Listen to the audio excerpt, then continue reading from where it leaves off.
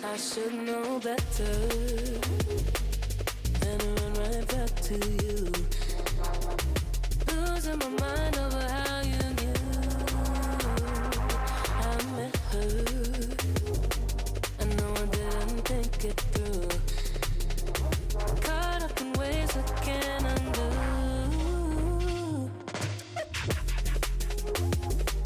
We're so perfect on paper. Can't get you, I can shake you. Got nothing left to lose.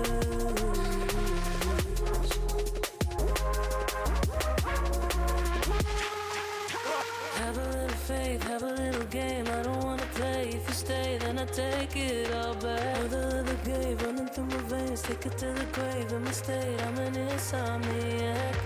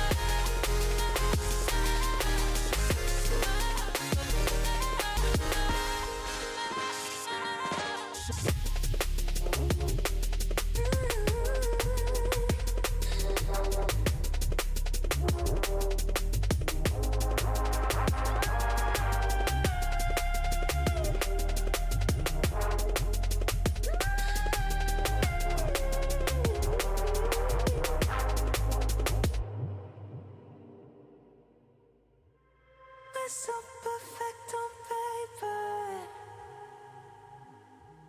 Can't get you, I can shake you. Got nothing left to lose.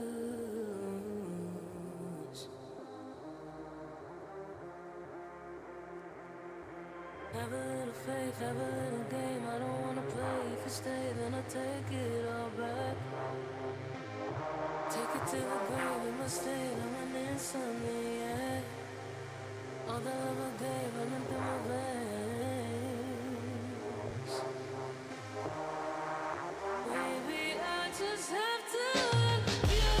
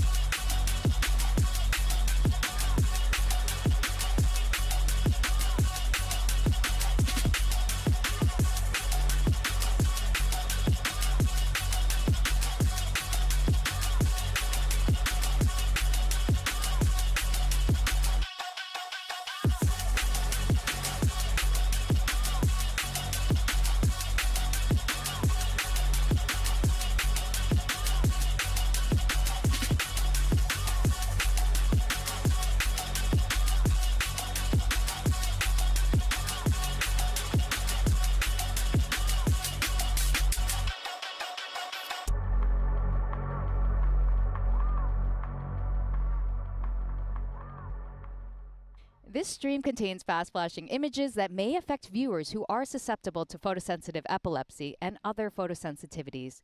Viewer discretion is advised.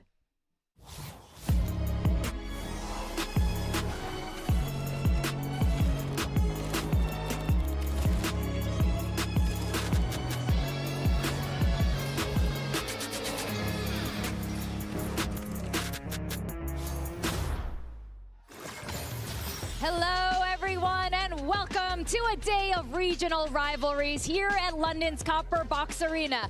Now, they may know each other inside and out, the coaches, the players, the playbooks. But today, familiarity counts for nothing. Win and you're through to the playoffs, lose and you're in the danger zone. I'm your host, Victoria, joined by Billy and Minnie. Now, we are going to be seeing your region quite a fair bit today, and they're looking pretty damn good. Yeah, looking very strong right now. It's a little bit surprising. I like to keep it a bit cool and be like, yeah, it's okay. But no yeah, big deal. APAC, We're just like that. Where are they right now? I talk so much crap, and I was wrong. It's quite Pacific sad. was not doing so great, unlike you guys today. The poll didn't go as expected No. yesterday. The fan poll, the Mastercard fan poll, yeah, it didn't quite go as expected. But I'm happy for EMEA. I don't want to overact, like you said, Minnie, when we think back to Santiago, first stage of Swiss as well. I don't want to get too excited too soon, but in my head, I'm like, oh my God, I think you should we're celebrate winning it all. You should celebrate all the wins that you can, EMEA. It's been over 1,000 days since a trophy, since you were on the stage, Minnie. Now, before we get into these matches, a quick reminder that if you're watching on Twitch, we're using the shot call extension. So be sure to get involved and make live predictions because there are points to be had and a global leaderboard to climb. It's available on desktop via the Twitch extension. You get these drops. I just love how depressing they all are. A party of one, rubbish, gutted. It's just very British. And I'm quite proud of that. Yeah, you guys got that nailed. Rubbish. Being rubbish. Speaking of rubbish, I know that's what some of you are saying about the draw show yesterday. Let's take a quick peek at the Swiss bracket, and this is where we are. And yes, the EMEA teams were absolutely on fire over the first 2 days. America's also pulling through. When do we see these teams? Yeah, the two best regions there in the upper bracket with the two worst at the bottom. Victoria, what do you think?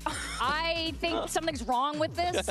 I think I want to have a chat with the Pacific teams and the China teams to ask them what's up. But today we're going to get some banger matches. And I think unlike the first day where everything was sort of a 2-0 except for that very last match, we're going to get a lot closer ones today. I see a lot of these teams coming in way more revitalized. Yeah, I'm seeing 6 maps today. I think it's going to be a very close series in both of the matches, and I think we're going to get it all the way through. I hope so. We only got our first 3-mapper yesterday, and I was begging for it. I was really, really asking for it. So yeah, I'm hoping today is a lot more competitive. But like we mentioned, we have so many regional matchups here where they kind of know each other's tendencies. So I think you're going to get it. Hopefully we can still make it exciting. I think we're going to start getting overtimes now, too. It's happening today. Now that we've seen all the teams coming in today, it's time for some hot takes.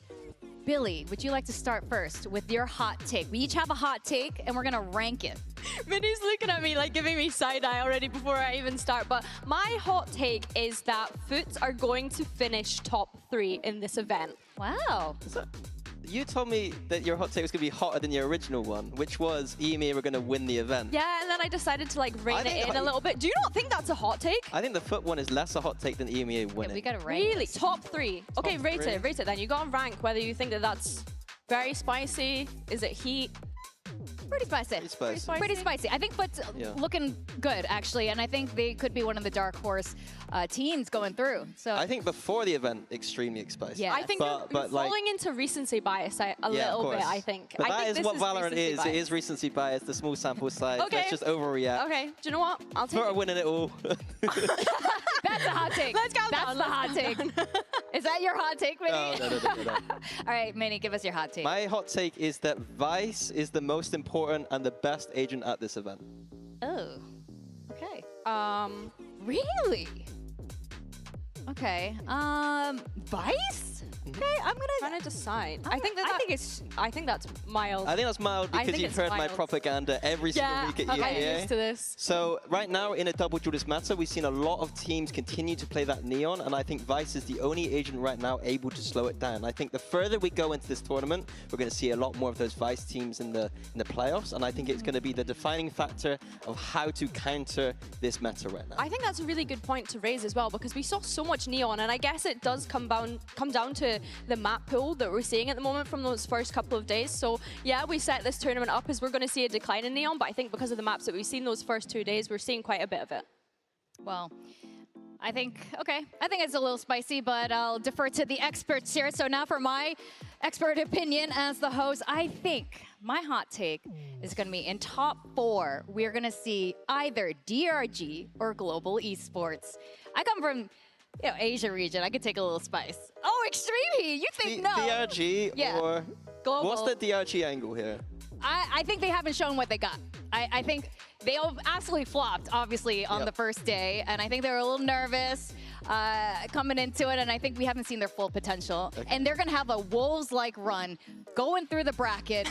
They're going to shock you guys. Everyone down to Wolves, too. Okay, so I will say DRG definitely did have one of the tougher opponents in their opening game, for sure. So I'm hoping that they can have a redemption arc in that sense. But of course, they're going to have to eliminate their region by being able to do so. But I do still think that that's a hot take to expect them to make it all the way to the top 4. Top 4? I mean... Global Esports, I think that that's maybe region bias. Global Esports still got a chance top 4. They had an extremely close game. Okay. So maybe it's pretty spicy. I almost discount the DRG take. That's extremely spicy. It is really spicy. Watch me be right, guys. Just you wait.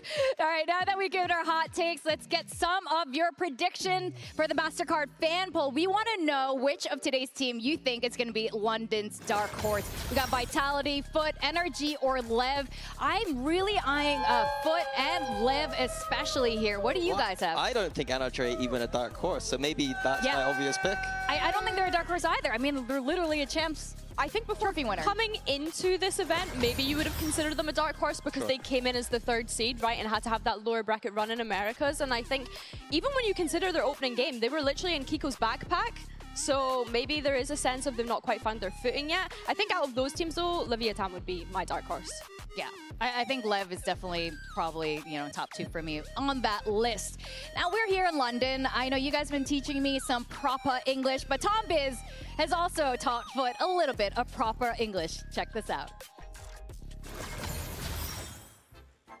Hello and welcome to Proper English. As you can see, I am joined by Sop and Yetaje, and today you have the horrible task of trying to guess some Cockney rhyming slang. Now, for anybody who doesn't know, those are words that you say the first word and the second word will rhyme with what I'm actually trying to say. I'm going to try and act it out because some of these are a little bit difficult and also it can be quite confusing. So I want to start off with dog and bone.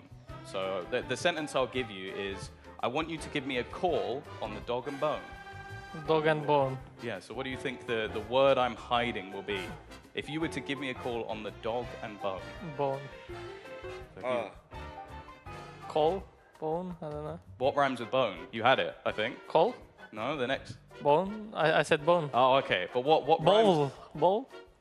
Your Phone. Phone. phone. There you go. So you were so close. You were close to it, but okay. So the second one is, I'm gonna give you the sentence first. If I said that I had lots of hair, right? That would be a porky pie. Pie. Porky pie. So what rhymes with pie? Perfect. No? No, pie. Pie. Pie. Pie. Lie. I would be telling a lie. Yeah. There you go. Yeah, He's getting it I got now. you. He's getting it. He's getting it. So to get up here, you had to go up a lot of apples and pears. Pear. So what was it? What was it like? If you Pears. were to walk up Stairs? everything. Stairs. I'm so good. He really is. He's on it. He's on a roll. I will let roll. to do now. No, do you know what? I'll give you a harder one. No, we are a team, no? You're a yes, you're a team, of course. Yeah, You're a yeah. team. I'd never separate you. Yeah. We're gonna go for dinner today, and we're gonna get a Ruby Murray. That's what we're gonna eat. Can sometimes be a little bit spicy. Ruby what? You A said? Ruby Murray. It's like Hot? I don't know. it's hot. Yeah, it is hot. The food is spicy, Food is spicy. so it's a Ruby Murray. Ruby. I don't know. You don't know? You got any ideas? Spicy. Noodle? No. Maybe like Indian cuisine. Indian. It Curry. rhymes with Murray. What did you say? Curry. Curry. Yeah. There you go. A Ruby Murray is a curry. It genuinely might be the best. It of this doesn't I've rhyme ever seen. with curry and Murray. Murray No. curry. Ah. There you go. There you go. And then the last one, because we'll end it high. I think you've done well enough at this point. If you were to cheat on a test at school, you would get in Barney Rubble. Beat? Lots of Barney Rubble. Cheat and beat, I don't know. No, because it's rubble. It Oh, has rubble. to rhyme with rubble. Bubble? No, but if you cheat, normally you would get in. If you got caught, Yeah. your teacher would say you're in big Trouble. trouble. Yeah. There we go. Okay, You got this. You Sop got has this, managed guys. to get one at the end. Yeah. I think they've absolutely nailed this. At this point, they are proper Without you, English. we can't win. We can't win without you. Thank you guys for watching. We'll see you in a bit. I'm not gonna lie, I knew nothing. I was as clueless as the two of them there. But how are you guys I think doing on this that? content goes to show the kind of made-up words that happen in a lot of the different regions in the UK, because as a Scottish person, even I was looking at that and I was like, I could figure it out based on the rhymings, but it's not something I would use in everyday That's context. Cockney, so Cockney's just London. That's not anything we would usually use, but like porkies to lie, I quite like that one. Okay, Stop telling Porkies, put it in the Victoria. sentence. What? Stop telling porkies. No. APAC are not the best region right now. What? Okay, it is kind of a lie right now. But let's talk about vitality and fun. Okay, let's stay focused here. We're talking about EMEA. Now, there's a bit of recent history to vitality and foot. These two teams just faced off in EMEA's upper finals. You guys were there. Billy, talk us through what happened. Yeah, so we had a 3-map banger in the upper semi-finals between these two teams. It was the first time that they'd faced off against one another this year, and Foot pulled out the ascent when it came to that BO3 series, and I think that was what was the tipping point for them to be able to make it to that very third map. The main takeaway from that as well was the amount of clutches that we saw from both sides. It felt like a very intense environment for both teams to be in. Yeah, it was extremely close 2-1 with Vitality coming out on top. Foot were the only ones to take a map dominantly. Vitality had to win 2 maps through overtimes. And honestly, a lot of the clutches that Vitality had to win, I think that Foot probably should have won that series. Yeah, and I think right now they're going to want a little bit of revenge coming back in. And I think, would you say both of these teams are looking a little bit different than when you saw them back in Berlin? I think the way that Foot played yesterday in their kind of first game coming into this event, it was so dominant, I think, from what I was expecting. They were very aggressive, and that's not to say that they weren't playing very aggressive in EMEA, but what I think had changed since then was I saw those elements of strategic prowess coming in from them, which at times in EMEA there was sloppy rounds and things looking a bit disjointed, but they looked super cohesive yesterday. I kind of disagree. I honestly think that because there's a lot of British people in EMEA, we like to play it a little bit cool, say we're not very good, and then suddenly we look pretty good, because I think that they've just been playing the same like Valorant that they do in EMEA. It's just that the rest of the world doesn't believe that EMEA is good right now, but we're showing that we're not so far behind the other regions. Yeah, well, so far so good for EMEA. You are right on that one. And now I have my eyes on both of the IGLs. We got Yampi and Sociable. They shared an eventful year on BBL together, going through the trenches, trying to qualify their globals. But who's going to have the edge in the IGL battle now that they're facing off today on London stage? I think it's really exciting that both of them get to be here at this global event when you consider the year that both of them had on BBL last year, this international BBL roster that we got to see for the very first time. They played in, I want to say, at least 3 qualification matches last year in EMEA to be able to make it to a global, but kept just missing out narrowly. It was really such a heartbreaking year for both of them. I think something that we need to keep an eye on is how they focus on the mid-rounding coming into today. They're both relatively newer IGLs when it comes to especially playing on that global stage, when you consider Sociable being here on the global stage for the very first time. But for one of them to play and go through to that playoffs today, I think is also an exciting prospect. Yeah, and the crazy thing to me is that I still look at them and I still see a Sociable from a few years ago who was maining the Rays and being an explosive duelist. Yampi was a few years ago a Jet 1 trick, and it's just very strange to see them both now as IGLs. And I think the styles here are very interesting. Vitality, that more EMEA structured approach, and on the Foot side, it's a little bit more, let's just contact and go. It's going to be a little bit more pressure on Yampi to make sure his team is dealing with that aggression. Now, Sayonara is a player that we were really excited to see come and officially play in EMEA. We had a quick debrief from him after their win over DRG in our HyperX player moment. Check it out. Hello guys, this is Vitality Sayonara. I think this match is a bit special to us. We didn't let DRG get into the game at all, that's why the game looked easy. I don't believe DRG is a bad team, I think they will bounce back, but we're looking strong, we're improving day by day, and we're looking forward to whoever we're playing in the next stage. I think the team is happy and we're looking forward to show again that we can be even better, that we can destroy anyone. And a great stun on backside already. Seems to lock it in. Yumpy the only one left to deal with. Low HP on Vukashu. It does get a little bit spooky. They want to push him together, but time is ticking. It could force a mistake, and Yumpy's timing around the back seemed so good. Dodging that peak as it comes in, running the clock ever lower, bringing it to a 1v1. Yumpy so close to the ace. Thank you all for coming out and supporting. You guys are insane. It's an unbelievable crowd, unbelievable feeling. I hope that you guys keep coming and keep supporting us, and we will deliver a good result for you guys.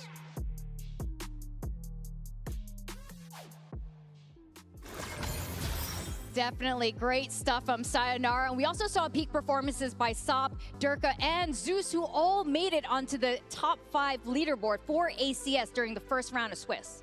Yeah, and here, I actually want to highlight Zeus here, a player in EMEA that we sometimes see lagging behind Sop on the double duelist. He's been struggling on agents like Phoenix, but at this event, he has turned up. If the double duelist of Sop and Zeus together are firing like this, Vitality are in a little bit of trouble. Listen, I know Kiko's on NRG, but EMEA on top when it comes to that top 5 ACS. And I agree with you, Mine. I think Zeus is someone, this man on your screen right now that we're seeing, is kind of in the shadows a little bit. I think I agree with you in the sense that in EMEA, he doesn't always have those top performances. But as far as global debuts go, I think that he certainly impressed us coming out onto that stage yesterday. And I think that when Sop is putting up the performances that he has done and how he came onto that global stage yesterday as well, it's very easy to forget about someone like Zeus. But he has grown into such a great and more confident player, I think, since the arrival of Sop onto this team.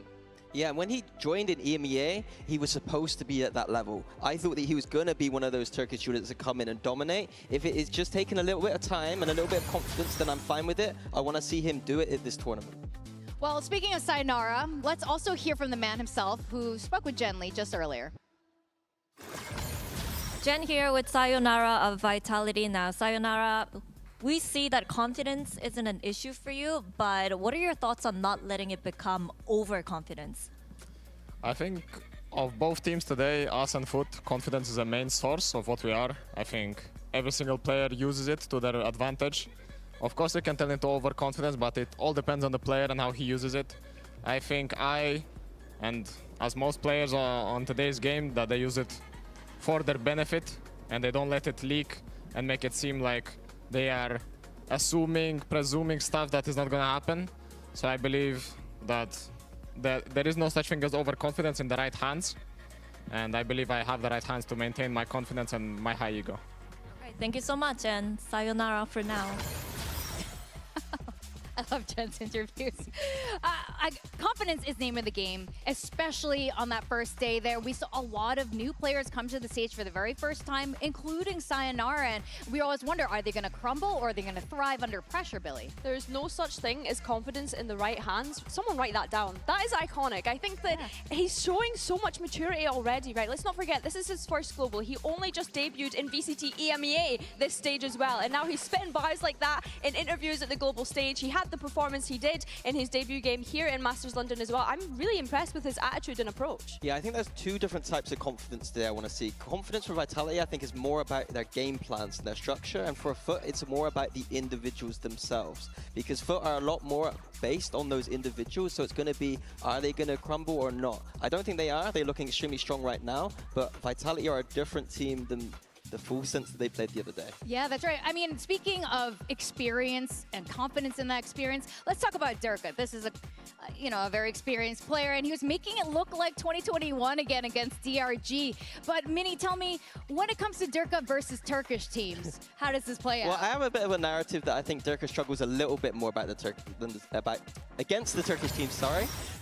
In the past few games, he has not been putting up positive numbers. He's only gone positive at the start of the year against Ulf, who had 2 substitutes. So the narrative for me is that, yes, Durka on the global stage, he is frying. Yes, on that jet, he is frying. But when it comes to go against Turkish teams who are getting in his face, making him feel a little bit uncomfortable, is he going to deliver like he delivered in the last game? Yeah, I think that's the question we're kind of looking at when we're considering Durka here. I think the positive, though, is the fact that we're finally seeing him let off of that Neon jail. We're letting him let loose on the kind of older traditional agents when we're thinking of the Jet, the Raze. As you mentioned, Minnie, the agents that he's proven to be so great on when it comes to that global stage. And I think that he was able to put up such a great performance the other day, too. We just need to see, as you said, Minnie, how does that translate when you're going up against not only a stronger opponent, but also a familiar opponent when we consider them regionally.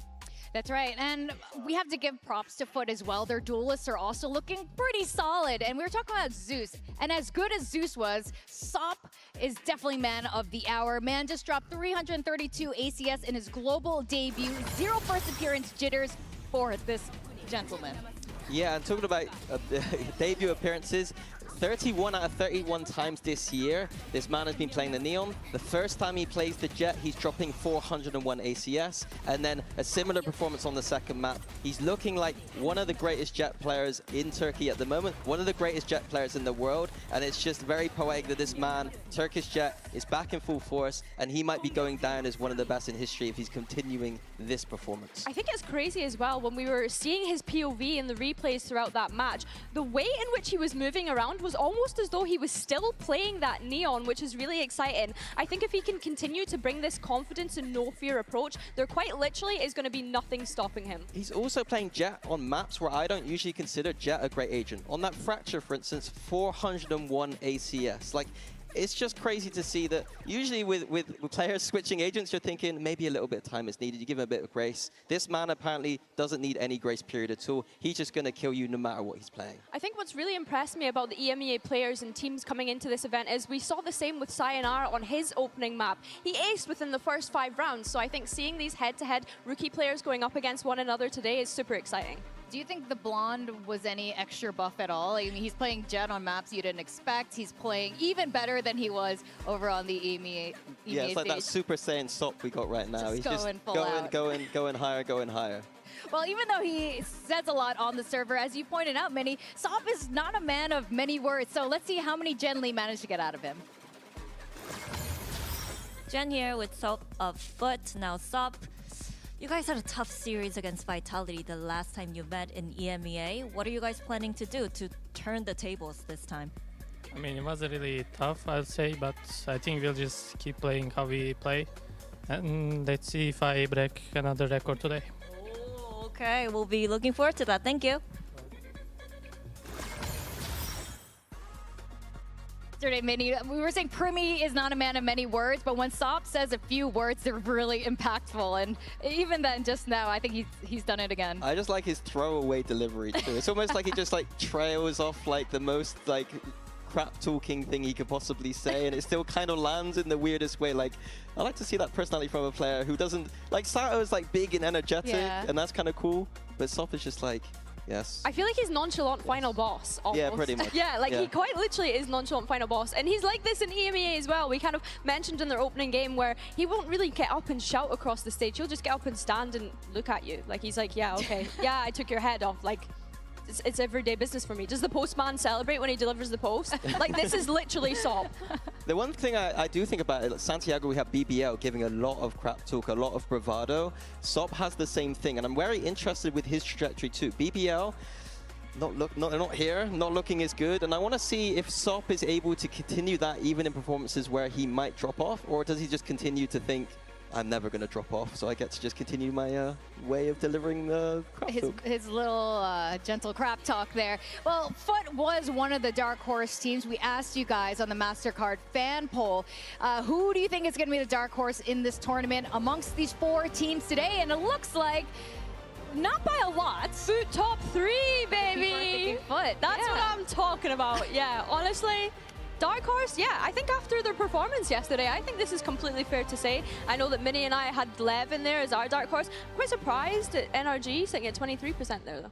Yes, because they aren't a dark horse, of course. And so people are like, well, they're not a dark horse. Same with Vitality. I think. Yeah, do you think people are like, No, I think that Foot are the exciting ones right now. I think a lot of people are surprised. Most people had them in their like bottom 4 teams of the event potentially, and they showed up in a way that was dominant over a region that people think is the strongest right now.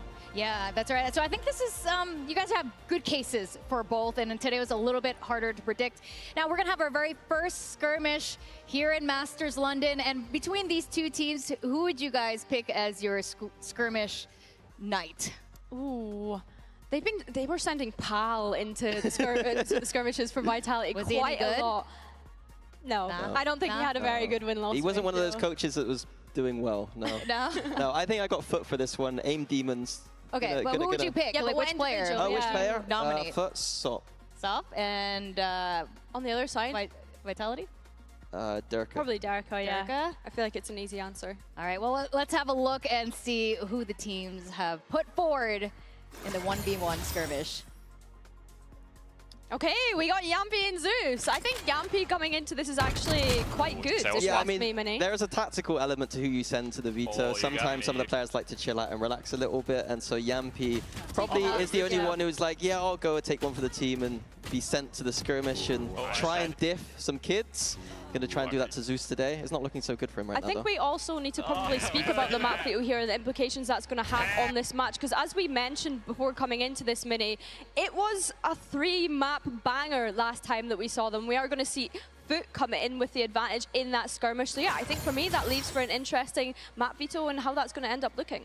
Yeah, I mean, to your point about Turkish AIM probably dominating there and Yampy trying his very best. You're right, maybe it is a bit of a mental game if he ended up coming through there. So Foot does have the map ban advantage here. Let's see what the map veto is and what they ended up doing with that.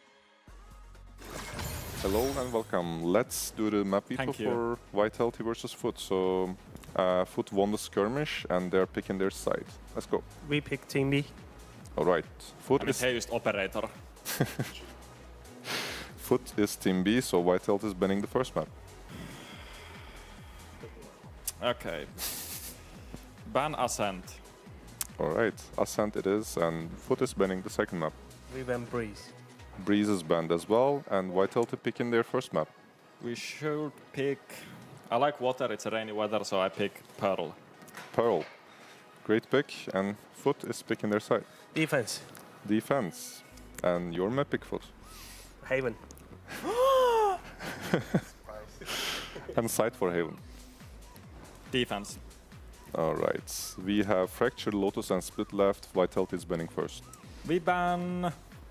You know, it's a hard decision, but I'm gonna make a split decision here and ban Split. Nice. And Fracture and Lotus left. We ban Lotus. Lotus. That means last map is Fracture, Decider. We start attack. All right. So quick recap. We start with Pearl, Foot defense. Then we have Haven, Vitality defense. And if we go to the Decider map, which is Fracture, Vitality attacks. Everything correct? Yeah. Please check your notes, yeah. Yeah.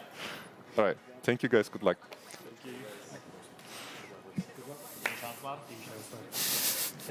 Cheers, mate. Pearl, Haven, Fracture is going to be the map veto. And for those of you wondering, Yampy's binder there was completely blank. So I don't know how he's working with these notes. Forever the comedian are Yampy. But I think just to touch on this map veto, Vitality opting to pick into that Pearl, kind of expected it because it has been a strong map for them regionally. I think the Haven is interesting for me. When I spoke about the strategic elements and the improvement that Foot had, or at least from what I could see yesterday against Full Sense, that was the map where I was seeing a lot of that. And then Fracture is a decider. I'm really excited for that Mini because this was Vitality's insta-ban back regionally when we think about their performance there. So we've not actually seen it from them just yet. I'm wondering if this is Foot expecting to be able to pick into it or not.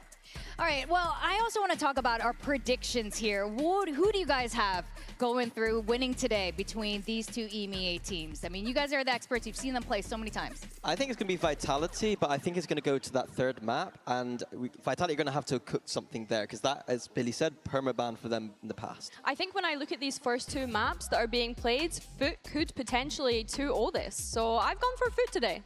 Okay, well, I've gone for Vitality. I really liked what I saw the other day. And yes, you can say they had a little bit of an advantage with super team versus like newer team, but I overall liked what I really saw here. So how you think it's going to be a 2-0 though today?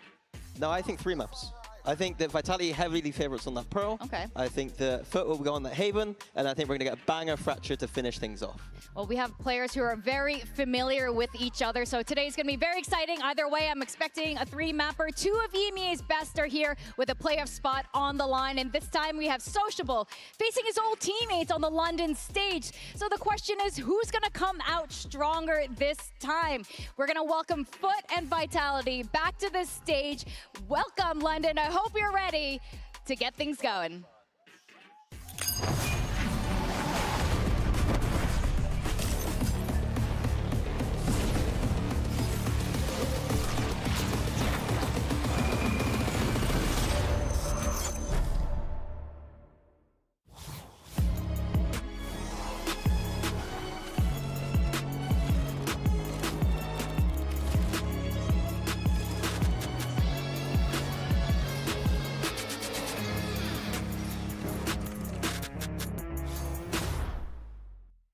There's little micro things that Energy is doing here on the map that are really impressive.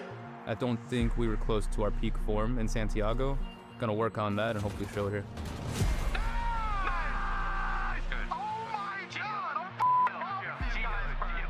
We're not here to mess around. We came to London to win. Eu estou jogando no palco internacional. É algo muito bom para mim porque é algo que eu queria desde muito pequeno, desde que eu tinha 4 anos. Eu sempre sonhei com isso. I would say this meta suits us a little better than the Neon meta. I think Lev from Americas was a very top team, and I'd like to see them play now after Neon nerfs, and I'd like to see what they've come up with. Mano, então eu acho que sempre eu achei a Energy time muito bom. Os caras também são campeão mundial. Então, se os caras têm títulos e coisas assim, é porque eles estão trabalhando muito. Eu espero que seja mais 2-1. Acho que eles são bons e vão dar batalha contra nós, mas nós vamos ganhar, obviamente. Just so you know, you're just our stepping stone to playoffs, and we're excited to play you, and we'll be ready as well. So many players locked in on the angle, but a decent start from Sayonara. There is nothing as no pressure. It's just how you handle it, and I believe I handle it very well. And it is only 4 rounds in, and Sayonara already enters the international stage. In some occasions, like the grand final in EMEA, I fell short of that. As Sayonara is sent away! The Heretics have come through. I let it get to me, I got in my head a little bit. But now, with that experience in mind and with my teammates helping me, there is not a lot that can get through me. Yani şu an çok önemli çünkü burada iyi bir performans gösterirsek Champions'a da katılabileceğiz. Türklerin ne kadar iyi Valorant oynadığını burada göstermeye geldik.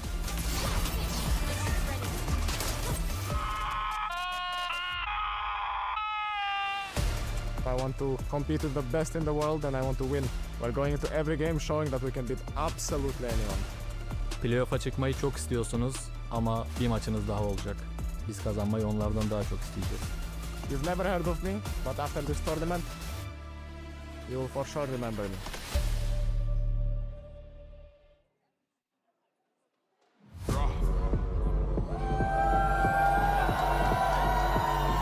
London, get ready for your first matchup. It's Team Vitality versus Foot. Some of them come, some of them X up. Mosh pit crew holding the center. Big long beard, big black temper.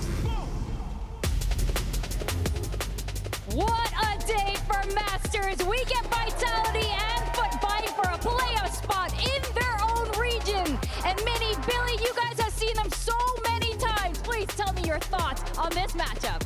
I just want to see Foot getting into the face of Vitality and making them sweat. I think that Vitality are not as good when teams are going at them, not letting them play at that EMEA pace that they're used to in that region. And Foot, even though they are an EMEA team, they don't play like they want. They're going to be in their face, Sop and Zeus, every single round. First 20 seconds, they're going to be going for those entry frags. And the question is, how can Vitality contain that? We've already spoken about how Yampi and Profek, Pal, once teammates with Sociable on the other side of the stage, playing on a Turkish organization last year, used to having that kind of Turkish style. How do they contain it coming into today? I think I'm really excited to see how Vitality are going to approach that and deal with it. Yeah, and if we go to the maps, Pearl first, I said Vitality should be heavy favorites here, but their defense side has looked immaculate. But they're starting on that attack where there has been some shakiness. They've been winning like 10 rounds, 9 rounds every time on defense, so we haven't seen much of their attack, but it hasn't looked great in what we've seen so far.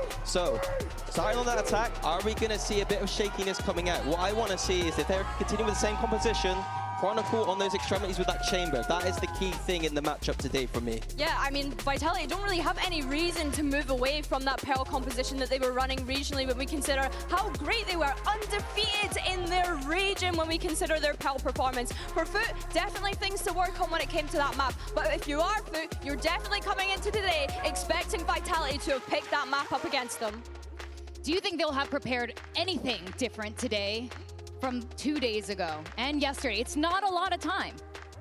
I think that Foot must have gone back to the drawing board with their Pearl. I think that to lose so many times, you have to have added new things. I'm hoping that they've studied Vitality a little bit, the obvious map pick for them today, and I'm hoping that they're going to dissect that attack side a little bit. There are weaknesses here. If they get up and play aggressive like they usually do, Foot on that defense side, I think that's going to be a strong way to get into this series. But they end up losing this map. I do favor them on the second, and the third is a complete unknown from Vitality. Yeah, I think we really kind of want it to go to a third because of that, right? It's such an exciting regional matchup that we have here, but I think when I'm thinking about Foot's Pearl, yeah, I want them to try out something new. In previous times, we have seen them run that Perma Neon, right? As you mentioned, Sop only just jumped onto the Jet the other day. Are we expecting to see a Jet? They have run the Phoenix as well. We have been shouting about how Phoenix is going to be that pivotal agent this event.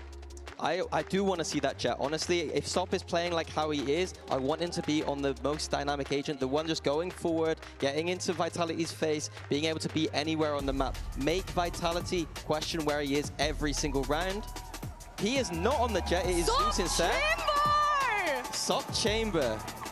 Okay. Interesting. I'm here for that. We saw how great he was on the snipers in their opening game yesterday. I think him jumping onto this chamber, he's definitely not going to be able to get away with the movement that we were talking about earlier. He's going to really have to play disciplined here by picking up this agent. But the big thing for him is he's been performing no matter what agent he is on. He's played 31 games at Neon this year, 2 games at Jet, and now the first time on the chamber. I'm looking at Chronicle Sop head to head, and I'm hoping that it's a banger. Another thing that we need to pick up here is the fact that they've moved to a double initiator mini. We're going to see Sociable pick up that fade and Yetijay on the Astra. Yetijay was previously on the Cypher or the Killjoy this map, but now they're leaning into that chamber as their Sentinel. I'm intrigued to see how this looks.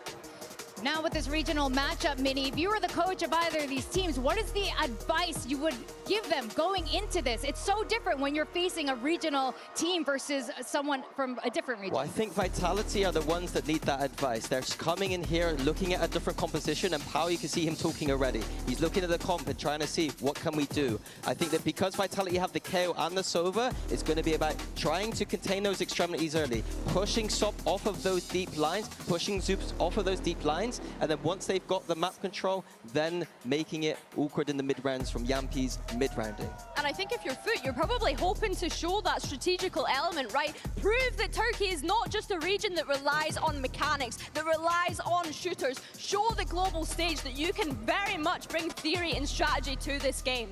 Well, one thing is for sure, both of these teams are oozing with confidence. And to take us through Pearl, it's Achilleos and Paper Thin. Oh boy, what a game this looks to be. A massive change the compositions for Foot, as we're going to be seeing Sop picking up the chamber. This is looking to be a barn burner. No, I'm really excited about this. I mean, Sop versus Chronicle is like a dream matchup on the chambers. 2 very, very talented players. And here on coming into this attacker side for Vitality, I'm curious to see if there's going to be any changes. If Chronicle's going to be able to pick up in the fragging department on that half of the map. He was brilliant on their defender side in that upper finals in EMEA, but kind of slowed down here. So a big part of this as well. I'm looking at this double initiator comp. Sop does clear the drone. They're just committing a couple shots to that, but it's all to play in Zeus. He's swinging around that pillar, and Sayonara going to be taken down first and foremost. Solid start for the side of Foot on this defense. Let's find some damage forward onto Yetijay. can see they're already leaning over towards the other side of the map. Curious though, Vitality maybe looking for a pick. They will find it. Yeah. It'll be Durka taking down Sociable. Fade now out of the equation. Trademark still here. Will alert this presence at Art. Closer and closer to this site. Oh man, Zeus lucky to be alive, but Durka's gonna be able to find another one as Yettajay gets taken down. Yappy will finish the job on the enemy jet. Sop now. Just one bullet remaining in that headhunter. So relying on the classic to try to get a bit of damage in and finish off Durka, who's now down to 3 HP. The counter strike coming in, putting in timing, but no, Cristali keeps him covered. Now Durka has to clutch it up, and he cannot. Sop will find the finisher. The fuse is in, and Foot take the opening round. Yeah, I kind of like the idea here from Vitality. I think pushing the tempo a little bit more than maybe what you would expect your opponents to expect. And then it actually is just well read by Foot. They're leaning A the whole way. They're able to find some good crossfires with that art control that they're able to take thanks to Durka. Good kills found, but Cristali playing really well. This is something I was really impressed with Foot against Full Sense, was their teamwork, their coordination, their trading was really, really optimal. And they win another pistol here on Pearl. They won both the last time they played, and they're continuing on their merry way.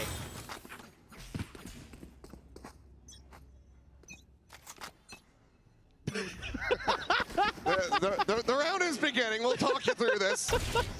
There we go. Thank you, production. Sorry about that, guys. We'll get a couple shots in. Chronicle again going to be taking some very early damage. Tag down to 10 here. What if we just watched an entire round from the coaches' cam? Honestly, I'm about it. I think a lot of people would be as well, but they do want to see the action, and that's going to be Yappy eliminated.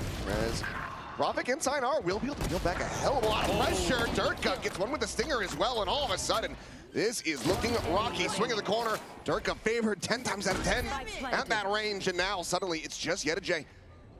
Try to clutch this in a 1v3. The swing out finds the first, drops out, and cannot find that final. Vitality rallying back, tying it up 1-1. This is a great call here for Vitality. Every round on this attacker side is going to feel like it's worth its weight in gold. And they're able to come through and do some serious damage. Picking up some guns along the way and finding those big early openers. Able to scoop up some of those guns, put the pistols to good use. Come on! And that's huge. That could be a difference maker in this map. That's absolutely monstrous. Get ready to go into the round. Chronicle taking some space forward here. Hey, main. We just have to cast the round off the coach's reactions. Just try to yeah. figure out what's going on. I've had to do before where there's just no video feed and I have to just cast off audio. Oh, yeah. Or how about one time we had to actually watch the monitors behind us? Oh, that's true. Yeah, Toronto. Yep. Shoutouts to that. Hopefully no issues like that, as we will have things very much slowed down. Just a right hook to the jaw of Foot, dropping that anti-eco round. And it looks like Vitality going to be making a decent read here early. Just seeing what damage Kron can find. He might get pressured. Sees at the ready here for Sociable. High-low, and we'll be able to find some damage, but cannot get that elimination. Tags both players to 45. Meanwhile, the exec over onto the B site, getting ready to come in. And this will be Foot realizing that they gambled on the wrong side of the map. Still rewarded with that kill, but will they be able to get this back into the lead for themselves in a 5v4 with no real weaponry? Yeah, they're taking a lot of space here early, too. Want to try to get ahead of the curve. Watch out! Watch out! Nice little bait out there. Tuck away from Sop. Try to fight back into this one, but will just get sprayed down. Yappy coming away with that elimination. Here's the backpedaling as well from Yettajay. Same time, Sociable Zeus gonna get cleaned up. And it looks like Vitality very well slated to go ahead and get themselves into the lead in very clean fashion. As they do need to die to the spike. Still a ways away. Yettajay waiting for a lurk that will not come through. Just looking to see if he could fish with the shock dart. Last player standing. Yampi will find Cristali, though. And Yettajay does claim Yampi's life for that, so not the end of the world there, but didn't die to the spikes. Yeah, so it's just a stinger carried over. It's got some money, but it will just be getting the armor reinforced here, get some of that util back online as well. So a little rough around the edges here, 4 Foot. As Vitality take the lead by 1. Durka on overdrive at the ready, but does of course still have a rifle. pretty far away from most of the ults. Other than Yettajay, he's one away from a Cosmic Divide, so some retake options there, and they're just gonna have a main battle. Oh God, okay, up and over. Durka not quite seen that one, but doesn't really matter. He just faces forward, is able to find Crystalli, and overall it's gonna be a massive trade up for Vitality. 4-3, Ganol command now in play from Yampi, will be put down on the floor. And that stinger that Yettajay recovers and carries over, ends up doing an immense amount of work, swoops forward, finds that headshot, but cannot get the kill. Prophet able to stay alive, but can he get the res? It's just such a rough position to try to find it. Last player standing. Yampi will just bleed out on the floor. Prophet now in a 1v2 to try to maintain this lead. Just that Bulldog, and he's none the wiser that that flank is coming in. Sop just scaling forward. Catches him in the back of the head, and now Foot tied up 2-2. Yeah, and again here, Vitality pushing the tempo a bit more than you're probably used to seeing them. They're generally a team that's going to re-clear space. They're going to take their times, especially after these early contact fights that Foot wants to take. But, you know, the effective bonus for them, they want to try to see if they can just catch them a little bit off guard, and instead they walk right into that stinger. Let's go! They're fired up about it. Yeah, Yettajay recovering that one. Suddenly looks like a genius move. Carries that forward, now ties it up. 6-3-2 is right there alongside Durka. See if Vitality going to be able to regain control, but that is good early damage. Zeus just going to be tagged down to 10. Does manage to escape with his life intact for now, but how much more impact he's going to be able to have in this round certainly is up for question. Yeah, so this is more of what you expect from Vitality. Taking a little bit of a poke over towards Long B, and then going to re-explore some other parts of the map. There was that early contact fight here. They love to set up these crunches in towards mid. Durka just going to be making his way over, looking for any opportunities. Sociable around the corner. Does have a Prowler and a Seize ready, but kind of a one-and-done position here. Durka doing a little bit of a favor actually by making that noise. Knows that Neon's there, now can backpedal, because if you're trying to get that Seize out, you're not really going to be able to catch that Neon with any strong reliability. So now watching this angle. He's going to be on the other side, ready to pop flash after this Nebula, and it's going to be a full connection. Sop quickly does manage to rendezvous out to safety, down towards dugout. Cosmic Divide going to be calling at the same time. Does still have a quarter of the plant on, and Yampi's going to take that opportunity. The Watcher on the back. Chronicle, quick ADS in, finds a shot. Zeus eliminated now. 4v5 for the retake. Would want to be able to regain this lead. Still have the shock dart, still have the Astra. You can defuse it. Oh, it's using it against him. Sociable's got some cover. Yampi with a spray and pray will be able to find Sop. So he's going to be interrupted. He finds another one. Crystalli now dead as well. Yampi's just tearing him apart with a stinger at range. And Prophet now has to lurk. And what looked like it was going to be a clean retake from Foot ends up just completely slipping out of their grasp. 4 players survive in Vitality. They get themselves back into the lead. Oh yeah, the timing here on when the Cosmic Divide goes down and Yampi hits a couple absolute crazy shots. Who knew remaining. Stinger was going to be the best gun in the game here so far. He is a Stinger player. He is. He's wearing a mask. That's Valen on that stage, I'm pretty sure. Yeah. Similar haircuts. This does put back onto an eco. They have the knives, but not that tour de force that you would love to have alongside it to really get that extra oomph. Yeah, Kron going to be rocking the Outlaw there. Looking to see if he can find any value, but Foot back to their kind of default here, this 2-3 setup. Just looking to, you know, hopefully get some contact fights over towards B if Vitality pushes too far. Oh boy. You want to play? Yampi Let's play. flying away at the tour de force, ends up getting popped, and Sop, he gets dialed in on the angle. Yampi just not fast enough, wanted to try to get that slow creep. Not getting that ult out fast enough, comes away with a good early kill. Knives, however, not going to be connecting, and Durka's able to take that kill.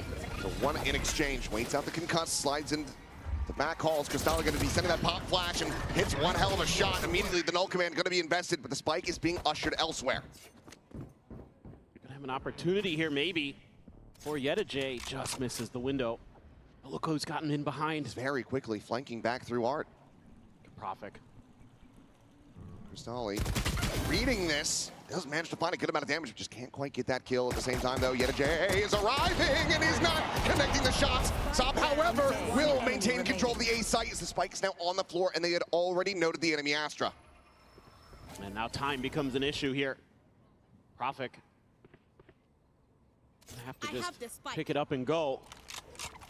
We'll have that chamber right on the outside. 10 seconds left. Looking here on the corner. The haunt having to be cleared, so there you go. A Mastercard thrifty for Foot to tie it up 3-3. That is a massive swing round in their favor. Yeah, and it all starts with Sop.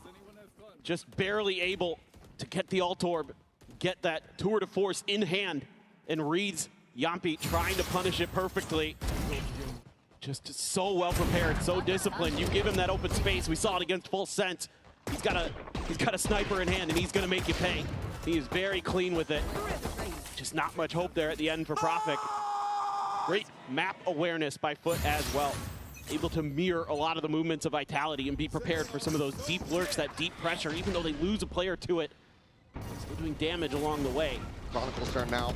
Sends the tour de force off the rip. Starts working forward into Art. 3 other players. No space being taken here. Well, Sop still anchoring on the opposite side of the map. The Nightfall, however, will go forward, connecting onto 2. So they look for these eliminations, but Zeus is unable to hold his own. Sayonara takes him down at main. Opens up this side of the map a little bit more, but now Vitality considering a pivot. Yeah, that's a huge individual win there for Vitality. And it also puts a bunch of confusion into Foot. They've had to give up so much space. They don't have much extremity control. They don't have much mid control. All they've got is site control. Just going to try to rely on that a little bit. Meanwhile, Vitality trying to take their time, trying to put some confusion into the Foot ranks. See if they can spring a trap. And it's going to be a rough one, it feels like, for Crystalli. Let's see what they've got ready. Thinking about the flash setup.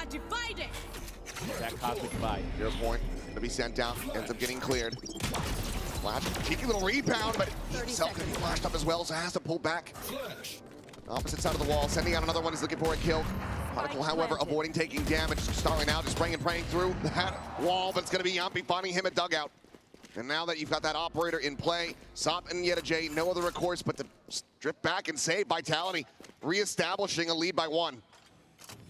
Yeah, they're doing a really nice job, our Vitality, of creating some map control, creating some pressure. You know, Foot was so good against Full Sense in terms of just controlling the extremities of the map, pushing the pace, but against Vitality, it's a very different beast. It's a much more disciplined style. It's a much more util-heavy style. Whereas Full Sense wants to take contact fights, and of course they know it. They face this team. They face this comp. They know what they're getting into. But Vitality doing a really good job. Being very patient. Durka looking to try to find that operator. And if you can get him in this last second, if he swings it, that would be devastating, but he will not make it around the corner into tower. It's a big round win to be found here for Vitality, and immediately Foot is going to be calling a timeout off the back of that. Yeah, I think right now you're probably going to be talking about mid-control a little bit, how to establish a little bit more presence there. Don't let Art be such a pain point.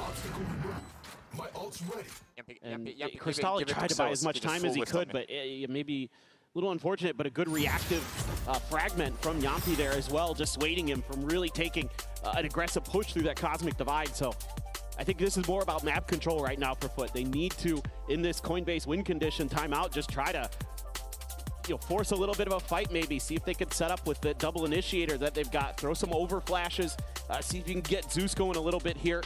Yeah, I think that's a critical part of this one, because at the moment we're not seeing anywhere close to the same impact that Zeus was having just yesterday. He was looking incredible, especially on that raise, but at the moment trailing behind just a little bit. And when you're going to be running this solo duelist, the chamber kind of fits in there, but you don't have that two-pronged aggression that Foot were bringing to the table yesterday. So he needs to be doing a hell of a lot more if they want to take Vitality's map pick away from them. Yeah, and this should be a comp that you feel a little more comfortable on this defender side with, compared to what you used to run with the double duelist setup. So not getting that value just yet is probably feeling pretty painful for Foot going into this. Meanwhile, Vitality already 4 on an attacker side on this map, feeling really comfy, situated with a couple big ults coming through as well, something you got to talk about. They're really good with some setups to get traps on players with the Hunter's Fury and look for that early contact to see if they can do some damage. Instead, it's just going to be Kron sneaking forward, tucking in. Meanwhile, Profik giving up a lot of space over at A. You can see Foot looking to try to use those flashes to maybe set up Zeus a little bit, but look at the mid control. I like this overall theory here. Leave the trademark over at B. If they go that way, so be it. Vitality's going to be thinking that that flash has maybe gotten some more attention tied towards the B side of the map. That would be incorrect. Heavy stack here. 2 in Art, 1 behind the doors, and it, of course, is that Bucky. YetaJ taking a quick little timing. There's a swing out. Gun Barrel's going to be spotted. Chronicle's going to be taken down immediately. Pushes forward, rescues that weapon, now backpedals away. Top of the deep angle, hits the shot. Durka sniped out of midair. Now the counter swing comes in. Sociable tucked in behind the box, and Sop shuts down Yampi. And once again, it is Profek. His IGL bleeding out on the floor with no way to rescue him. The spike right there, just out of his grasp. Standing. Finally bleed out, and now it's just down to Profek. Wiley to try to see if he can get some damage, and he cannot. Another big round here for Foot. Not quite a thrifty, given the weapons carried over, but it was a mishmash of weapons, and they get the job done. No, this is a great timeout. Really, really identifying some of the weaknesses of what they've been facing so far against Vitality. It helps when Sop's hitting shots like that. Really clean and a good setup there. Again, a 1-2 punch. Yeah, exactly, exactly. That 1-2 punch. Well, now tied up 4-4. Vitality, Checking the situation. Economy starting to get a little bit shaky. Still able to afford a full buy, but drop this one as well. That's when things are going to get rough around the edges. Robin on that 0 point. We'll get the spot out here onto Zeus, and that is rough tidings for him. Couple more seconds before he can get any of his util back up. They're trying to make an exit here. Will just be the updraft. He dashes into the wall, and Yampi will strike him down.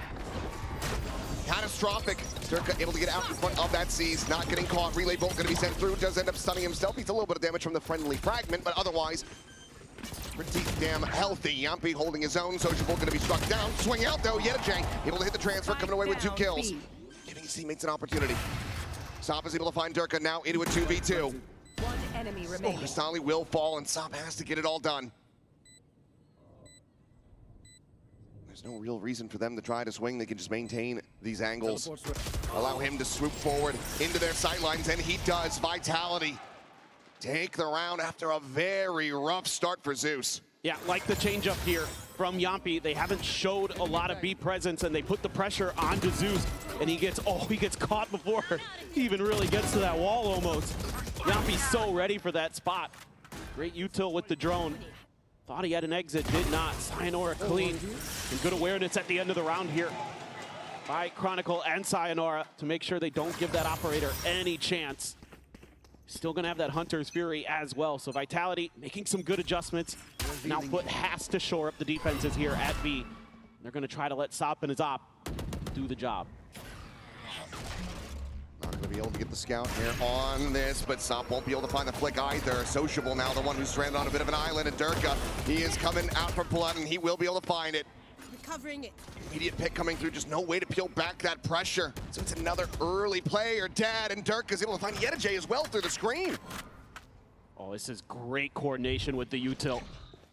They're just smothering Foot. Nice shot by Sop. Quick peek, sees another. He's trying to get that aligned with the headhunter. Manages to oh my god, I thought he had the collab.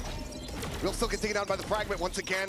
Gives his teammates an opportunity to try to win this one out, but Zeus is still a world away. Again, Vitality taking a pause, waiting for Foot to get anxious. Cristali is making a bit of a swing, trying to reposition, seeing if he can get into an unexpected spot. Don't have the relay bolt to clear that back hallway, but you do have the recon dart, so you confirm presence. Clears it out, and there's the Hunter's Fury. Invested just trying to get the catch here. He swings out, though, and he's able to find one. He does get tagged, and now needs to try to avoid this, but he cannot. Sayonara has him aligned, and now it is down to Zeus to try to see if he can pull off this 1v2 clutch. The Nebula Pop Profit just using that to walk across over towards backside. A check on this angle. The swing in, and Zeus just cannot pull the trigger fast enough. Profek finds that kill, and Vitality march on to 6. This is just crazy work. I mean, if you would watch these two teams play in Pearl in the upper finals, it was clutch after clutch after clutch. This time, there's a lot more discipline. There's a lot better post-plant setups for both squads, or at least for Vitality for sure. And Foot this time not able to pull off some of those miracles. Both teams were pulling off miracles, to be frank, but they're doing a really nice job. I think Durka might have actually seen a bit of the aura around the Astro when she goes into the Astral form. Able to get that spot out, and just knows that YetaJ is tucked in behind screens. Once again, going to be some pressure applied towards this side of the map.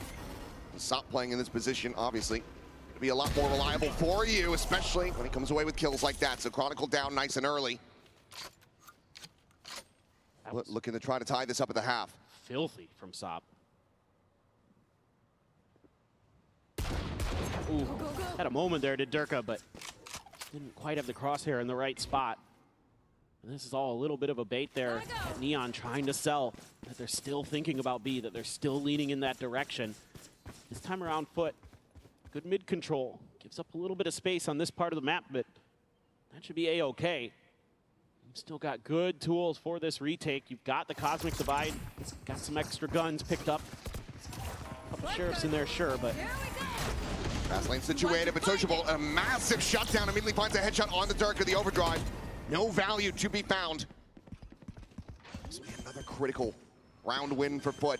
They can get up to 5 with this buy, and they've got a 2-player advantage. The spike going to be planted deep in the backside by Sayonara. He swings back over towards the stair side, just pushing up into that nebula. It's going to be Yampi coming away with a kill, though, as Sop will fall over towards that spawn. YetaJ eventually able to find the headshot. Prophet going to be taken down. Sayonara now making his presence known, as Sociable will fall. Tries to get that spray aligned. He cannot! And oh, Zeus! What an incredible clutch up! Surviving with 5 HP! To Yampi's dismay, the round goes Foot's way. 5 HP. Oh, Yampi. He knew that if they could get that one, that could have been the dagger. Winning that 3v5 would have been absolutely massive. Love the way they play it, putting 2 players to control the airspace. Ooh, Yampi. That is a quick little shot, but Zeus able to upgrade and get the instant headshot onto Yampi. Oh, my word. Just incredible. That's the clutches I've been waiting for. Yeah, need to be seeing more of that from Zeus. Still trailing behind. The Foot now with an opportunity to try to tie this up at the half. Yampi's going to be going back over that stinger. That was working so very well for him earlier on.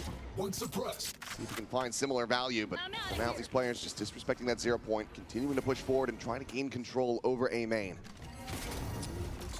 Got his ults. We could shut down the tour de force, but still the rifle in hand behind it for Sop, so. They're rotating back into this. It's going to be that. Are they going to expect that extra layer of Zeus behind the chamber?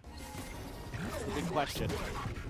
Well, now that rendezvous cannot be taken, and Zeus cannot find that kill. Yampi will be able to find the one, but as he gets dropped, he's perfectly safe for the res, so Sayonara brings him back from the dead. Sop now trying to hold the line as his teammates join in alongside him. Yampi sprinting over. Follow-up shot from Sop. He just can't get that scope out fast enough, so Chronicle is able to claim his life. Sociable now here. Dugout just trying to spray and pray, but again, catches a stray. Chronicle finds the headshot. Suddenly, it looks like Vitality are going to be holding a lead, but what a drag across from Castali! Hits the jackpot, finds the headshot. Gives YetaJ a 1v2. The spike still not planted. 30 seconds left. It's right into that smoke.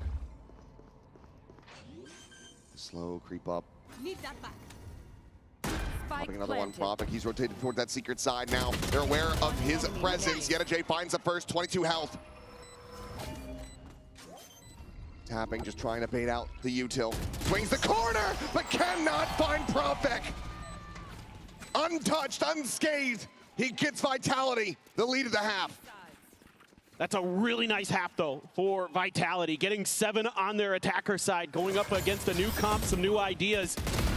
Really, really impactful. One thing that I am pretty curious about is the no sniper, but anyway. Yeah, we'll have to see how that plays as we do swap sides, but for now, we'll go into the halftime break. One enemy. Can't use that yet.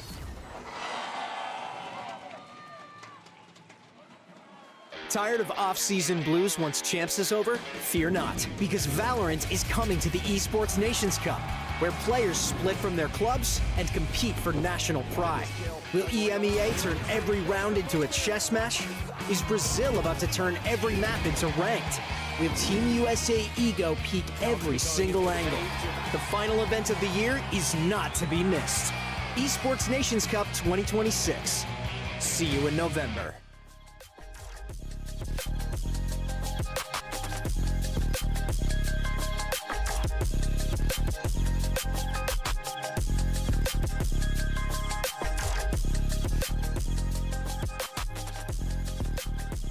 Here with Durka of Vitality. Durka, when it comes to facing Foot, Soap and Zeus, how much problem will they be for you today? I mean, not really much, I think. I think we got used to them in EMEA, and it's a regional matchup, so it's like, yeah, back in Berlin, you know, normal day for us. Feeling confident. Thank you so much and good luck.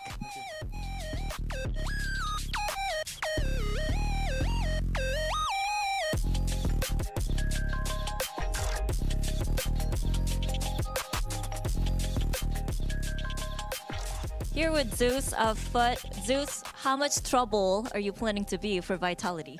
We're gonna see. Yo, they're okay, we're gonna face off on server. Okay. Thank you so much.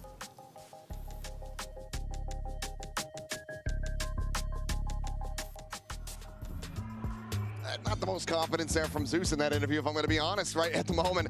You see Durka out in front, Zeus still trailing behind the rest of the team. Needs to rally back as they shift over to this attacker's side. He has to be that tip of the spear. Sop is the one who's going to be playing back a little bit more now that he's shifted over to this chamber.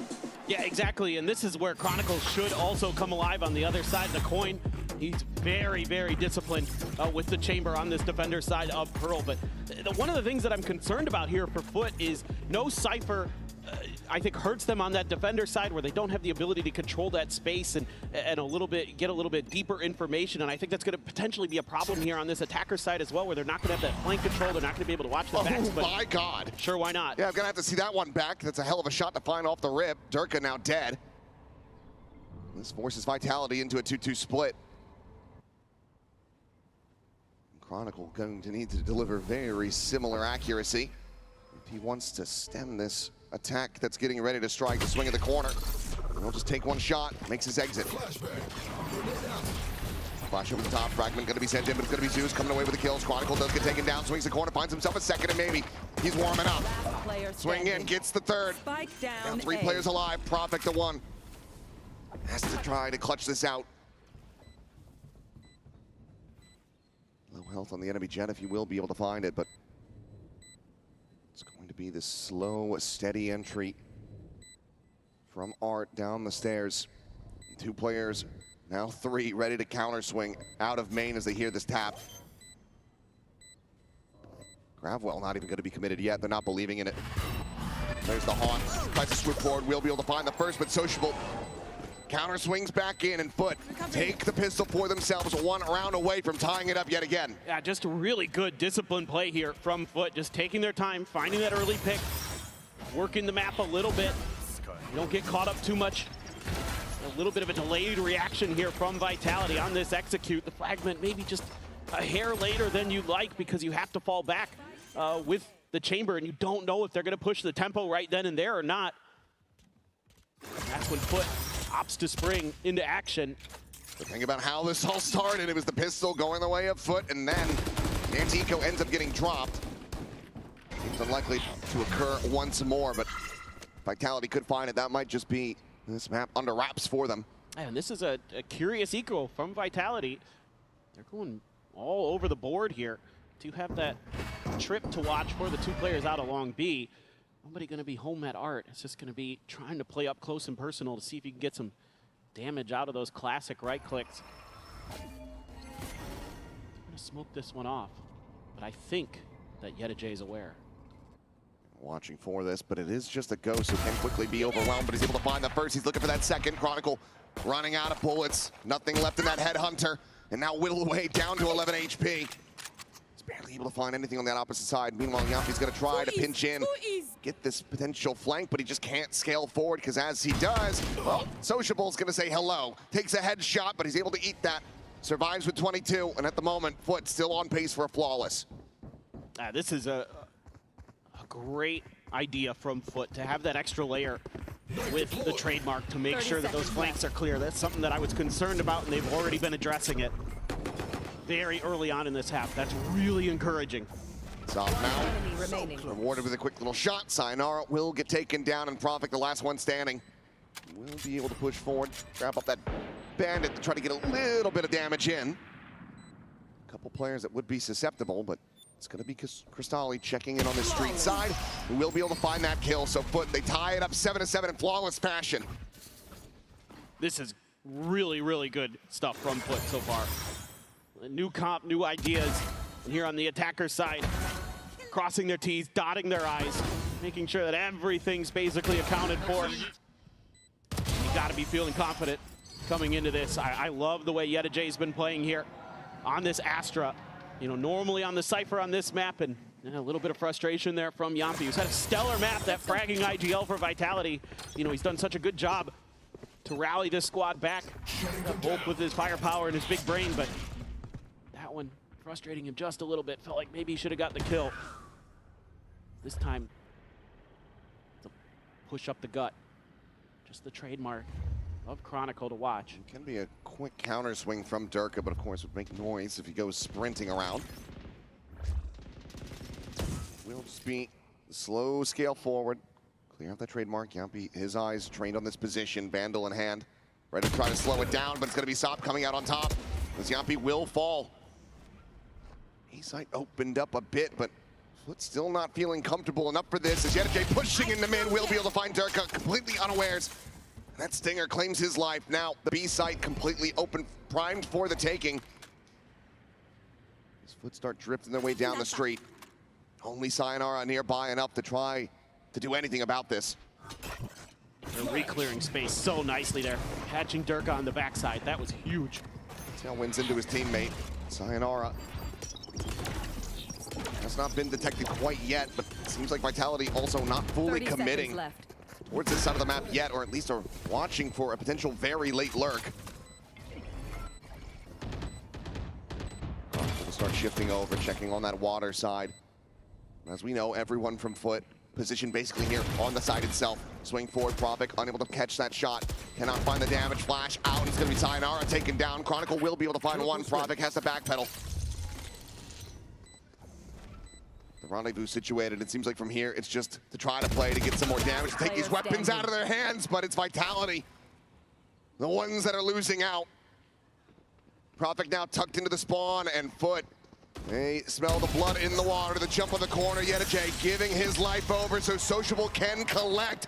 Bonus is converted, and Foot are in the lead. Yeah, this is excellent, excellent work here from Foot, from YetaJay in particular.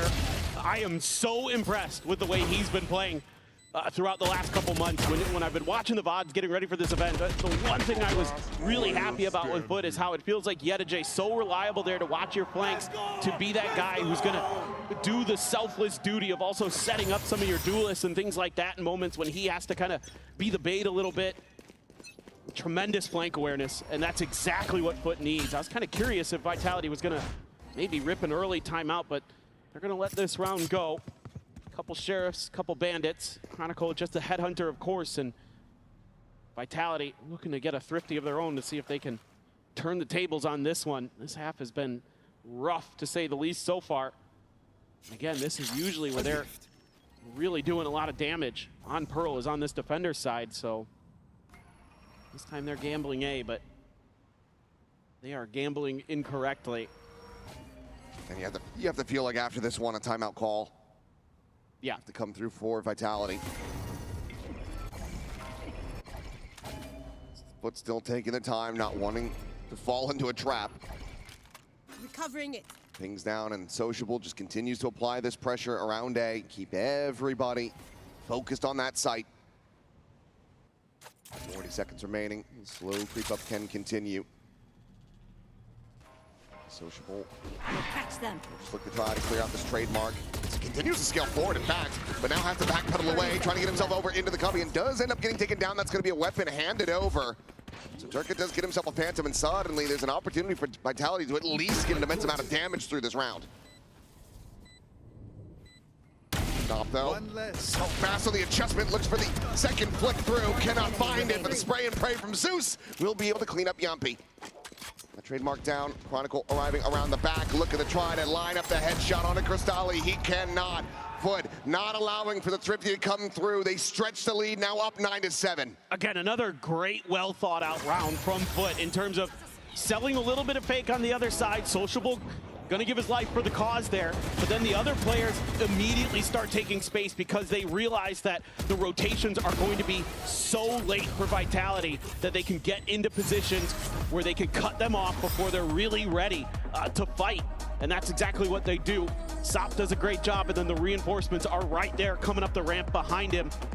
So here in this Coinbase win condition, a lot to talk about for Vitality. You are going to finally be able to get into that operator. That was another thing I was really thinking about with these 4 rounds in a row that you're able to string together as Foot. You're keeping that operator out of Chronicle's hands. You're not allowing any kind of economy to be built up as well. So it's going to make it that much more difficult if this round doesn't go Vitality's way. It may just be GG. It just may be map. Yeah, I mean, you see here in the Coinbase win condition, he does have that operator, but he's so far away from that tour de force, so doesn't have that potential opportunity to go back-to-back should he lose this weapon, so he needs to maintain control of it. At the moment, it feels like Vitality certainly feeling a little bit scattered. Foot have the upper hand. They're 1 away from hitting double digits. London, let me hear you if you want to see Vitality bring this back.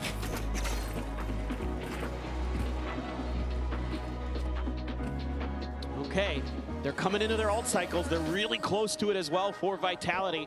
1 away from the Hunter's Fury and the Cosmic Divide, but so are Foot. You have the Blades for Zeus. Yedijay 1 away from his Cosmic Divide as well. Crystali not too far away from the KO ult. Same with Yampi, so be pivotal rounds here in this map.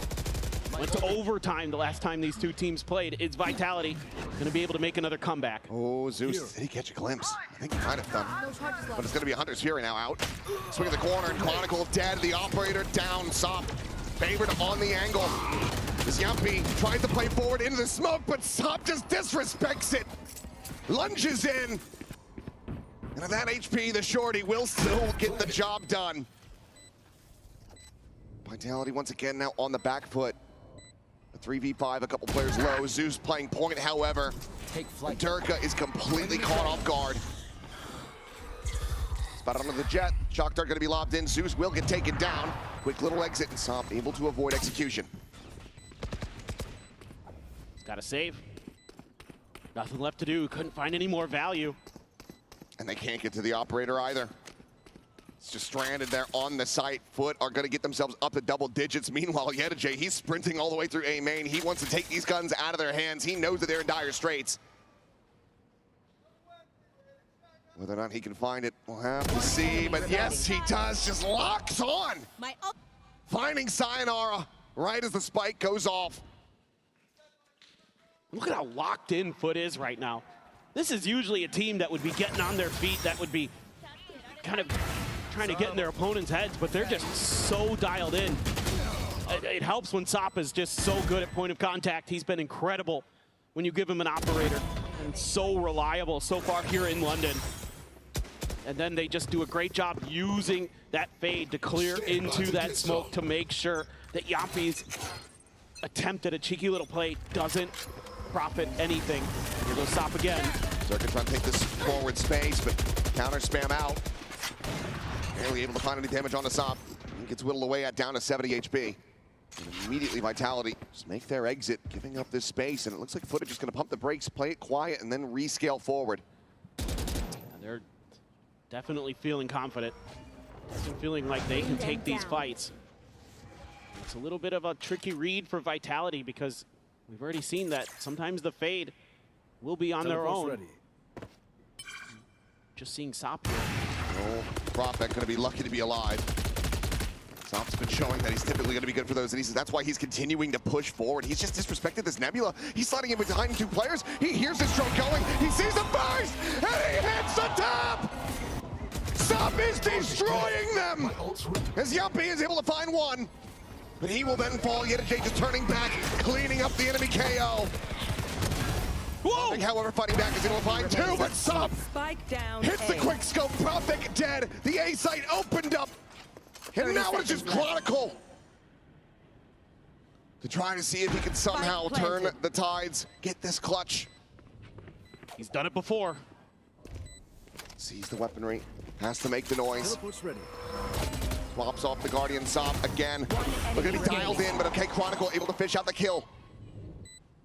Takes it into the 1v1, and once again, Yedijay is playing this patiently. Delayed reaction, setting up that grab well. Chronicle tries to bait him forward. The jump peek out, damage not to be found. Yettajay trying to play the timing, but now he's going to be taken low. 10 bullets remaining, the swing forward. The Chronicle will be able to find that kill. But dear Lord, it ends up getting so very close. It looked like Foot had that one in hand, but it's a Red Bull clutch for Vitality to try to rally back. And this is exactly what Vitality was doing previously, getting these clutches, getting these 1vx's to give themselves a chance to send it to overtime. And who else but Chronicle to do it again? My God, That's Sopta, absolutely nasty. So many players would just maybe whip that follow-up shot, maybe not connect with the head. He's just so damn fast with it, but yeah, that is a devastating round to drop for Foot. You want to play? You know, it would have been curtains if you could get that one. 2 ops here, if you include the tour de force for Vitality. Sop still has one of his own. Again, a lot of ults available for Foot in this round. A couple on the other side for Vitality. Some great retake ultimates there for the defenders. Chronicle inched so far forward. Is there going to be any opportunity? I need it. Yettajay not going to give him anything just yet. Wouldn't expect him to try to challenge this. He is on an island. He's quite far away from that rendezvous. Yapi, however, going to be setting up that null command. Trying to slow down this approach. Meanwhile, Chronicle has the jump. Yettajay just not checking that angle at all. Damage taken, now the finish. Yapi able to find Zeus through that smoke. Foot are in danger of having Vitality be 1 round away. Prophet anticipating this push up in the tower. Sociable still just having his attention tied towards that spawn side. Will reposition. Meanwhile, Sop unable to find the opener. Goes for the repeat, gets taken down. Chronicle able to find him with a tour de force. Sociable checking underneath, is able to find the first, but needs to do so much more. It would have to be an ace clutch, and he can only get one. The defuse in again, and Vitality suddenly are 1 round away from tying it up. And now they're finding their footing. All it took was that one Chronicle clutch. And they're right back into it. Nice little maneuvering here by Chronicle too. Just shows his great awareness. Moving a little bit further forward. Yampi able to hold the line on site to at least get one and not give up his life for it with that no command in play. Really slows down Foot, who I like their approach to this round, using that Cosmic Divide, setting up that crunch. They just couldn't get through because Vitality players just ever so slightly outpositioned and outthought them. It's going to be the Blades and the tour de force committed here from Foot to try to get a full buy together. Double operator available though for Vitality. As Chronicle and Dirk are going to be looking for some opening picks. They do end up stacking these on the same side of the map, but Chronicle's still going to be able to find value. Just a dry peek of the corner. And Zeus has fallen. Prowler was behind it. They just weren't anticipating him to take that tight of an angle.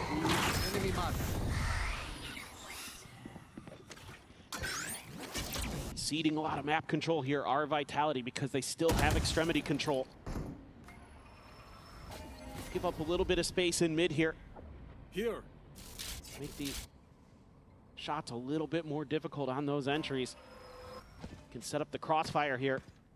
On to B. Chronicle again. Just gets in on the angle, and there's just no way to really clear these. They're not committing the utility ahead of time, and now Yampi is out on the wider angle. Sociable is dead. Spike is on the floor. Yettajay is going to be able to find one. The jump in, though, and Sop. Quick exit, tagged to 33, tucked into the corner, and absolutely screwed from this position. He pushes forward. Chronicle, another monstrous round. Gets the 4K and ties it up 10-10. He's coming alive. Took a little while here, making Vitality fans sweat just a little bit. 5 rounds in a row seeded, and now they've got 3 of their own, and we're all tied up. Exactly what you expected between these two squads. The back and forth, and now the frustration starting to build, starting to brew. And it's going to be a timeout for Foot. It has to be. A hell of a lot committed to that one. The 2 ults, unable to find anything. Zeus just dead off the rip. It's time to pump the brakes.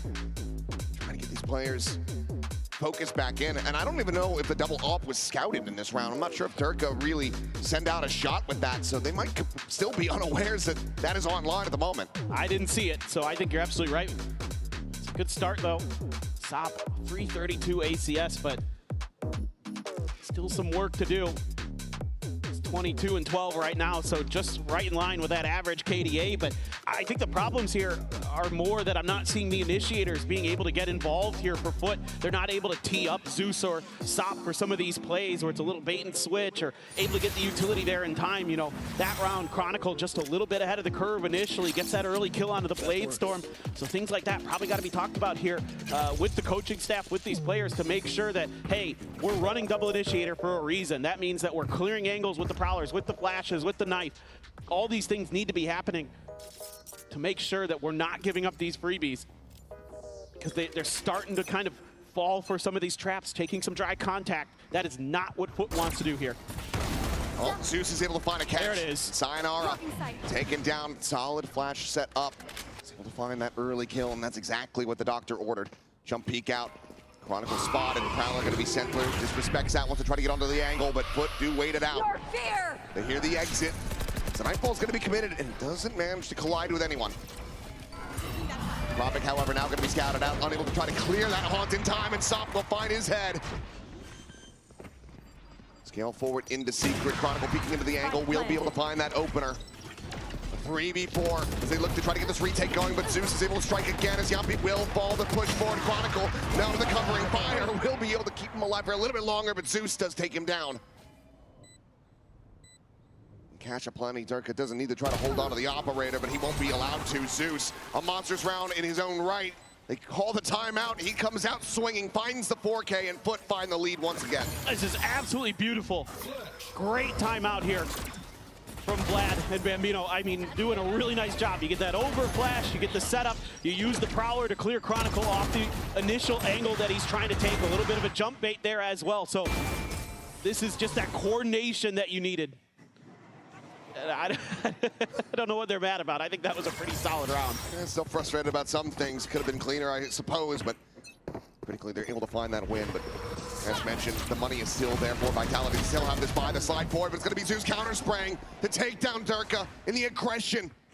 He's immediately denied. He got hit by everything there.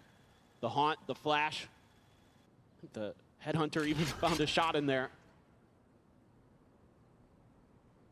Worried about this push, but no one really from Vitality going to feel comfortable enough to scale forward towards this position. But then again, maybe Yampi does. He's going to be feeling like he has to make something happen, has to make a play to get them back into this round with Durka dead. Great awareness there. Foot again showing that they've started to figure out again how this comp is supposed to operate. Using that Prowler to make sure that mid, they have to re-clear it. They're getting the proper info. This time, though, they commit to this. Going to be a little bit challenging. There's a couple players already in position. Chronicle still a little ways away. See if this flash catches Yampi. Stars out. Fragment's going to be sent to try to delay. Recon as well. Committed, and there you go. Sayonara able to play off the back of that one.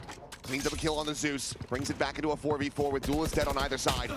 Jump forward, Sop trying to scale up into that smoke, but Yampi lying in wait is able to find the kill. The pop flash out, goes swooping, but Kasali not fully caught by that. Is able to find the kill, but now the time is starting to dwindle down. 14 seconds remaining. A 2v2, the fragment to try to zone away, stop him from being able to counter spray through the wall. At the same time, though, Chronicle now has the spot out and will be able to strike him down. Sociable able to hold his own for one. Slots back over towards the main side. The shot not registering, but Chronicle gets it done with the headhunter. Just a casual shrug, another day at the office. As he keeps Vitality alive. Because of course it's Chronicle again. Again, I love the early util combos here from Foot to get that man advantage, but it's really nice positioning on site from Vitality. Some good anti-flash positions. Frustration from the Foot coaching staff. I think they're out of timeouts. I think only Vitality left with one, so gonna have to ride this out. Back into double operator effectively. Tour de force. Prowler will get the spot out. He's able to make his exit. There's a Get a Jane. Quite going to be caught by that one. Push forward. Sop is trying to make a play over here at A-Main, but he's completely alone, and Durka has Sayonara protected, so now the orb can get taken. The Hunter's Fury going to be online. There. More ultimates ready to go here for Vitality, and of course the Tour de Force already enacted. But Durka will get caught off guard. Yet a J scaling forward, flush against the wall. Is able to find that kill. Spots out Sayonara, swings out, and cannot win the fight. He barely finds any damage. That is massive. Well, the null command just pulsing out as Sociable tries to go on the check, but Sayonara has him outdone. Just Zeus and Crystalli boxed in. Sayonara ready to strike, and they are not paying attention to him at all. It's a spray down. It's another 4K for Vitality as they move up to map point. Big round here for the Sova.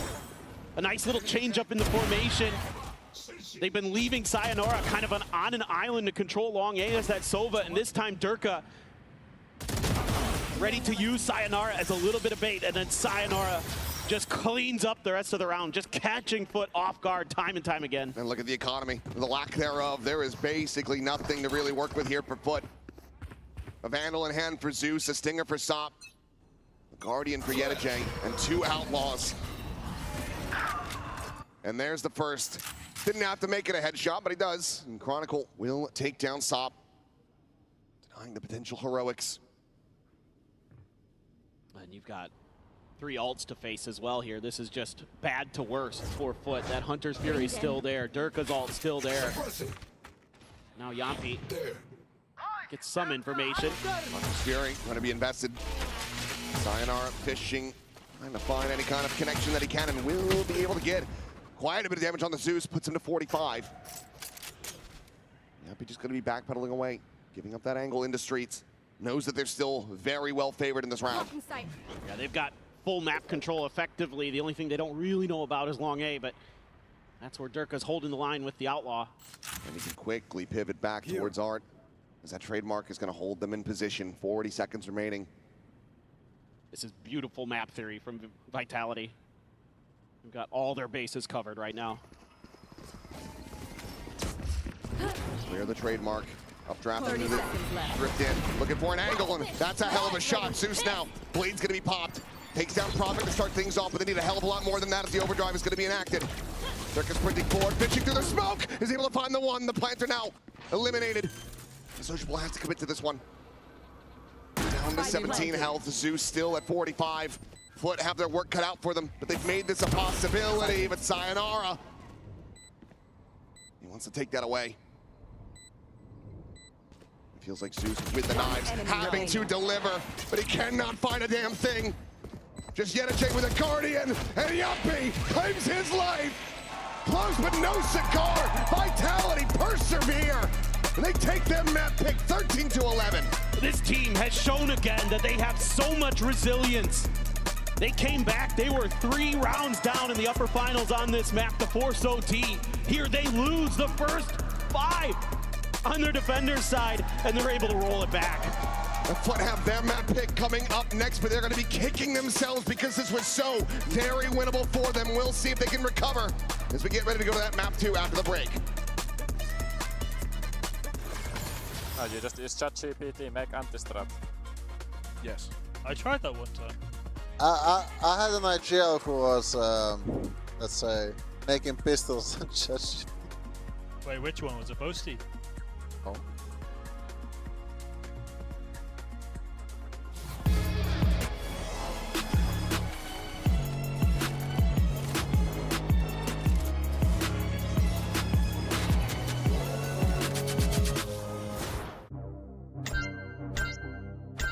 Here we go again.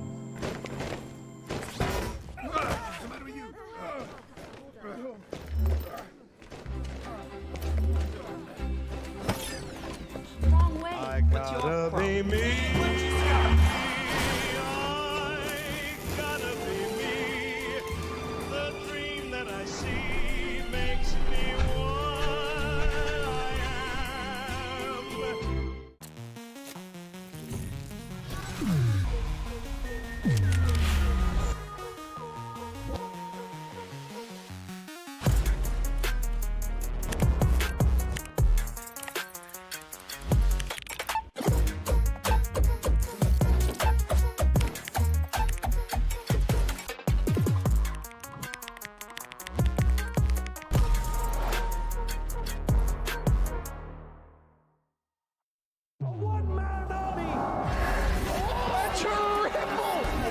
He's hunting down that title!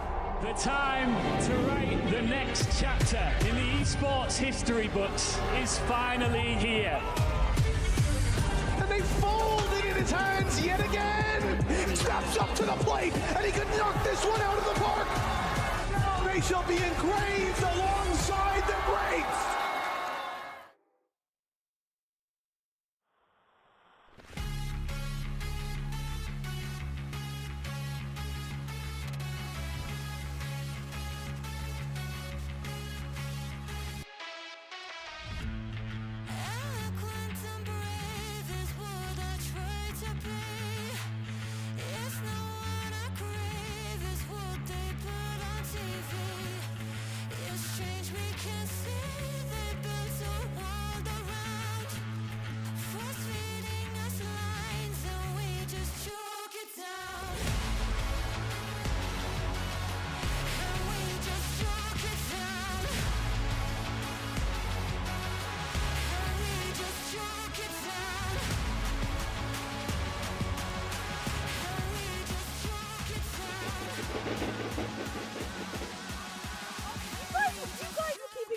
I wasn't. All right then, Andrea, we're going to test.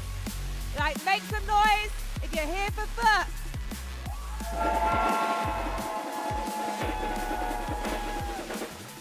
And make some noise if you're behind Team Vitality. Oh my goodness. No. But we've got to be louder because we want this to go to all three maps. But make some noise! Vitality fans, make some noise! All right then, London. I'm excited for this next map. So all together now, let's be united in riotous cacophonies of sound. In 3, 2, 1, make some noise! I'm having so much fun.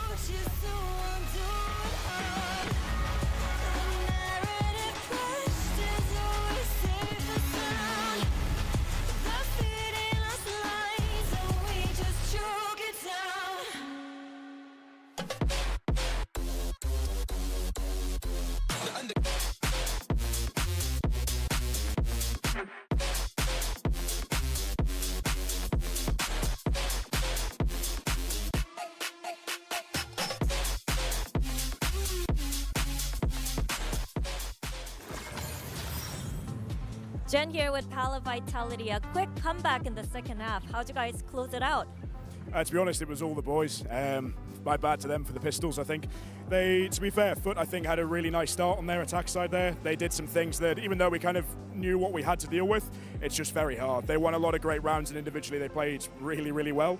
They caught us off, but to be honest, the boys found something that worked for them, and they just kept running with it and running with it and running with it. So, yeah, we managed to get the momentum back in our way, and the boys thrive on that for sure. Yep, still undefeated, unpearled. Surprisingly, yeah. Surprisingly, yeah, right. Good luck on the next map. Thank you. Very much. Thank you. Nice! Hey! Stop! Stop!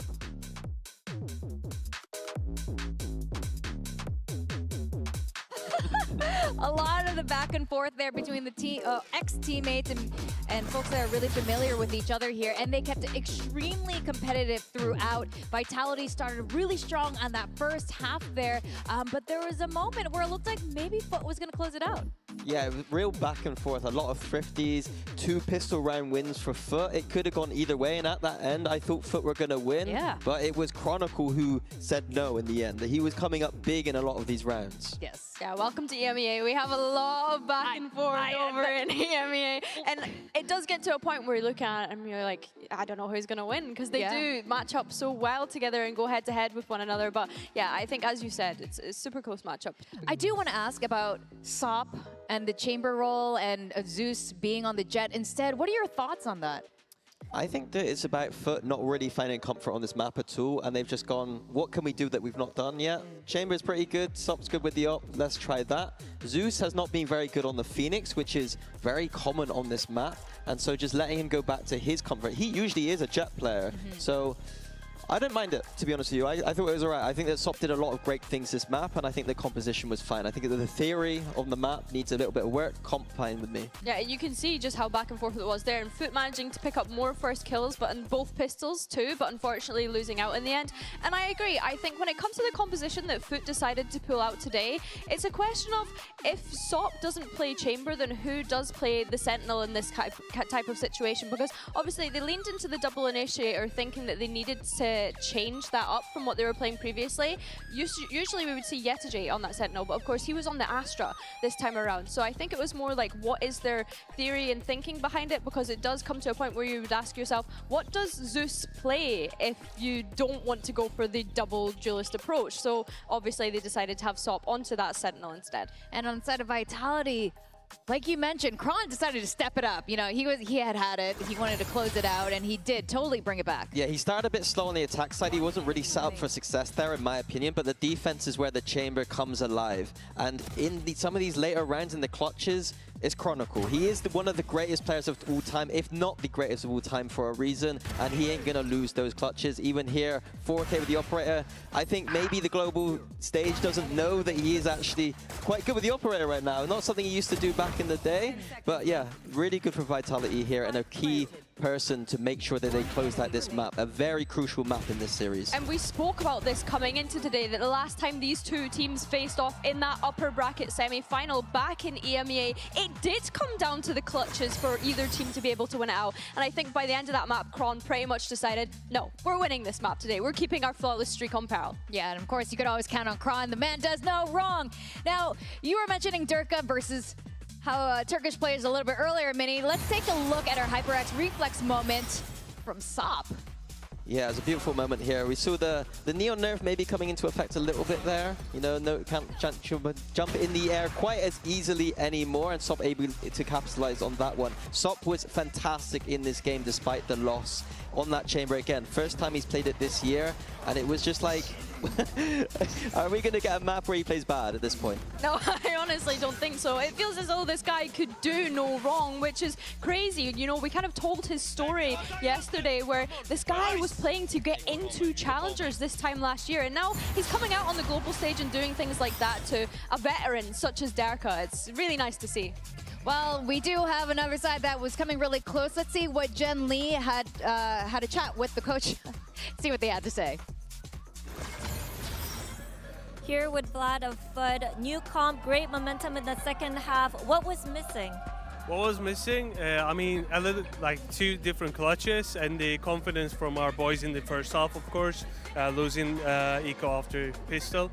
I mean, almost everything was perfect in the end, but we just couldn't deliver. So confidence will be the key. Thank you. Well, Foot shouldn't be feeling too bad about that performance there. Like you said, Minnie, they had a lot of the right pieces. It was just a little bit of cleaning up that they needed to do to pull through, especially as we go into the next map. We saw Foot play Haven yesterday against Full Sense, played really well with that double duelist comp. Yeah, they should be favored here. Pro was not their map pick at all. They've not won it this year. Vitality have won it every single time. Expected result. The actual end result, the fact they made it so close gives me a lot of hope. They are going to be a lot better on that Haven. I think that they are extremely good on that map. They know how to be aggressive. They know how to send it out. They know what they're doing with their rotations. So I think that this is the chance for them to claw back into this series. Yeah, we were highlighting some of the deep extremities that they were able to have against Full Sense yesterday. I'm thinking of SOP propping himself up C long with the operator, how they're contesting for that A main space as well. It was really impressive. But for Vitality, I'm intrigued to see what approach they go down. We saw Sayonara move away from the Viper and onto the Phoenix last time this was EMEA, and it looks as though they're going to do the same thing here, Mini. Yeah, exactly the same. Vitality want to highlight here, starting on that defense side. I don't think they're very good on this defense side at all right now, and I'm hoping that they've upped it from their regional performances. They do not stack the sites enough. They are not aggressive enough in the early rounds or in the mid rounds to get high numbers on this defense side, and that needs to change. And the person I want to highlight here is Durka. He was 3 and 10 on that defense side of Pearl, and I think on Haven, he is the key piece. I said before, he struggles a little bit when people get in his face, and that's what Foot is going to do, and I wonder how he's going to deal with it this time around. I think starting on this attack, something to keep an eye on with this double duelist composition is how quickly can they take that information away from Vitality. They have Chronicle with the trips, probably propped up in Garage or B here. I think that's going to be key to their success. They also have a Sova there to be able to get rid of those cross-map and create that pressure so that they can kind of create question marks for Vitality, because realistically, what do they actually have to re-clear that space with this defensive composition? Speaking of Sova, I'm looking at Yumpy here. He played excellently, especially in that first half of the first map there. Do you think he'll be really critical in Haven? Yeah, I think absolutely. I think, like Billy's saying, it's about the information game. Vitality don't have much of it. It's going to be about him doing it with the drone, with the recon, and with the calls. Telling his teammates, we need information, let's push out. We need to do something. Right now, Vitality are far too passive, in my opinion, when they've been playing this map in EMEA. And I think that against Foot today, it's going to have to change. Yeah, they do seem to like those overtimes on this map, and I'm pretty sure they don't want any of that today. You want to go strong into playoffs, who, if they do close out this map, they're in.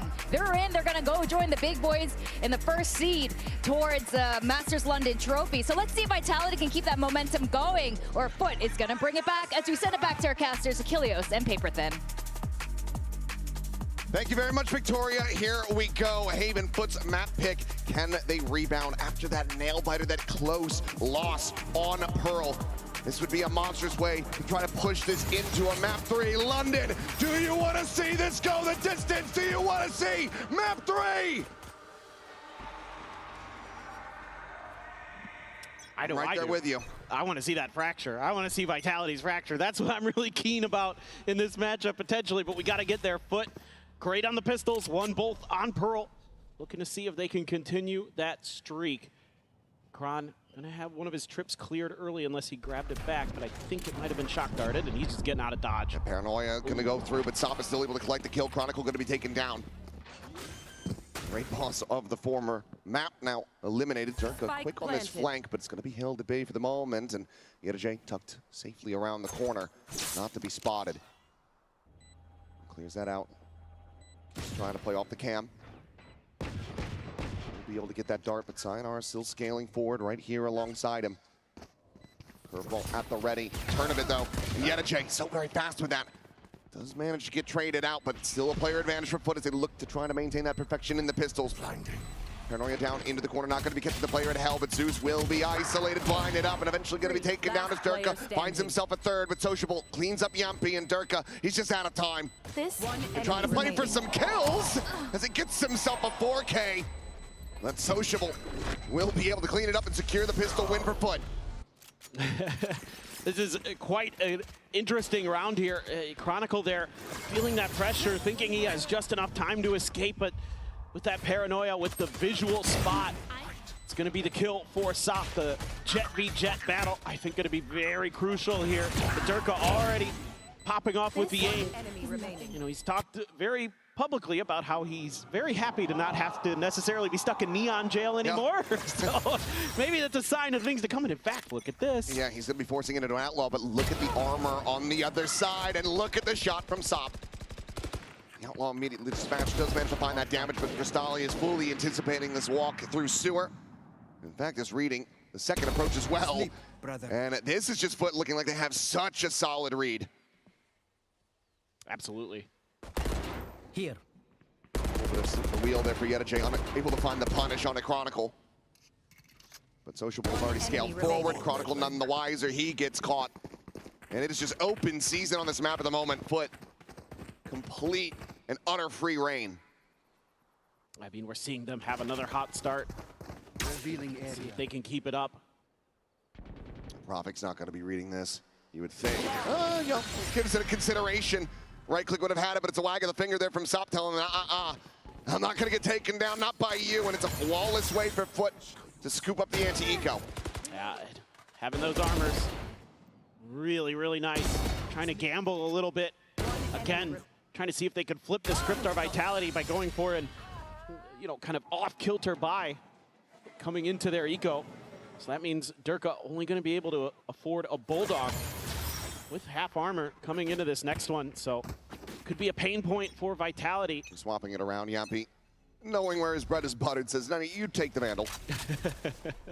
That's fair. Granted, I mean, Yampy, of course, very solid performance in that previous map. Trip. Instrumental in getting the win, but yeah, Plat set up for this.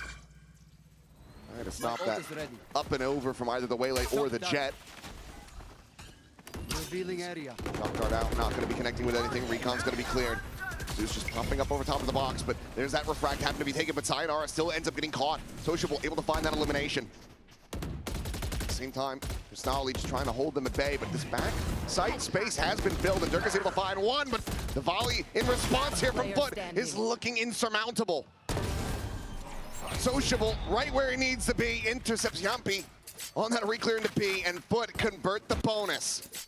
Just winning a big fight in Garage there makes Durka's angle so much more difficult to lock down. It means that Sociable already able to be pushed up, gets the kill, and then he's able to push further through. What a round there for the IGL. And even though I think there's some awareness that C is going to be where Foot wants to go in the minds of Vitality, they're not able to do much about it. Do have Durka's ult here, but the Blades can be positioned off the angle, and Sop can't find his own. It's a quick shot, try to see if he can catch anybody going for that instant peek. Damage will be avoided, so Vitality for now still healthy. Hanging on to a lot of the utility here early. Our Vitality looking for more of a reactive play, but trying to obscure their presence a little bit over at A. Looks like Foot was maybe anticipating that Vitality would just play this the same way as they did against Eco, or rather their Eco round. Just try to walk at them, but they're hanging back, wanting to try to set the trap, but at the moment it looks like Foot not really going to be falling into this one.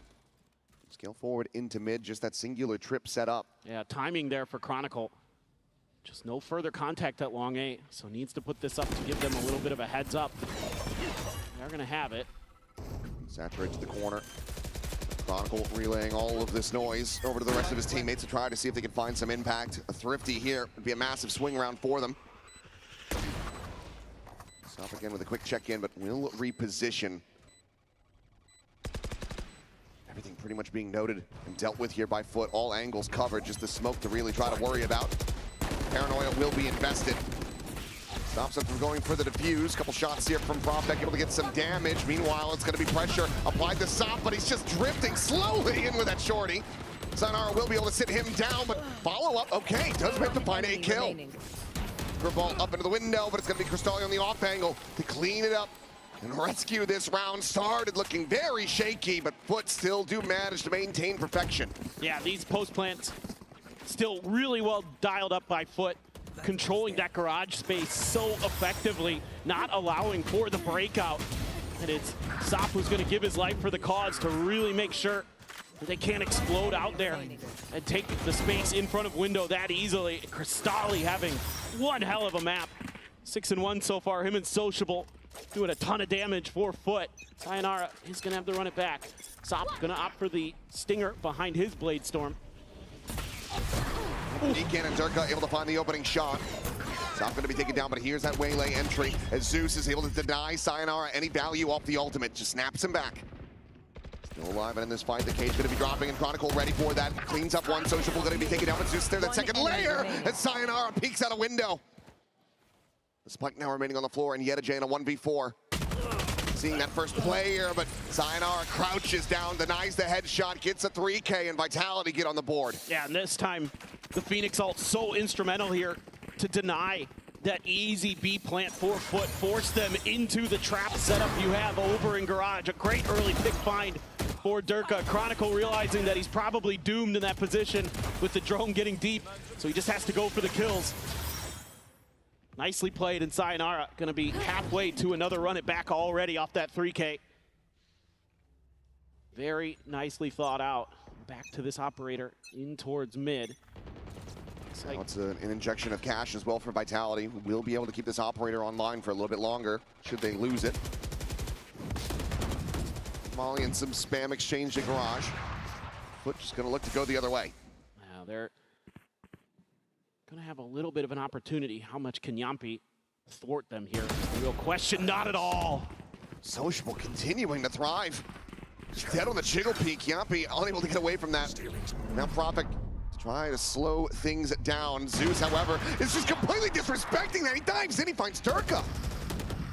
Quick reposition down to Sewers, but Yedajay says hello. Catches Prophet completely off guard. Planted. And that is full control for Foot. Still have a Phoenix, still have some flashes. Going over the top at Sayonara, swooping out, won't be able to spot anything at all. You have to suspect that this is just going to be a save. Sayonara has money, yes, but Chronicle does not, so they will backpedal away. Look to retain these weapons, and Foot will stop them from being able to double up. Yeah, this is the beauty of this double dive comp. You can disrespect that paranoia. You can rely a bit on your teammates to back you up, or just in this case, Zeus, who was phenomenal against Full Send on the Waylay. Just able to get in there and clear space, clear sight. And only suffering one casualty here, just Sop is Foot. That's exactly what you needed to bounce back from a rough round previously. Like you mentioned, at least for Vitality, you've got some economy still. Get back into things. Great find there for Sociable. That's just massive for Zeus. And poor Prophet trying to just get out and whoops, hello. Just a bit unfortunate there for him. But it's going to be a timeout call for Vitality. Now, one of the things that Minnie was talking about on the analyst desk going into this map was that this defender side has not looked good for this team. Durka individually has been, some very solid rounds, but 4 out of his 6 kills all did come from that pistol. Yeah, and with the Coinbase win condition, you're probably talking about how you can maybe be a little bit more aggressive on the map here. Make sure that your positioning's a little bit more disciplined for Vitality. I probably want to talk to Yampi a little bit there about some of those angles, some of those things that he's wanting to be holding over at Long A, and just how they can, maybe stall out a little bit more this double dive comp. Of course, it's going to be difficult, but you should, in theory, have some tools available to make this a little bit more challenging at times for Foot. But Foot's done a really nice job of working the map, finding their opportunities, finding their space, and getting into solid post-plant positions that are very difficult for Vitality to break. And I think a lot of this is just for Foot, making sure you don't run into that operator early. Don't give Durka any easy freebies, because that's been the only real kind of thing that set you off balance, that's changed the destiny of this map for you so far. Well, they're going to look to just deal with it their own way, which is with an operator in the hands of Sop. Let's have him maybe go in for the challenge. Now, not going to be playing on the same angle since Durka boosted up on top of the box in the updraft. Just going to be staring down towards C long, but for the moment, it looks like Foot don't want to pay any attention towards that side of the map. That recon there, able to be dodged by Yampi. It's a shallow one. It is. And we're checking for that close-up angle. Yedajay able to get that cam deep, though. Still, reinforcements arrived. At the beginning of the round, Sayonara was playing pretty far back, looking for that early contact to see maybe where Foot would be thinking.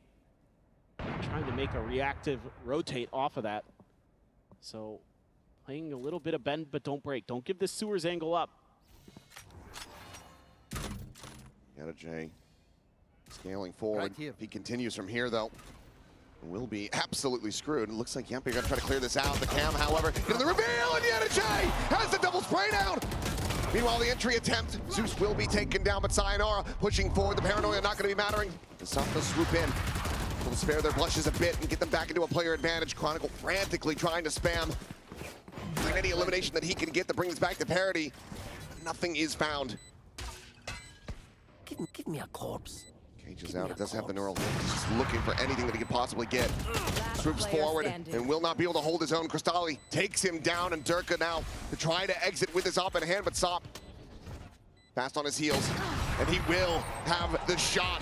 Foot not allowing for that timeout to work. They take another one. Now they're up by 5. And this is just a great reactive play.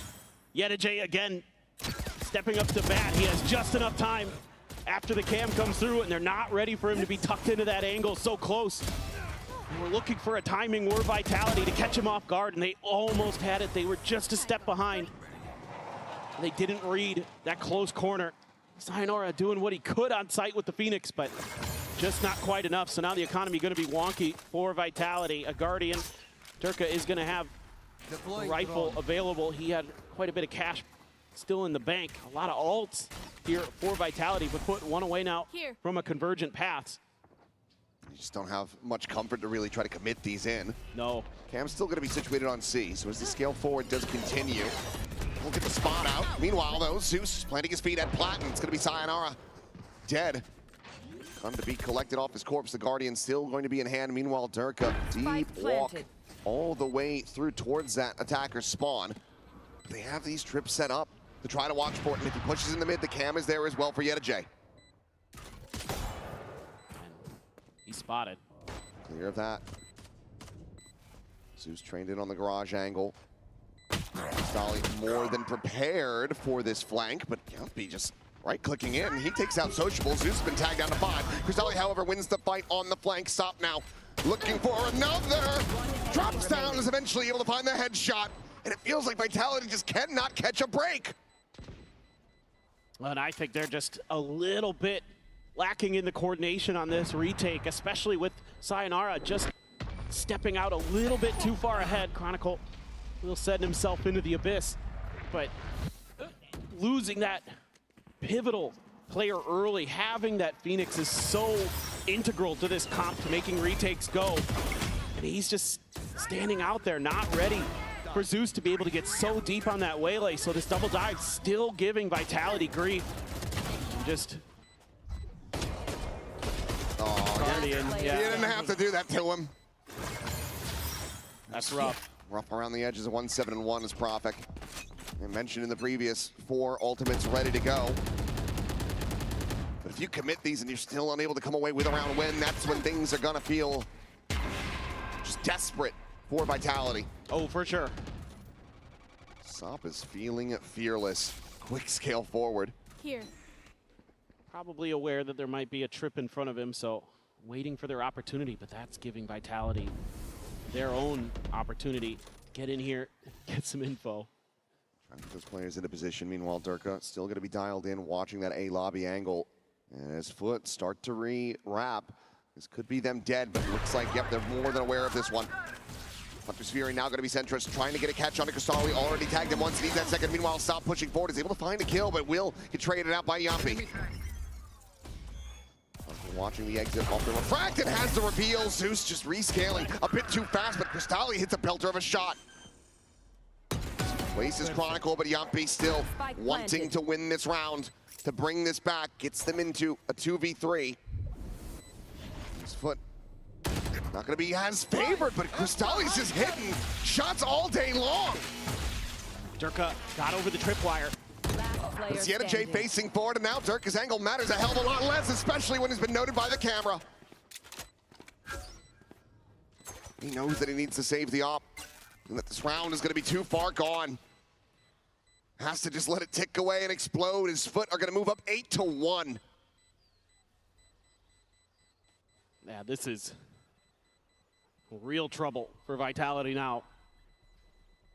Trying to get away is Durka. He's gonna have the time, it looks like it. Not gonna be able to push there just in time, I don't think, yeah. Still, I mean, this is probably one of the better shouts that Vitality's had into a round in terms of they were in a decent position. Like, they read this really well, but you're still getting outdone. The coordination here just so good, and Cristalli is on it. He's just so ready for Prophet there. He's just right there alongside Sop. They both have 10 kills. He's back up on his feet. Hunter's Fury, be damned. He got his. Together, please. Yeah, we still have the cam now. He's not coming. You are on camera. Yeah. And that is a second timeout call now from Vitality. Was wondering if they were going to feel pressured enough, desperate enough to have to commit this. And they do. The operator carried over, but the cash otherwise, it's all over the place for them. So as far as trying to eke out a Coinbase win condition for the team, it's really difficult to say, and it feels like it just comes down to Durka and Sayonara finding early advantages, finding picks, and then not letting the round spiral from there. Yeah, absolutely, and I mean, you know, Prophet's trying to get creative on the map with the Omen, and he has had just zero success. It feels like he's always seemingly being caught off guard or caught in a position where he isn't ready for a follow-up player to be there. It's a bit of a struggle here. Chronicle not able to find much value on the Cypher.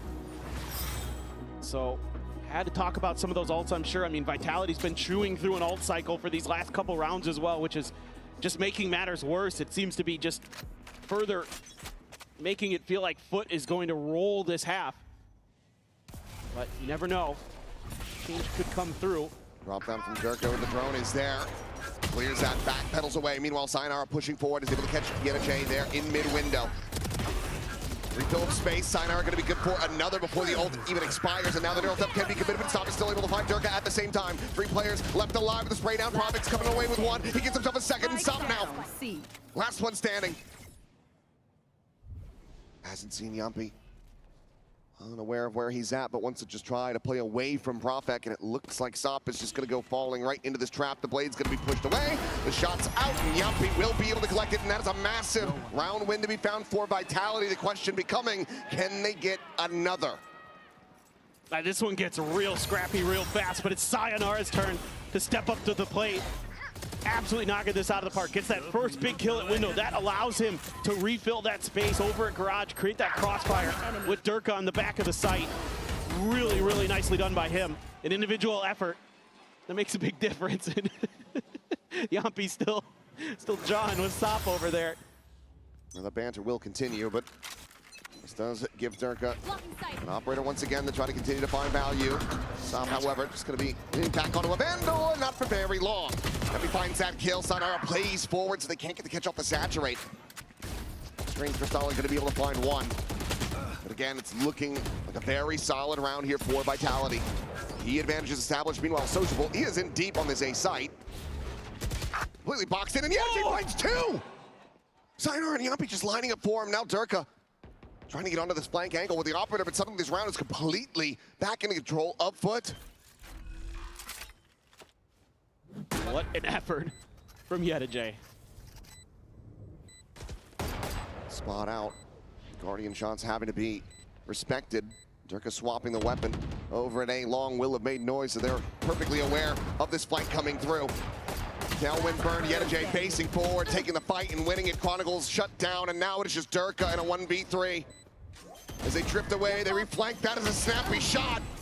But Sociable up into heaven will send Durka to hell. 9-2, Foot maintaining dominance here on Haven.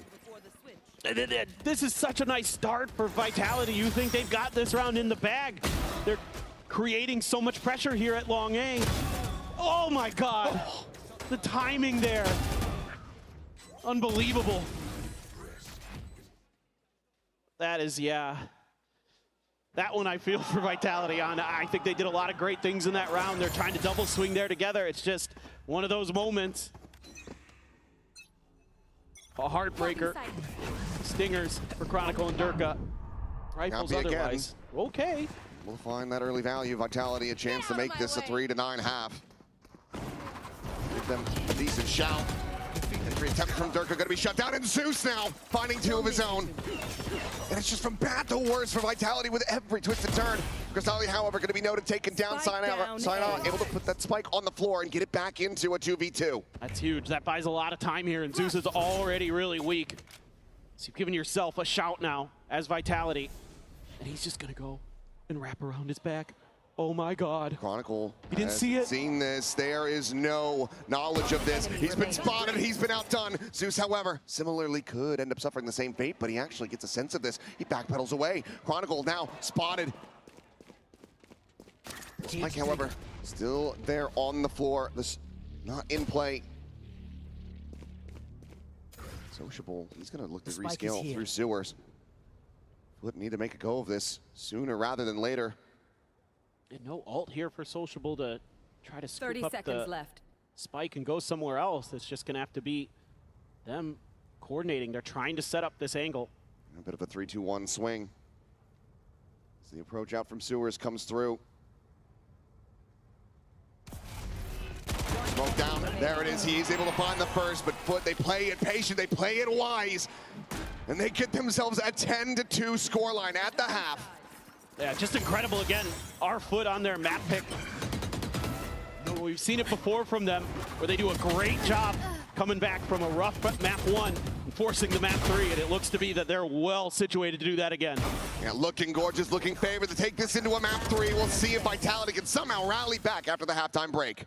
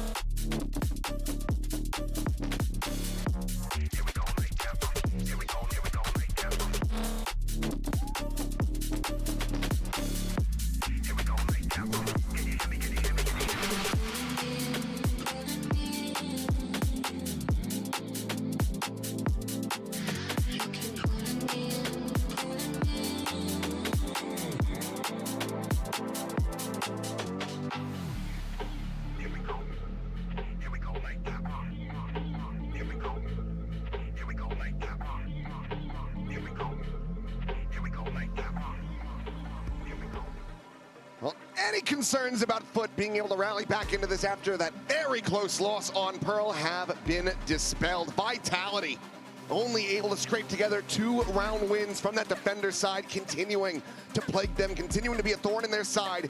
They need a miracle if they want to make this a 2-0 affair. And they need this pistol. It just has to be theirs. There's no other way to kind of cut that. So let's see if they can finally get one. They haven't been able to find one yet, and meanwhile, it's all smiles there. Glad has to be feeling great. The game plan, the execution, very, very solid. Some nice plays individually to swing some rounds back into their favor when Vitality was able to find some advantages. So Foot looking to make this a similar kind of start to the series where they lose a close map 1, win a close map 2, as it was in the upper finals, and trying to change their destiny in that final map and that final fracture. Let's see if they can get there, or if Vitality can make a miracle happen. That is the big question. Couple ghosts, Bandit for Yampi. Prophet just a classic there. They're not going to be going for that Sheriff where he was able to find significant impact, but it's just going to be a very swift 4-player push down through sewers. Similar kind of setup here, though. The Cypher. Camera on Yedijay, yeah, he's got to get out of dodge. Yeah. Doesn't want to suffer the same fate as Chronicle did in the previous pistols. Prophet going to be tagged down low, sends out that paranoia, just trying to stave them off, but the spike just now is planted, so there's still plenty of time for Foot to try to get into position. Deep flank, going to be going through from Chronicle, wrapping currently through that C site, and this could be a big backstab if his teammates can hold the line, and so far they're doing just that. Prophet playing for the right clicks, going to be rewarded with kills. And Chronicle's participation not required. Vitality find the critical pistol win. Okay, it's the start of something for sure. See if they can keep it going. That's nice there that you don't have to reveal that Chronicle was on that aggressive early flank. Oh, Yampi. What a turn. Everybody just setting up those crossfires, holding the line. Nicely done at the point of attack by Prophet this time. Like we do it! Nicely, take Bambino!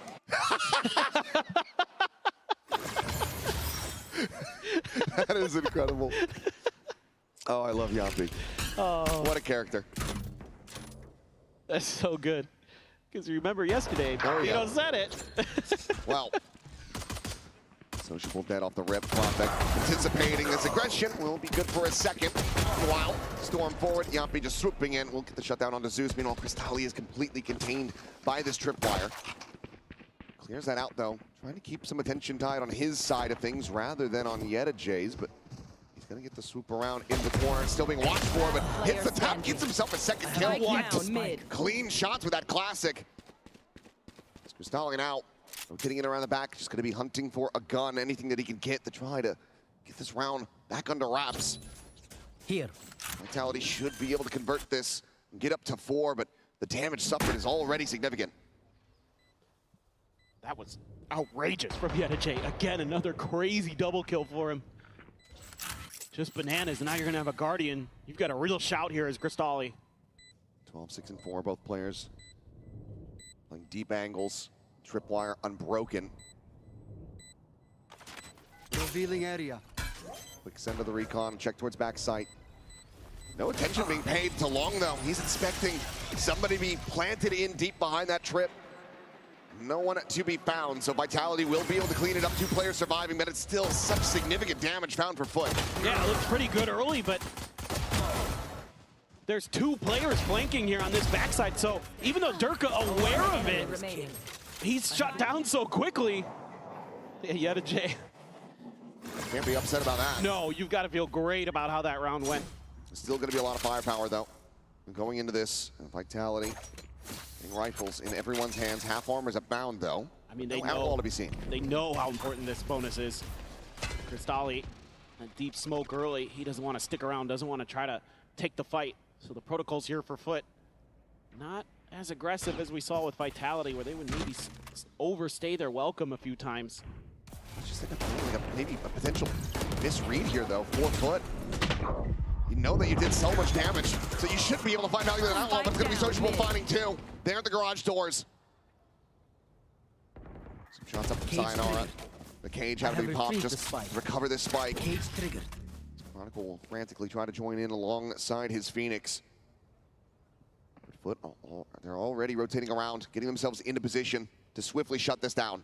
It's a tough spot to be in here for Sayonara. He has no idea how close they could be. Chronicle going for the plant, not going to be giving this over to Sayonara. Wanting him to be the one playing cover. Enemy remaining. Chronicle now dead, Sayonara having to do it all. He gets plenty of damage in, but cannot confirm the kill.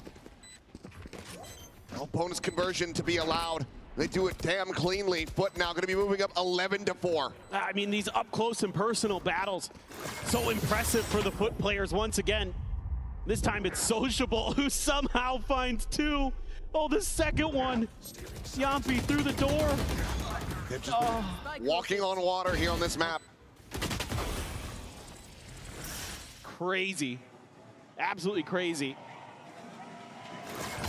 They're well situated, and now that buy-up not going to be there for Yampi because they invested a little bit extra into that bonus to try to get it to go. Still, though, as the Sova, you're probably playing behind those duelists a little bit, so if one of them falls, you can maybe scoop up the gun. And given the way things have been going, yeah, you can do that because they've been getting picked apart. Yeah. Saturate going to be locked board. Sop is just storming his way into a lobby. Jump over the top of the box, and Sop is still going to be able to find one. Can he make his exit? Updrafts around the corner, he's tagged down to 10 HP. Meanwhile, Crystalli coming away with 2. Paranoia out the pace forward. Crystalli going to be caught. And suddenly back into a 2v2. The flank getting ready to come in. Sociable just having to give up the space. Positions into the corner. He's going to face forward, and he's going to be able to find the shot. Prophet dead. Another quick reposition back towards that sewer side now. Yampi is boxed in. You can just play patient as Foot. There's nowhere to go but forward. I mean, if he tries to make a move, he should be starting to get a sense that Yedajay could have pushed up.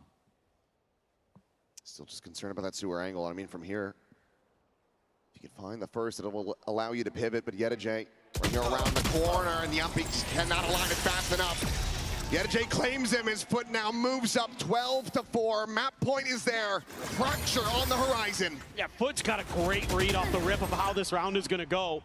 He's also bold as all hell. Oh, that's exactly where I was going next. I'm like, Sop, just absolutely zero fear in this. When you're up 11-4, you know you can just send it a few times to test your opponents. And Minnie was talking about this on the desk, that maybe that Vitality has a tough time when it's up close and personal, when they get in their face like that, and Sop knows it, and he takes advantage of it. I think it looks like he's playing Phoenix with a run it back. Just sprinting at them. Outlaw will be now in hand. 3 half armors to try to capitalize on. Quick little backpedal, and Zeus at the same time scaling up into mid window. Gets himself very quickly situated. His run it back is going to be committed.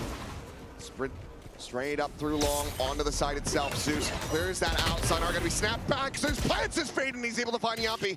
Zop gets himself a second. Traffic dead. Approaching on the back, and this time Chronicle will be able to win out that fight. Immediately investing the ultimate. As Zop tries to drop down out of heaven, and Durka, he does a nice little how do you do to Crystali. Drafts into the window, finds that kill, and it looks like Yedajay not going to be trying to play this one out. At least faking that he's going for the save. Now we'll try to rescale back up. Well, the first one he's got to contend with, and he just dispatches him so swiftly. Get out of my way! A 1v1, the blades popped. Durka to try to keep them alive in this map. He's getting poked and prodded and sprayed down to death. The defuse is there, and it's dominance on display. Foot will take us the distance. 13-4. We're going to Fracture. That was incredible work from them, top to bottom. At attacker's side, so dominant. And then a few rounds here where they're able to work a little bit of magic, get a few bounces their way, and claim a pretty clean defender side. The Fracture will decide it all to see who is going to be getting a 2-0 record to start off Masters London. Foot looking clean. Can Vitality rally back? We will find out after the break. Let's go! Let's go! Let's go!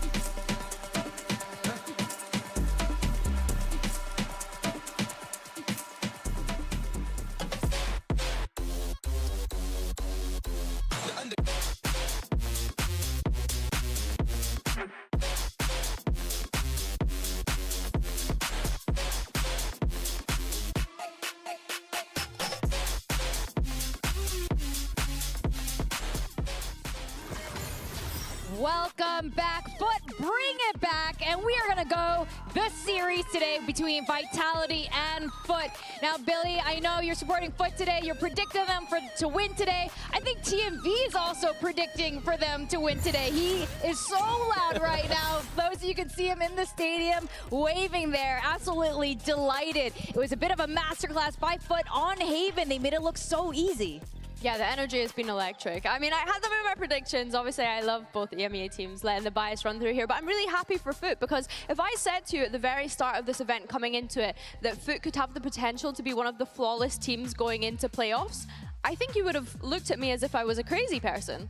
Yeah, a definitely underrated team for sure. Like, I thought you say yes, being a crazy person, but absolutely, yeah, underrated. Yeah, no, you are crazy, Billy. Yeah. Thanks for Just that, Minnie. crazy. Thank you for that. Yeah, I feel less like a fraud as well, because I said that I thought this series was going to go to 3 maps. We're going to get a banger on Fracture, and I also said that Vitality on their defense, they weren't so good before, and it was once again not very good this time around. And here we're going to see some beautiful XX from Foot. Honestly, just doing their usual stuff, grouping up together, going into sites, and making it very awkward for Vitality. The sync on Vitality's defense didn't seem there at all. You see some of these setups here, it just doesn't seem to be working at all.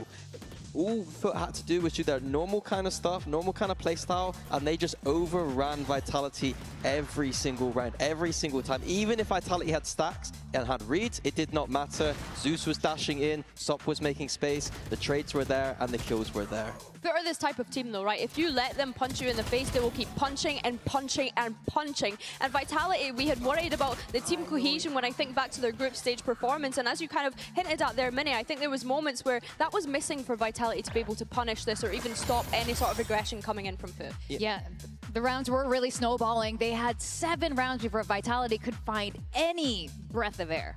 Yeah, I did actually like some of what Vitality were bringing early. Some pushes I asked for more aggression, but it was just they couldn't hold sites at all. It was very strange that the synergy was just completely off. And going into Fracture, a map that requires you to have a very strong defense, a very strange way of playing where you're pushing out quite a lot, that's not a great sign for Vitality. Now, there's a player that we haven't spoken about a lot. It's Crystalli. What are your thoughts on his performance today? I mean, he's been pretty integral. Not just today, but throughout this event so far, he's really, really impressed me. I think as well, we have to consider his role here, right? Being that initiator, being that person that's constantly having to set Zeus and Zop up for them to go on and fry. And I think, honestly, for him to come through and have the individual performance that he's having at this global event, he's not ever really just picking up 1 kill. There's 2 here and there, maybe even 3, and I'm really impressed with him so far, Minnie. Yeah, I think in EMEA, he's one of those players that gets like, he's a little bit just like to the side. Like, we've got players like Sop on this team, we've got players like Zeus popping off now, Yetoje, and so he's just off to the side a little bit. I'm hoping that this, like having Foot firing from head to toe all the way through their roster like this is scary right now. If Crossity is also deciding to turn up, this is dangerous for Vitality. I think it's good for them too, right? Because as you're mentioning, they don't have to just rely on one individual. Like, we're not looking at Foot and going, oh, but they're like one person carrying the team. No, you can see every single player pop up when it matters most. Definitely, and we did see them play yesterday on Fracture, and they dominated against Full Sense, against Sop on that jet. I know it's not just the Sop show, but it's really hard to resist highlighting him on this map. Whereas on the other side, Vitality, as far as I understand, over in EMEA, it was their permaban. Yeah, they'd be banning it every time they could, and when they couldn't, it was just because they knew the other team wouldn't pick it against them. So interesting to see, like, Theorycraft maybe what they might be playing today. I think for my money, they're going to probably go for a double duelist approach, maybe Raze Phoenix, maybe rounding it out with a Cypher, maybe quite a standard approach in my opinion. Yeah, I think the Raze Phoenix almost feels like a given, right? We're probably expecting to see Sayonara jump onto that Phoenix. We're expecting Derka to be on the Raze, and I really want to see them warm up to this, right? They're 1 map away from being able to make it to that playoff spot, and it's just this moment now where it gets to crunch time. That's right, and we talk about Vitality being the super team right now, but to be at this very point against Foot on map 3 of Fracture, it's hard, you know, to be as confident in my prediction for Vitality today, Minnie.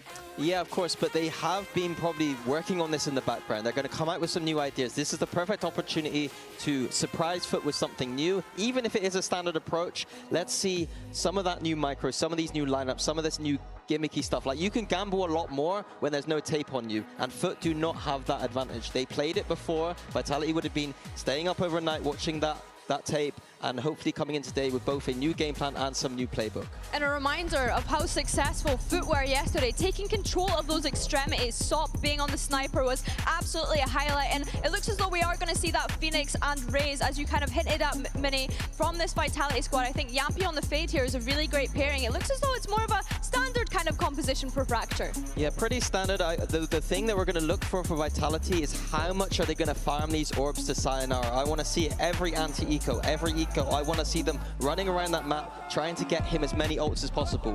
3 is the minimum for me. 4 is the maximum that he could probably get. On the Foot side, yeah, same composition as yesterday, starting on that defense. I loved how aggressive they were, how they were pushing out. I said that there's no team in the Swiss stage that I've been impressed by with their fractures regionally. I think that Foot are starting to understand it. It's not about holding sites, it's about pressing up forward, it's about pushing out, and Vitality are going to have to be very careful about that today. And on this defensive side, watch out for Yetajay sitting in tower on that B site with his little rat plays that he does over back in EMEA. I'm really excited to see how that transitions, especially considering you're going to have a Raze diving into site for you. You're going to have a Phoenix flashing their way in as well. Yeah, I mean, the fact that we have one map away now for one of these EMEA teams to be able to lock in playoffs, I never would have thought that Foot would have found themselves in this position. Well, this is really exciting. We are about to find out who our first playoffs team is going to be. Foot or Vitality London, are you ready for this map 3? Casters, Achilles, Paper Thin, please take it away. Oh, come on, London, you can do better than that. London, are you ready for map 3? That's what I'm talking about. Playoffs on the line, one final map to settle it between Foot and Vitality. As many were talking about, Foot showing this, looking dominant on it, but Vitality do have that potential advantage of being able to study it, see their tendencies, and then pick them apart. Yeah, absolutely. I mean, and I fully agree with Mitty here that what was so impressive was how active on the map Foot is on this defender side, and already looking to get a little bit aggressive over towards Dish. Now, nobody here for Vitality. They're taking it slow. They're looking for their opportunities over on the cross corner. Chronicle just going to be watching for this. Spots out the 2 players. Meanwhile, Yetajay, a couple shots flying his way. Pops that cage, trying to dissuade them from scaling forward. He does have that frenzy, but now has to backpedal over towards tower. But Sociable on the peek out, a frenzy of his own. He's able to find the kill. Chronicle is going to be struck down. Big hot reveal, but just can't quite capitalize there for Cristali. But some damage is found on top of that elimination. Now Sayonara completely outdueled. Falls to the wayside as the spike gets planted. Still 5 players strong, but Yetajay will end up getting put 6 feet under. Zeus able to find one. Sociable getting a third. Durka now having a backstab, makes his presence known. And it needs to be clean and taps, but they will overwhelm him. And Sociable gets the 4K to continue to rack up these pistol wins for Foot. And the comm so good here for Foot, getting that early identification of Chronicle's position, and Sociable so aware, so ready for it, putting that frenzy to incredible use. Nice one tap there, and the rest of the way through, it is the IGL fragging out, getting on his feet for Foot, and finding yet another pistol win.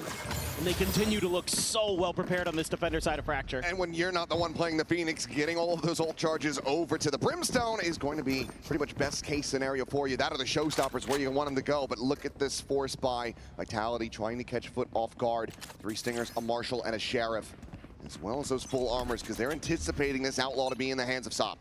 Yeah, it's a similar idea. They've been looking for some of these advantages. Oh. Here. There's the one shot. The Marshal not necessarily going to tell you that everybody else does have weaponry. They will soon find out as Durka has to clear that Prowler, so Stingers are heard. Foot in the potential bad news. Can they stem this tide? Yetajay, he says yes. He finds one, blind through that smoke. A kill trip. Going forward, Cristali barely able to hold on to his life, but cleans up Profit, takes him out of tower. Sop is able to find 2 with a 1-2 punch, but Yampy again, that Stinger singing for him. Couple eliminations found, and a Bulldog upgraded, but the spike is a world away as he looks to reposition. He's going to have a lot of time still to work with, though, so... Reposition. I think he's probably just going to try to save this. given the investment. Well, we'll look for a little bit more damage, but this is going to be a difficult task. Even for a player of his caliber, and Sop will have him outdone. 3K for the Jet, a 2-0 start for Foot, and Vitality have broken their bank. Good early awareness here from Vitality, recognizing Yedijay's tendencies, but he repositions right back off of that trip clear into a spot where he can get a freebie through the smokes. Oh, Sop. That's just gorgeous. He is so comfy on the Jet. You know, such a good Neon player, and his Jet is remarkable. His fearlessness, his aggression. He loves to get in your face. He loves to get up and over, and he's a great sniper. He's doing it all for Foot. He's just looked electric. Orb going to be taken. Sociable wise to this, knows that there's going to be a second layer. Does just have to allow for that Phoenix to claim it, but here comes the judge. We're able to find one. Meanwhile, that topside crunch going to be coming in. Takes a little effort from Zeus, but eventually will have the shots aligned with that Spectre in hand, and now it's just Chronicle to try to see if he can get some damage in. They're pinging it out.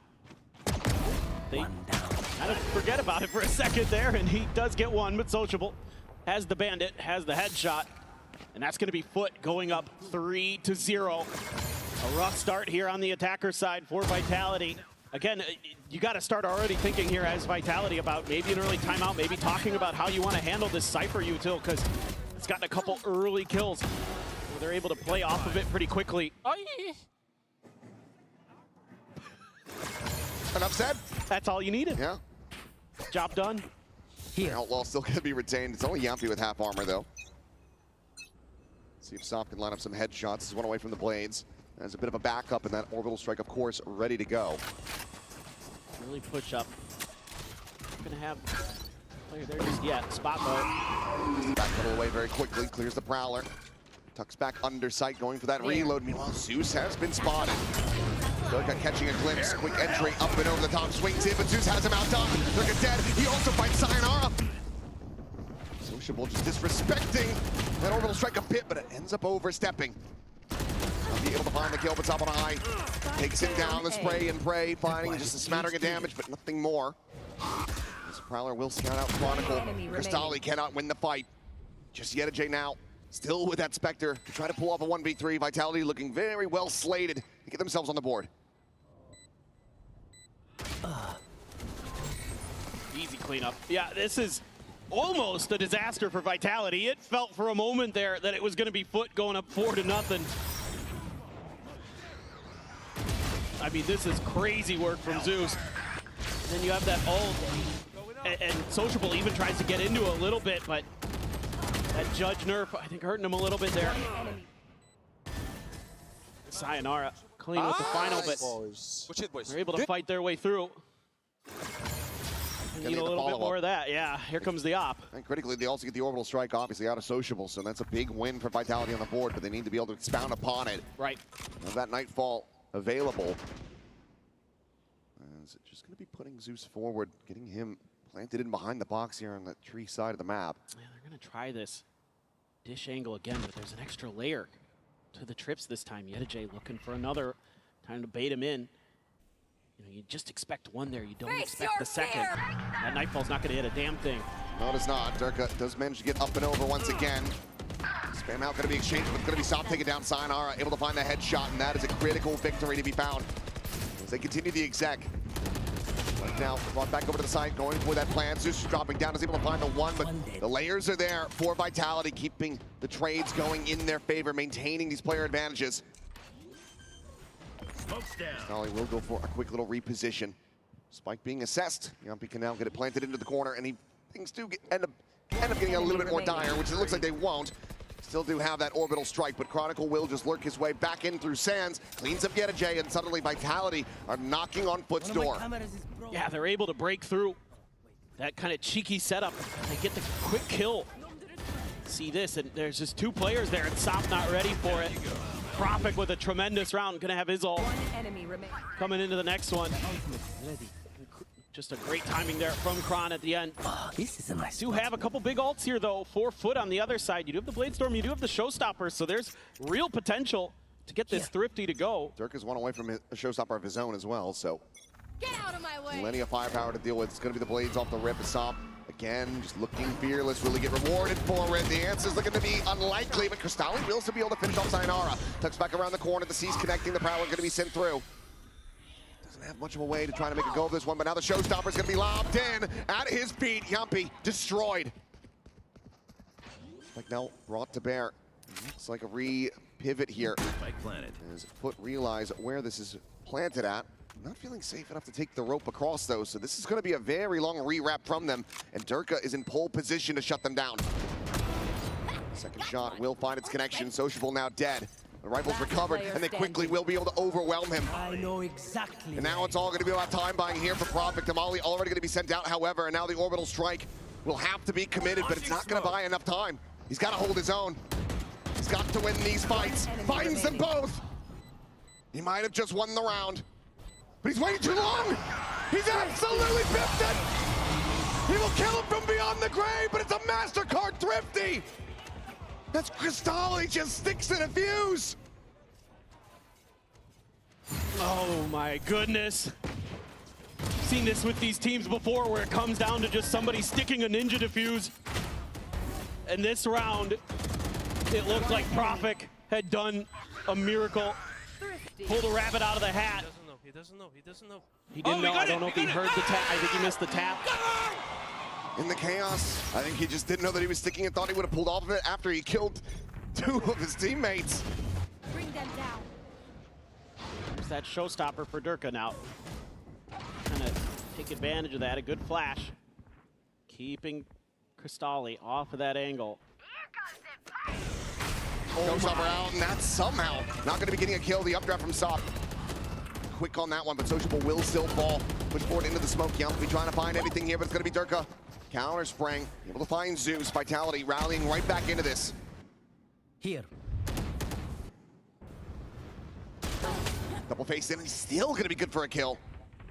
Finds a full HP player as well, so Crystalli dead. Meanwhile, lurk forward from Yedajay, finding the first, but needs a hell of a lot more, and he can't get it. Counter flank in from Chronicle, and now the spot out onto Sop. Trying to work his way back through the sewer, but this is looking like a nigh impossible task as Profit will be ready for the push and the swing. Vitality once again, one away from tying this up. This is just absolutely wild. I mean, the confidence here, though, from Vitality, knowing they have that showstopper so they can just bully their way forward towards the site. Sure, they don't get a kill for it, but they get a lot of space off the back of that. And then at the end, everybody coordinating well to make sure that no extra damage done. And it's going to be Foot back on another Thrifty, but this time no ults to rely on. Try to give you that extra little advantage. Going to be the outlaw for Durka. Try to nullify any aggressive plays from Foot over at Long A, but they're stacked up at B. Not seeing that same confidence and aggression that we saw against Full Sense. Starting to feel like maybe the Foot plans are coming a little bit unraveled. They're going to clear a little bit of util over there. And Vitality seems to want to take a fight. They're looking for the crunch. Going to be playing right into the stack. Durka not going to be giving too many sightlines here as Prowler will check around the back of the box, and that does have Zeus ushered out into the open. Chronicle can easily collect the kill. See sent out will get a little bit of a delay. Oh, what a nade. Molly outside, Aura. Able to find Crystalli. Sop now eliminated. Vitality not giving any wiggle room over to Foot. They're looking to make this a flawless as they tie it up 4-4. Yedajay, last one standing. Nearly has him lined up for him. But it's only going to be the singular kill as Durka will fall, and Vitality, they find parity over Foot. This is just great util usage from Vitality. The Prowler to clear one. They're able to just deal with players in great places. A great predictive grenade from Durka to put Sop in a really uncomfortable spot. And then they're just swarming, smothering, given that space to set up that crunch. So let's see if Foot has the counter. They've got another op, but it's a glass cannon for Sop. Not gonna have any armor behind it. Crystalli does have his ult. So do Kron and Sayonara. They're looking for a little bit of contact here. Let's see if they rip that Phoenix ult. Just try to brute force their way through. Blaze wall set up. Spam looking to try to fish out this Phoenix, and he will end up getting snapped back eventually. Crystalli denying that entry onto the site. Cam still being watched. The Nightball now going to be invested, connecting onto 2. Propik is able to find the 1. J, however, can't quite find that follow-up. Sayonara will sit him down. It's an immense amount of damage, but has the molly. Will go ahead and get himself top back up as much as he possibly can. Reach over the corner. That should be just about dead, and yep, can't quite get away from it. I know exactly. This end up falling in the neural step, now going to be invested in Propik, playing forward. Holds it down to Canteen, and Sop has been spotted. Vitality now get themselves into the lead. Propik's going to be one away from another orbital there. Hoping to spare his blushes from the previous one. And he has been electric with the kills. Absolutely instrumental there. Pushing forward with Sayonara. Find that first kill and then just holding the line for the double. Incredible work. And the funny thing about this round was Foot was fully anticipating that off of that run it back after the clear of the Cypher util, that it was going to be a re-clear, a wrap to the other side. So they were already positioning pieces on the other side of the map. Instead, Vitality just quickly doubles down. Something Foot wasn't expecting, something that Vitality isn't really known for. They're known for their ability to spread the map, to kind of tool with your head a little bit, kind of play that classic EMEA style. And in this Coinbase win condition timeout, you know, Foot there just really caught off guard with how Vitality is approaching this attacker side now. Yeah, and it's going to have to be another thrifty attempt if they want to get themselves back into this and tie it up again. But you mentioned Propik. I mean, the orbital one charge away. He is currently 14, 3, and 5. He has been tearing them apart, which is great to see after what was, I'd say, a bit of an off-kilt performance from him on Haven. We weren't seeing that fragging coming through. Felt like every time he got into an aim duel, he was just getting divs. Now, he is the one that is being dominant. Yeah, absolutely. I mean, top to bottom, you feel like this Vitality roster, anybody can pop off at any time. So great to see him coming alive and, you know, getting that, like one of those ults you were talking about earlier, right? Either the orbital or the showstopper, getting those online so quickly, so impactful here on this attacker side.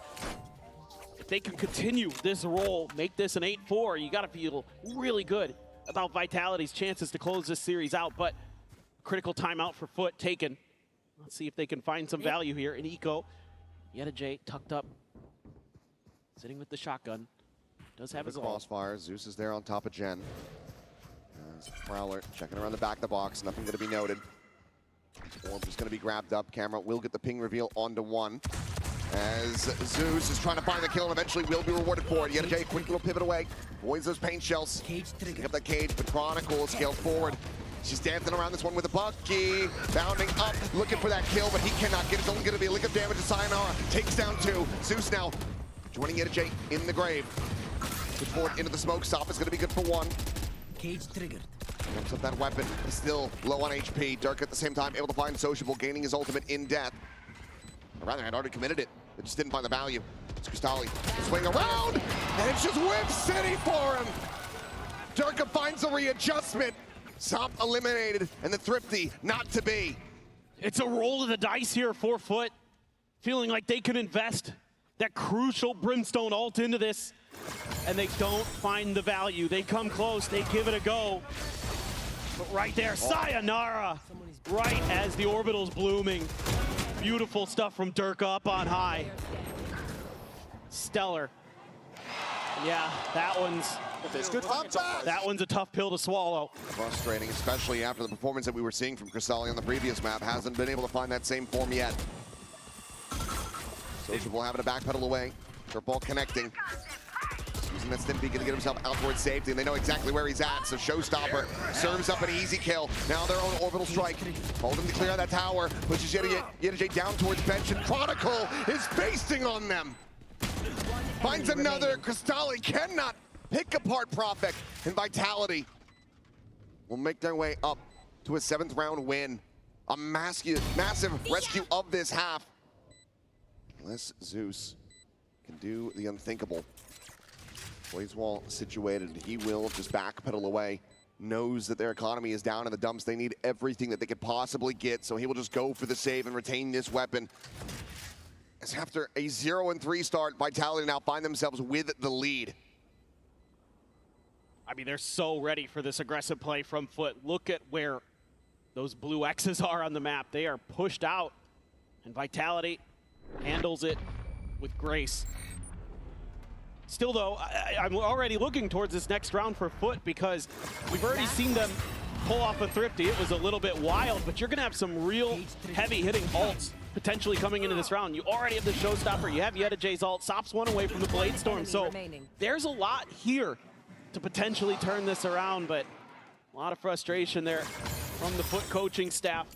With this hot start they had, able to deal with the force buy. It felt like maybe they were going to have a shout on this defender's side to put up another strong performance, but Vitality has come roaring back once again and is looking to deny their entry into playoffs. Sop updraft up onto the box, tail wins away. Meanwhile, Chronicle, statuesque, never gives away his position. Doesn't look for that punish either. And sees forward, Cristalli able to slow them up a little bit on this approach. They have to evacuate that Sands area. Sayonara continues to get closer and closer to pushing up onto the side. The Showstopper is still going to be there. Chronicle still waiting for this flank. And Sop, I think, is going to be none the wiser to this. If he's able to get the catch, that would be monstrous. But the footsteps, he's going to start hearing these. If he decides to tuck away, Yampi swinging the corner. There's the tap. The blade's going to be pulled, and he will get shut down. Unable to find anything on the follow-up. It's a fast pivot call here from Foot to try to get back over to B. But they're leaving Sayonara on the other side of the map. I don't feel like this is a full commit from Vitality just yet. They get the Showstopper out. And that is absolutely massive.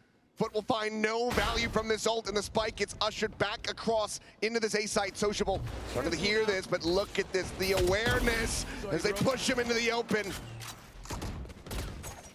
A couple stray shots out from Zeus, but Chronicle still able to find more value. Yeta J is dead, and Zeus has fallen. Vitality roar back into this map, into this series. They lock up an 8-4 lead at the half. The preparation here for Vitality, incredible. They do a great job reading the aggressive play from Foot. I think he might have heard Sociable's footsteps there. They're onto the back foot. Foot now needing to come out, win that pistol again, and start building up a win streak of their own from the attacker's side. We'll see if they can do it after the break.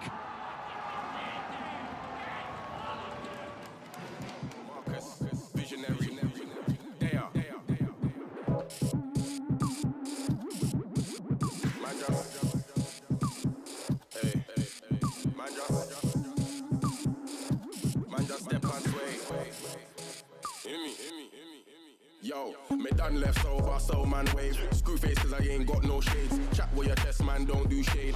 I need cake, don't need headache. Vibe in a place, man, step and sway. Wink and gal when I come my way.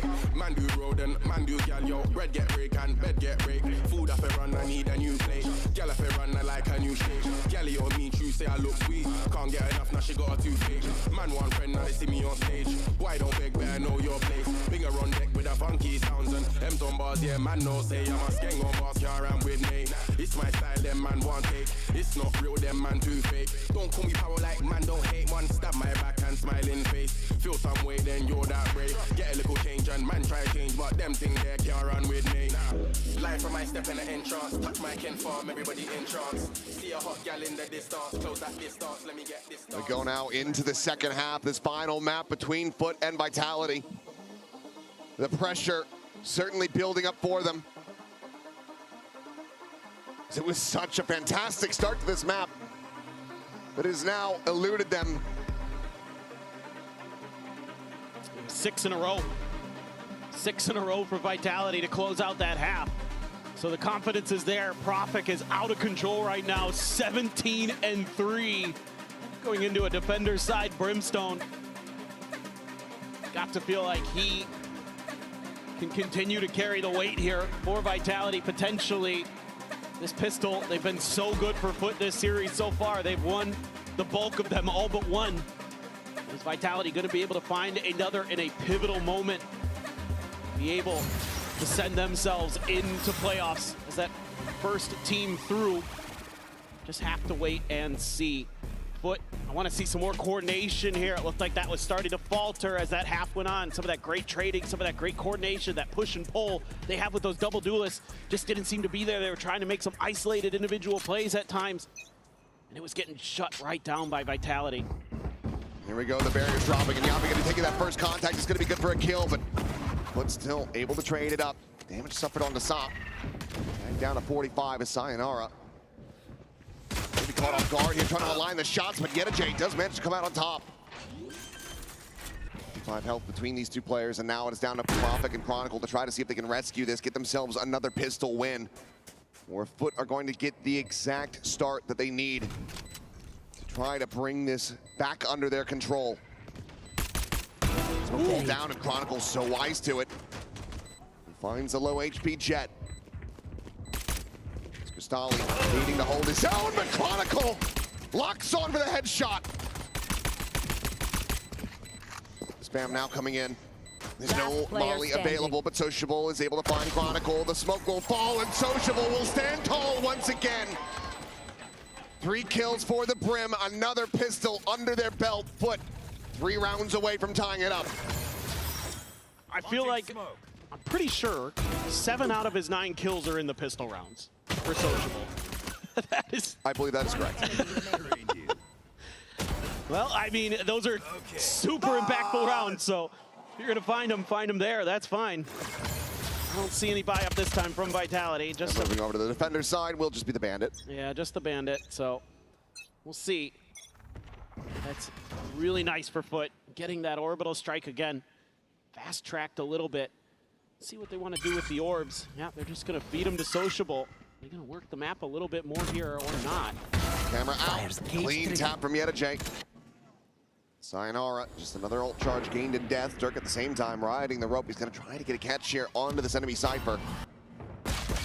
And he will be able to do so. Can just upgrade over to the Ghost. Meanwhile, Yampi trying to find a timing out of the smoke, get some damage in, but Sop quickly shuts him down as the plant now will come through. Planted. Dirk just sliding back across towards that north side. Trying to just keep that doubt here in their head, make sure that they're constantly having to watch over towards that triangle, but Sociable is able to find another kill as Prophet will fall. Pain Shell into the face of Cristali will have him backpedaling away. And now the jig is up. They know where these players are at, and Sop eventually is able to get the hip fire to connect. Follow-up is looking clean here in the anti-eco. His Foot move up. Now just down by 2. They're carrying over some pretty hefty firepower. They're gonna have a couple rifles. They're gonna give Sop a Vandal as well. Ooh, Yedajay, man. Just love the way he plays the Cypher. So aggressive. So good off his own util. No enemy remaining. Sop just cooled down a little bit, but a little bit of frustration there shown. Feeling like, man, if he could have just got one there as Yampi, maybe that's what turns the tables in that round, but wait and see. Proactive play on a couple different sides of the map. Gonna rely on Chronicle's util here. Cage Foot at bay a little bit, but they're scaling. With the camera and Chronicle tunnel along the Chokovich is going to be able to find him at Sop. We'll be able to trade him out. Now Sociable gets the trade out. Prophet dead. The push forward through Canteen, and Sayonara will have Sop outdone. Favorite in that fight is Sociable, watching around the back. Blast pack forward. Dirk are going to be eating a little bit of damage. Now Sociable going to be the one that potentially can get overwhelmed. He's still able to cut himself another kill. Dirk eliminated, and Yampi now into a 1v2 to try to prevent this bonus conversion. Bring them down. Howler to try to check forward, but these players from Foot have scattered to the winds. Yedajay playing on that spawn side back of Gen. The other in tower, the time starting to bleed out. And there's a timing found for Yedajay, swinging in, util in hand. Yampi absolutely dead. Another bonus converted. Foot suddenly are 1 away from tying this up. What an entry here for Sop. Chronicles trying to get away after a labored first kill. And then Sociable starting to get it done with the rifles too now. Holding the line there, crucially, on the backside for Foot. It was even numbers for a moment. Now Sociable stopping the kill charts for Foot. Absolutely incredible. Sop gonna go for the outlaw. A couple sheriffs in the mix for Vitality. Yampi hearing a lot of guns. Just a double trip set up into all 5 players on this north side, and Sop is able to find Yampi to start things off. Players in position for Vitality to try to counteract this. Should Foot continue forwards, this still yet could get very messy. It's a slow scale forward, and Chronicle hits a belter of a shot. Zeus gonna be taken down. Tailwind now popped. Cloud smoke comes in. Sop considering a check forward, but we'll just swap the guns over. Allows for a potential recovery on that outlaw as they just slowly and silently work their way back across towards B. Yeah, you haven't seen or heard anything over here as Yedajay, so You're just gonna lasso the rest of the team over here. Bring them in. Kron will get an early warning with his cam. So Vitality can get over there pretty quick. It doesn't look like they're gonna make the move. They're gonna wait this out to make sure. Fully smoked. Just dropping down all the smokes, not wanting to give any cheeky angles over.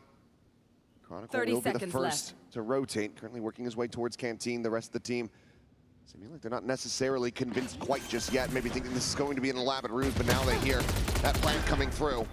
Couple shots through the smoke, some damage going to be suffered by Sop, but still alive and well.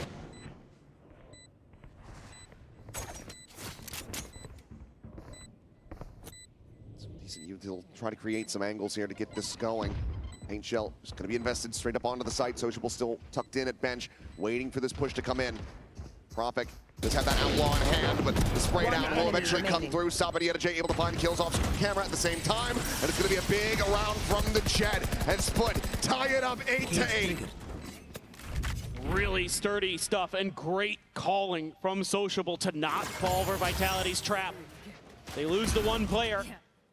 This is why you have those sentinels out on the peripheries of the map to alert you to when there might be some open space somewhere else. So that's a tough one to read because it's Kron who gets the kill. It's the Cyphers. You don't know if he's on his own. You don't know if he's kind of on that A site just trying to lock it down by himself. It's a really good one.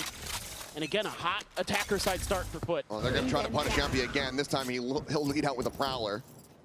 Not look to peek into the angle. Would love to try to push them back towards that south side into the sightlines of Durka. Speed, a grab of the orb though. Playing Pac-Man and out, rotating back across, wanting to once again attack into B. There's knives that will get popped. Smoke's down. Needs to go huge here. Him and Prophet, they can buy some time. Boomba checking around. Sociable going to be one away from having that orbital online. Great stuff. Great orb Obviously see over the top of that smoke, so knows that they're not scaling forward, but it's instead going to be this sewers push coming in. Same time, Sayonara, he has rotated into position, has that run it back available to try to shut down this take. Grenade! Fire going to be cleared out. 40 seconds remaining in the round. The up and over going through from Stop, but he's going to be shut down. Chronicles able to find two. Both duelists now going to be dead. Prophet getting a piece of the pie as Crystalli will fall. Ping reveal there onto J, but he's managed to slip the net. Tucking back over towards Canteen. Snap back on the Phoenix. Gets him further away. Durka at the same time joining in on this south side.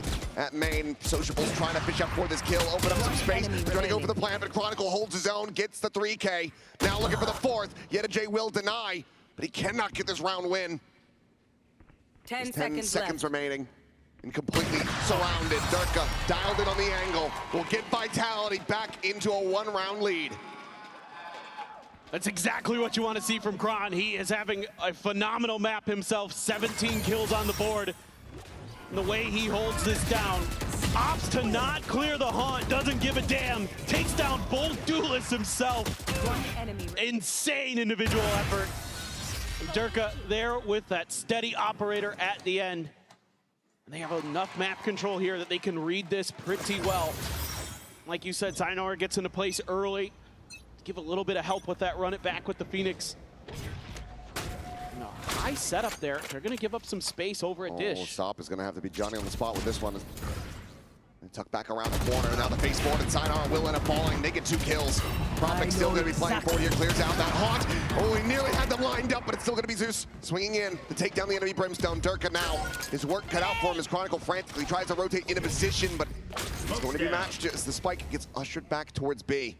But the read is there for Vitality. Get themselves a decent enough position. And beacon here. Sociable.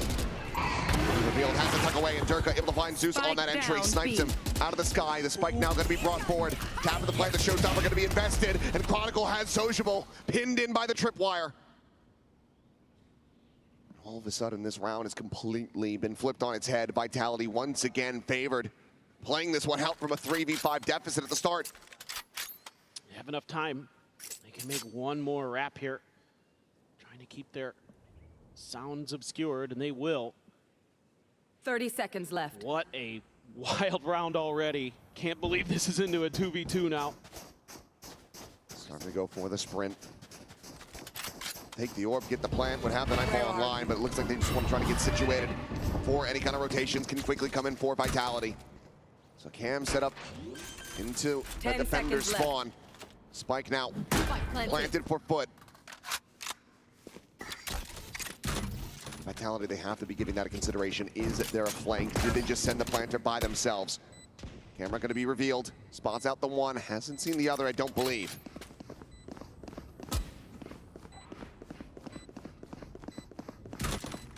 Door tapped, yet a J. Swooping forward, finds the first. They know exactly where Chronicle's at.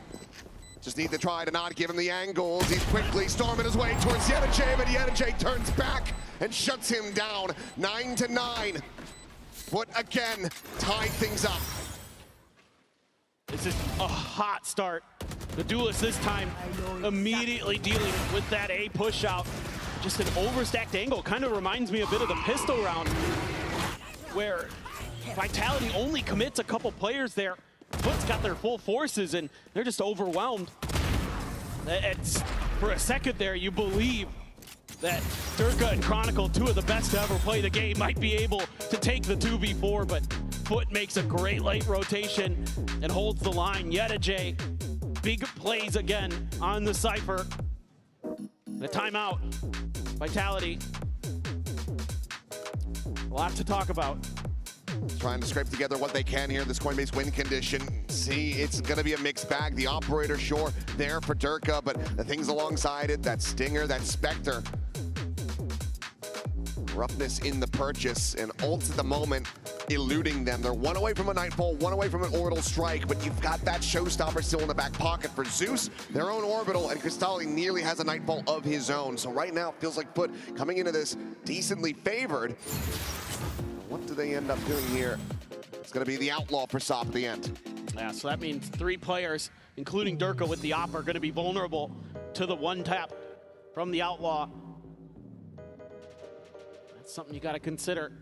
He's glass cannon on it. The early start to that round, so interesting for Vitality, where they gave up space at Dish. Now they're going to try to fight for it again, but Foot never even explored this part of the map in the previous round. It's just going to be this high-low, but Cristali has overall been pretty good about sending the Prowlers here. Try to get that scout, but it looks like, are they just going to have Sop swing into this one? No, Prowler will lead the charge. Propic just checking in on a pixel angle, but won't be rewarded with any sightlines. Yeah, that's 2 guns, so you've got to re-clear with the Boombot here. You do not want to overcommit and just get mowed down. But look at how Vitality's setting up. Look how many players are right underneath drop. Oh, they don't commit. Okay. They're pushing forward on this. At least the 2 of them are. Wanting to maybe just try to re-clear this position, but you don't have the Prowler, so it does become a risk. For now, we'll just silently wait in that smoke, but Foot, they have evacuated the area. So much of this is that information game, that back and forth. And they're getting plenty of it now. There's no counter scale forward from Yedajay to try to draw attention on that whole side of A, so this does allow for Vitality to start believing that this is just fully going to be a B hit. The forward trip has to be cleared out. Zeus, however, just bounds up in the tower. He's able to displace Chronicle, finding that kill, the Orbital Strike, ensuring that there's no one else in position. Meanwhile, Tripwire able to get the spot out on the 2 players on the approach. Sociable is going to have to be the one paying attention to that as Sayonara leaps forward into the smoke, the push in, and he will have him caught off guard. Zeus, however, quickly trades it back. Maintained the player advantage for Foot as they look to try to take this up to double digits. He's locked in, but Yedajay on the flank. Yumpy none the wiser, being heard, and he will be dealt with. Camera not quite where they wanted it to go. Unless Durka can line up a couple more critical shots. I don't know if they're going to be able to get this round wrangled. The peek out, Yedajay going to be taken down. Propic is able to find one. Sop getting some damage through. Now Orbital Strike is going to be called in. He jumps forward, the shorty, and does not connect! And Vitality rescue the round! And it's Durka's Op leading the charge again. Finds huge kills there to keep Foot pinned off of him. Just sociable.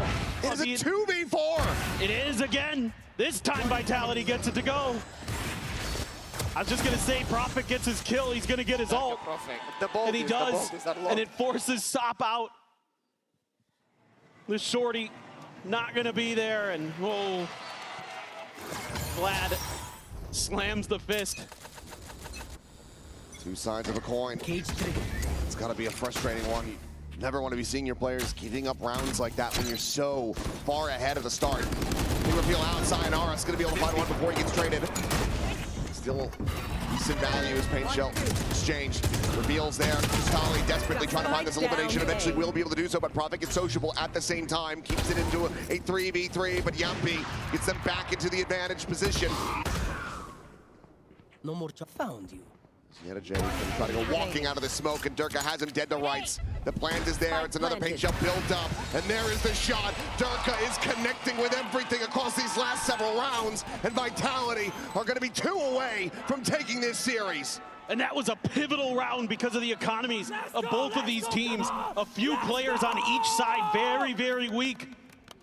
And so for Foot, it's going to be a little bit shaky coming into the next one. There's still a little bit of money available for few players, but Sayonara there, taking that early contact. Profit just crouching, holding the line at the door, buying that time. Yumpy as well, not overstaying his welcome, has learned his lessons from some of the early struggles. Always going to be giving it. And that's a timeout now. Forced out of Foot. You know that their backs are up against the wall in these last couple of rounds, slipping from their grasp in ways that are unaffordable. And you can see what that's doing to the coaching staff. For sure. The cortisol levels are rising, no doubt about it, on both sides, I'm sure. But kind of a great round for Vitality in terms of just, they're starting to push out a little bit on the map. They're constantly either fighting for dish control or they have some kind of setup behind it. So as Foot, you got to talk about maybe we got to try other contact fights on the map. Maybe we can work the map a little bit more to keep Vitality a little bit off guard. We could play a little bit of ante like we saw with Vitality in their attacker side, where you kind of wait it out, see if you can get them to overstep their ground a little bit. And yeah, the economy here just not great for Foot. One player could afford a rifle. Sociable goes for the full armor and a stinger. So this is seemingly going to put Vitality up to match point, but Foot has already worked a little bit of magic in the Thrifties. See if they can get one here when they need it most. It'd be monstrous for them. Towards that operator. An ever-present consideration for them. Trying to figure out where the hell is Durka. This is a full B read from the beginning for Vitality, but this is just a scoop of the orb early for Foot. Zeus is 2 charges away from having that showstopper, but Chronicle, he might just be able to make this an absolute nightmare for them. Scaling forward, gets himself tucked away over at bench, and is this going to be any consideration? The answer is absolutely not. He's going to play it patiently. Oh my God! Chronicle able to find the 2. Zeus does manage to turn back, find that elimination, but that just might be enough damage dealt. The jump across the shot going to be late. Durka able to reposition, gets himself the canteen. So trying to go for that recheck, but Showstopper doesn't get the kill. Sayonara stays alive. Ult is going to be popped, but he doesn't have anywhere to go, so Cristali is able to collect that. Peek out, it's just a tap, the bandit in the hand for Yetajay. Durka, the Paint Shell, going to be chucked in. Pushes them forward. A gun collected, a 2v2. And how in the hell have Foot gotten it to this position? Swoop out down, Cristali will be taken down, and Yetajay has to do it all. Finds the first immediately, looks to reposition. Slotting up in the tower, but it's just a matter of time before Durka will get the assessment, will have the read, taps it, is dialed in. Yetajay, does he bite the bait? The answer for now is no. Plays it wisely, plays it patiently. Another tap, a swap of the gun, and now the scale forward. Durka thinking that he's been re-wrapped on. But Yetajay just continues to not buy it. He knows he's not sticking it. Rides the rope back down again, and Durka will just look to escape, try to retain the operator, and Yetajay claims him as the spike erupts. There's a monstrous Red Bull clutch to be found. Foot, once again, 1 round away. What a recovery here for Foot. You lose 2 players early to Kron's tucked in position. This could have gone so much worse for them. They're able to turn just in time, and then the showstopper doesn't get the kill. but then Sayonara panics, goes for the ult when there's another layer there, and Cristalli takes him down. Yedeje,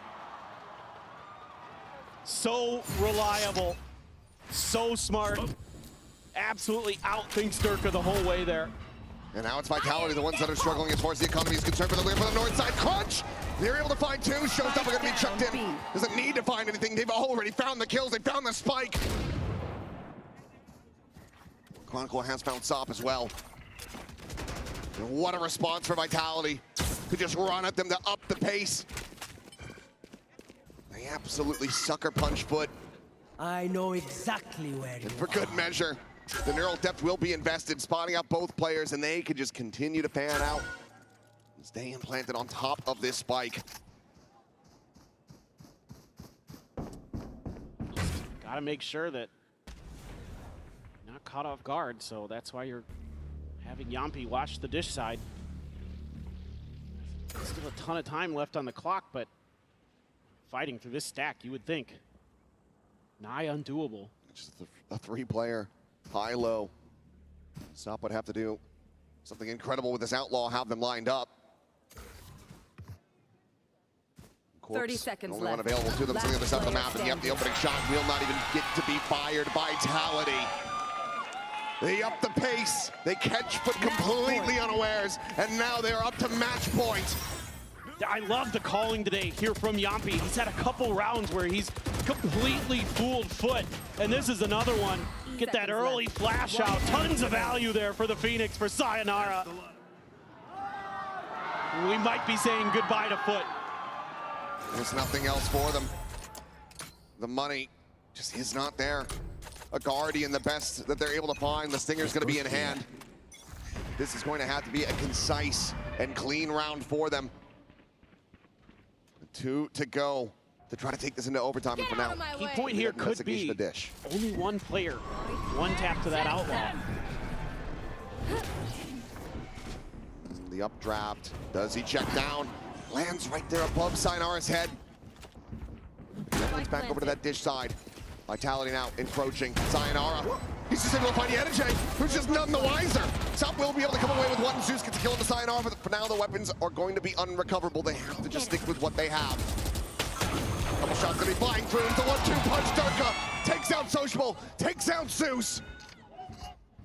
Sop now, they're trying to swing the corner, but Chronicle holds his own. Cristalli needing to find 3, Durka down to a sliver. Time starting to be on his side, swings out, can get the one, but nothing more! Foot plant close, but Vitality stand taller! 13 to 10, 2 to 1! They're going to the playoffs! What a recovery here for Vitality. After getting absolutely bodied on Haven and going to Fracture, a map that they have struggled on.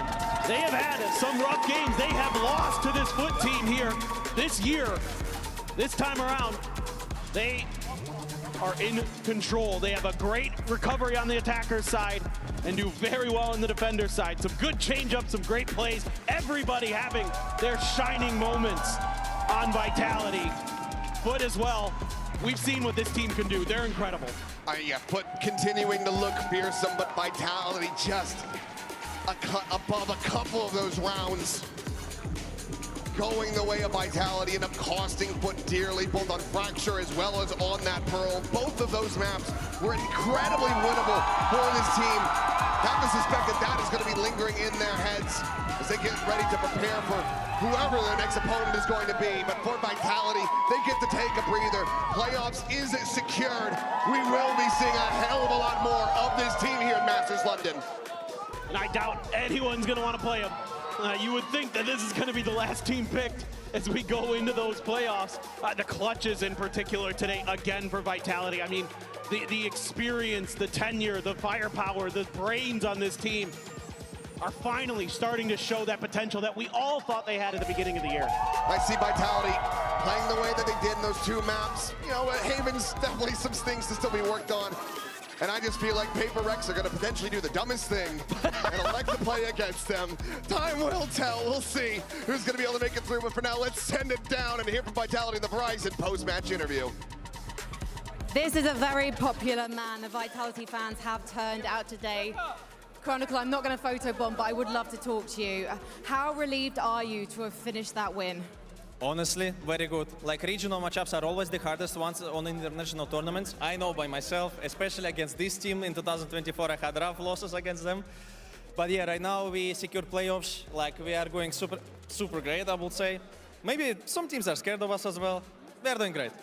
It got a bit scary for you guys at times, though, I have to say, in that series. Do you think you would have won Pearl, your first map, if you hadn't got that second half 2v1 clutch? 100% we wouldn't win it. Like, I mean, that was a really hard game, and like that one crucial round was like actually worth it. Like, after that, we figured out what to do against them, and also, like, I mean, that one additional round like could went us into overtimes. Like, if we, I don't know, had bad economy or something else. I mean, you know, I can discuss for 10,000 years what if, but it doesn't matter. This 1v2 helped us, and I'm happy with that. You have qualified for playoffs, so congratulations on that one. But what does this Vitality need to do now to level up to actually be a team that can win Masters? We will use this last few days of practice, like coming to the playoffs as maximum as possible. Like, we will try to do our best to fix up all those mistakes, especially we had on Haven. And yeah, we will see. We will see. Thank you so much, Chronicle. Thank you.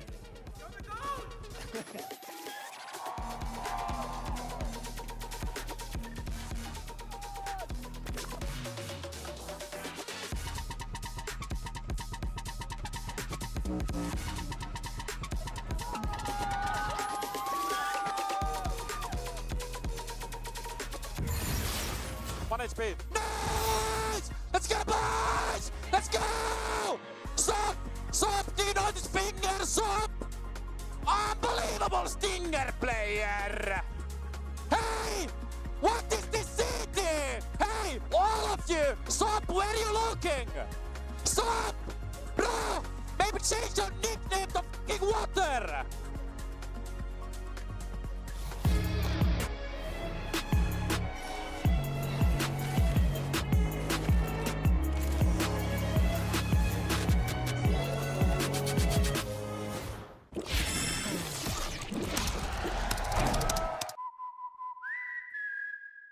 Yep, that's me. You're probably wondering how I ended up here. It all started when I got to the FIFA World Cup. And wow, thousands of Verizon customers. Oh, you got the free Verizon tickets too? No, I'm... With amazing seats. I'm sorry. Okay. And even pitch-side access. Are you? David Beckham. A Verizon customer. This used to be for players. Now it's for Verizon customers. No one gets you closer. Only on Verizon. In esports, legendary moments demand speed, scale, and soul. Players and fans bring the heart. Technology brings it to life. Every frame, every stat, every decisive play. In partnership with the VALORANT Champions Tour, we're driving digital innovation that empowers the esports ecosystem to keep expanding. So players can focus on the game, and fans can focus on the moment.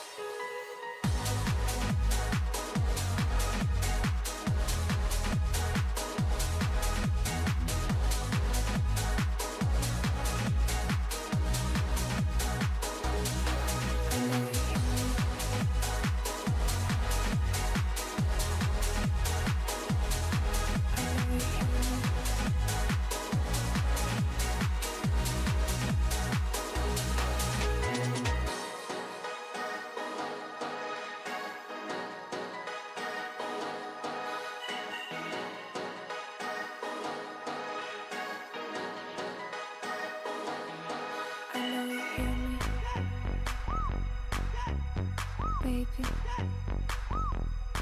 I know you hear me. Baby, I know you hear me. Baby,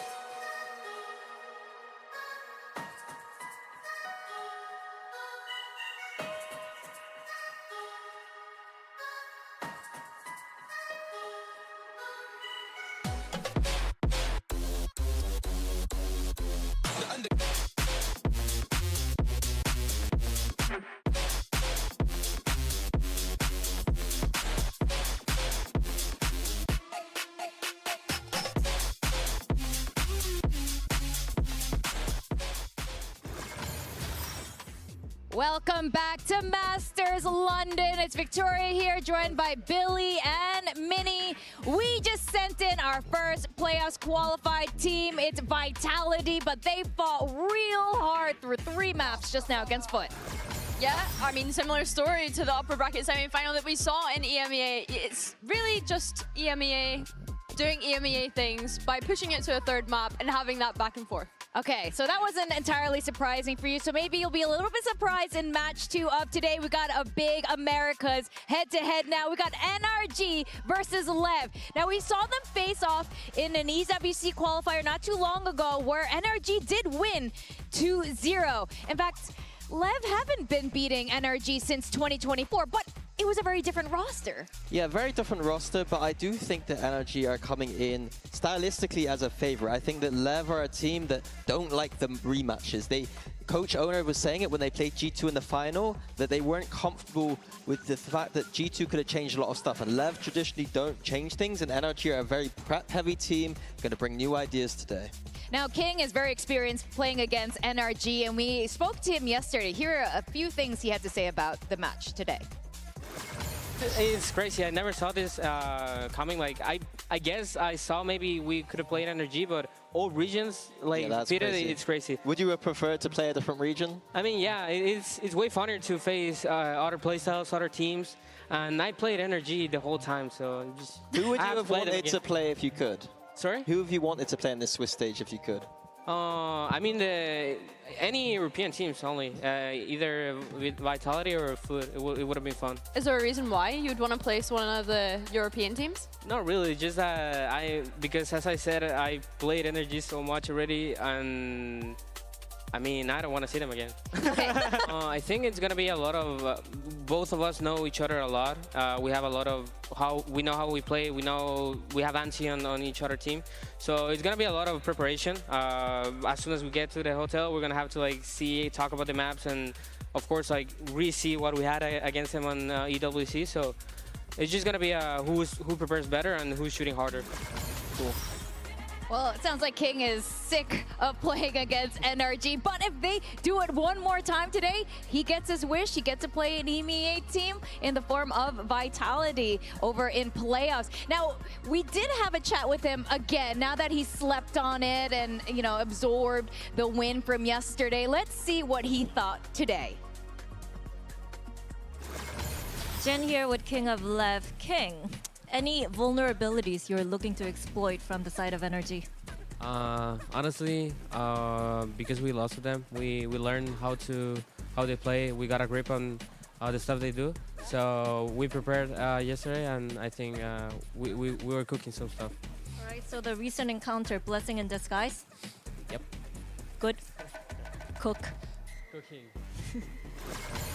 Well, I know Owner likes to cook, but it doesn't mean the food's really good. Well, we'll have to see. NRG did surprise us yesterday. They picked Pearl against XLG just when we had questions about their map pool depth. In fact, Minnie, you pointed this out and you wanted to highlight something about NRG's Pearl attack. Yeah, I think that it was the fact that I was very surprised by the map pick, right? They didn't look so strong on it in the past, but what I really liked from NRG is they're using that time to actually develop some of their ideas, and that is a really good sign going through this tournament. So the round I wanted to show here is NRG versus XRG in the last game. And what I was criticizing last time is with this composition, they got 2 drones on their team, but they weren't using them very effectively. But in this game, they started doing some really interesting things. So if I full zoom here, what we're gonna see is Brock over this side of the map, literally just droning B long. You might be like, Mini, drone B long, isn't that pretty normal stuff? Is it that basic? And the answer is yes. And the reason for that is if we clear it out, this drone is the only drone that can stop the jet on top of this box there. That's the only drone that can see no man here, and that means that you can control the B long of this map. So you're able to get both A main and B long at the same time. Now, no man does call the bluff here completely. No man's here because NRG make a little mistake here. They don't put this smoke up. NRG aren't able to get a lurk down into this map. But so no man calls this bluff, he starts rotating it away, and if we go up into the full zoom, we see that he's ran off this side of the map. They've left B complete, there's 5 there. So a slight mistake there from NRG, but the intention was good. Now, later on, what I loved is that NRG then adapted. They then thought, well, no man's clearly cooling our buff here. Let's try and kill him up on that box. So this time around, we see the drone come out once again. We see the dissipate this time correctly. And if you saw 2 little players just going across there, they're going to peek out on a timing to try and catch No Man. No Man overconfident now because of that fake from before. And this time the easiest kill of Mada's life there. And then NRG are straight up onto this B site. So I think big picture coming out of this, I think that what I really liked about NRG is they're showing more depth and improvements in their map pool and strategy. And if you mirror that against Lev right now, Lev are doing a lot of the same strats from the past 2 months. And so when we talk about depth and going further into this tournament, I have a lot more faith in NRG right now than I do Lev. And I think especially when we consider coming into that veto yesterday, we had thought that NRG were maybe hiding their better maps by picking the Pearl into an opponent that was dibbed as maybe weaker coming into this tournament. And of course, when we think back to that series that they had against XLG, they had to have a comeback on Lotus to be able to close out on a 2-0. And I think a key part of that was Kiko. The rest of his team were quite literally in his backpack throughout that series. I think coming into today, they're facing up against tougher opponents now that we're moving on in this Swiss stage. We need to see all players on form on that stage today. Yeah, that's right. I think resilience is another theme for this team as well. All that experience on the global stage, coming back from a 0-6 on that second map against XLG, against that iconic triple Senti comp is huge for NRG. Now, after their match against XLG, Ethan, their IGL, had a quick debrief in our HyperX player moment. Let's check it out. Hey guys, Ethan from Energy here. Let's get it. Just came off a nice clean 2-0 versus XLG. I say clean, but second map was a little close. Had a nice little comeback. I think 8 rounds in a row to close it out. So happy with that. We knew they would run that Lotus comp of theirs with 3 Sentinels, and they definitely gave us a run for our money. A little harder than we thought it would be. Heavyweight still a world away. No man not reading Brock's position whatsoever. He goes completely on red. Immediately finds some kills and still going to be invested. Doesn't even need it. He's got the Odin in it. In Valorant, you know, you can only lose twice. So if you lose your first one, you're on the edge the whole time, and that would be nothing new for us, lower bracket, but it's good to start off strong. Yeah, mentality coming into Masters London, obviously, always to win for us, but also to prepare us a little bit for the end of the year. I don't think we were close to our peak form in Santiago, so gonna work on that and hopefully show it here.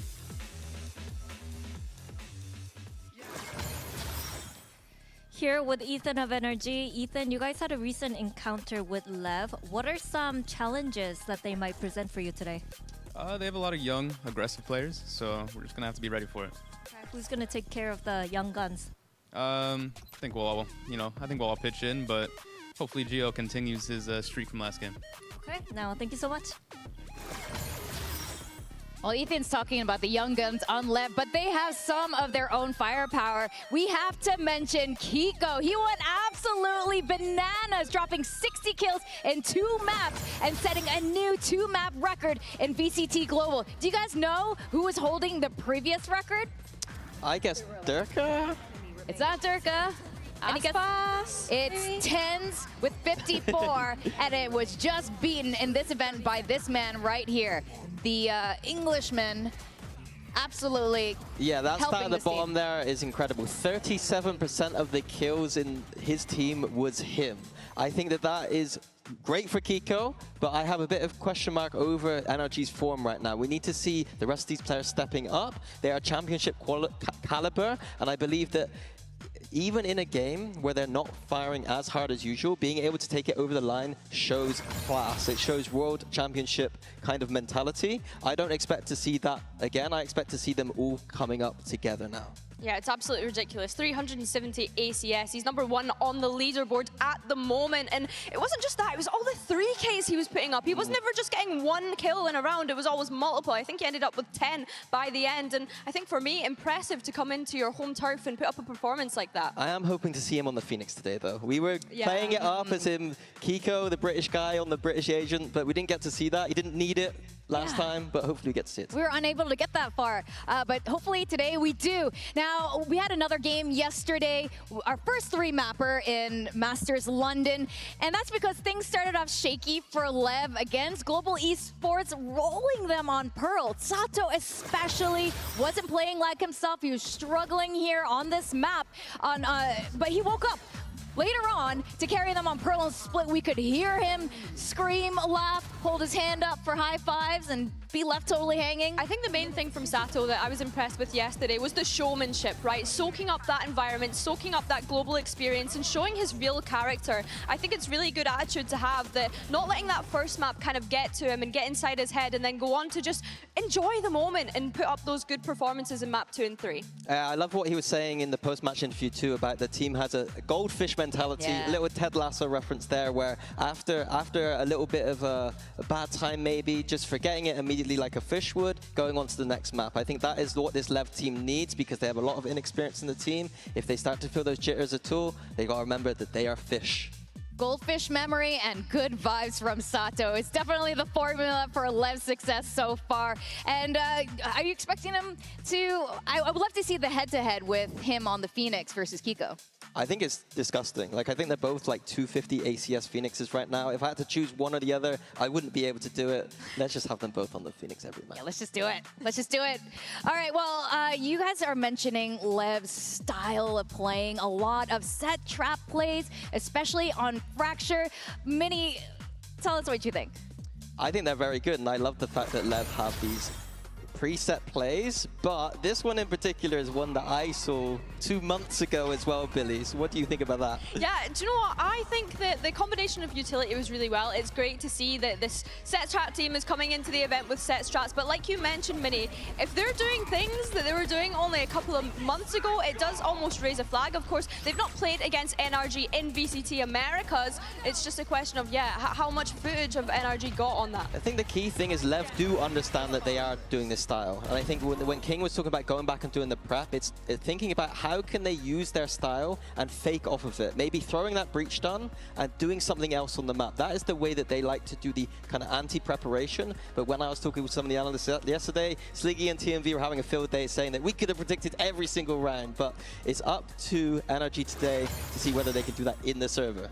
Well, map veto is going to be really important today, and we saw a lot more revealed by NRG yesterday. We got a 1v1 showdown in our skirmish side select, and the duel today is going to be between Mada and Neon. Very good selections here. Neon has been so hyped up coming into London. Let's see how he's going to fare against Mada. I was going to start saying Mada with the op, that's dirty, but they did decide to actually both buy it there, so I'm not too disappointed, but op in the skirmish, I'm not a fan. Yeah, I think it's kind of a red flag if someone's pulling out an operator in the skirmish, unless it's obviously pre-agreed like you were mentioning, Minnie. I think we need to kind of speak about the maps that we could have in this veto as well, right? I'm curious to see what Lev is going to play. Oh, Mada actually won that pretty dominantly. That's not so great for Neon when you consider things. But yeah, I think we need to start thinking about what are those map selects and bans going to be. Yeah, in fact, we get to see it right now. Let's take a look at the map veto. Hello and welcome. Today we're gonna do the NRG versus Leviathan map veto, and NRG won the skirmish, so they are picking their side. Team B. Alright, which means Leviathan banning first. Ban Breeze. Breeze is banned, now NRG is banning. Ban Split.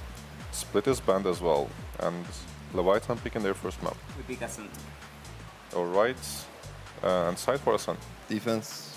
Defense. Pick Lotus. And pick Lotus. Alright, and Leviathan picks it. Alright, then we have Fracture, Haven and Pearl left, Leviathan banning first. We ban Fracture. Okay. Ban Haven. Haven is banned, Decider is Pearl, and Leviathan picking their side.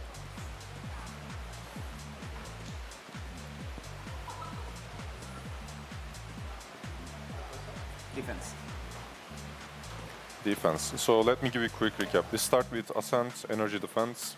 Then we have Lotus, Leviathan attacks, and if we go to Decider map, which is Pearl, Leviathan defense. Everything correct? Thank you guys, good luck. All right, we're getting to see some of the maps we were just discussing, but we are going to be starting with an Ascent.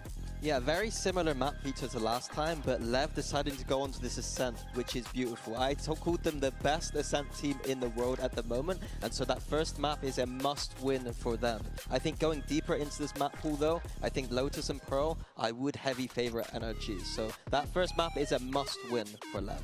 And what do you think, Billy? Yeah, I agree. I think that when we look at Lev, like that was their permaban, Lotus in Americas. So I think the NRG being able to get that, especially how good they looked against XLG the other day as well. I think the later stages, I agree, it starts to favor NRG. Quick Preds? 2-1 NRG. 2-1 NRG. All right, well, I'm going for Lev. I'm going for the Young Guns today. Today, we get to advance a second team into playoffs. It's our Young Guns on Lev, some of the freshest and most hyped rookies versus our reigning champs, NRG. So everyone, buckle up, because the Battle of Americas begins right now. There's little micro things that NRG is doing here on the map that are really impressive. I don't think we were close to our peak form in Santiago. Gonna work on that and hopefully show it here.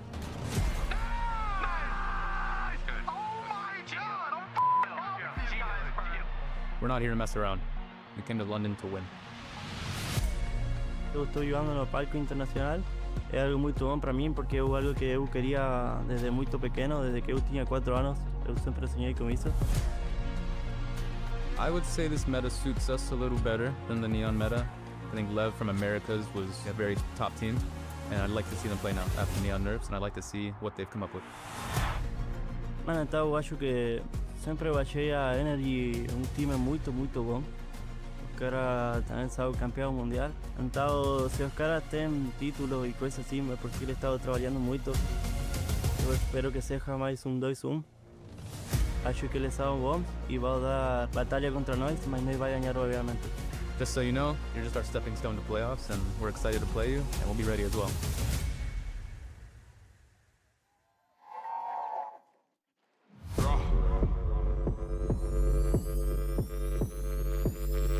Real bad boy, man, a G to the end. Bow, enter, shut down, raise from the enter. 10 guest list, gonna need extra. Big entrance, bigger than wrestler. Gal in the front going on extra. Some of them come, some of them extra.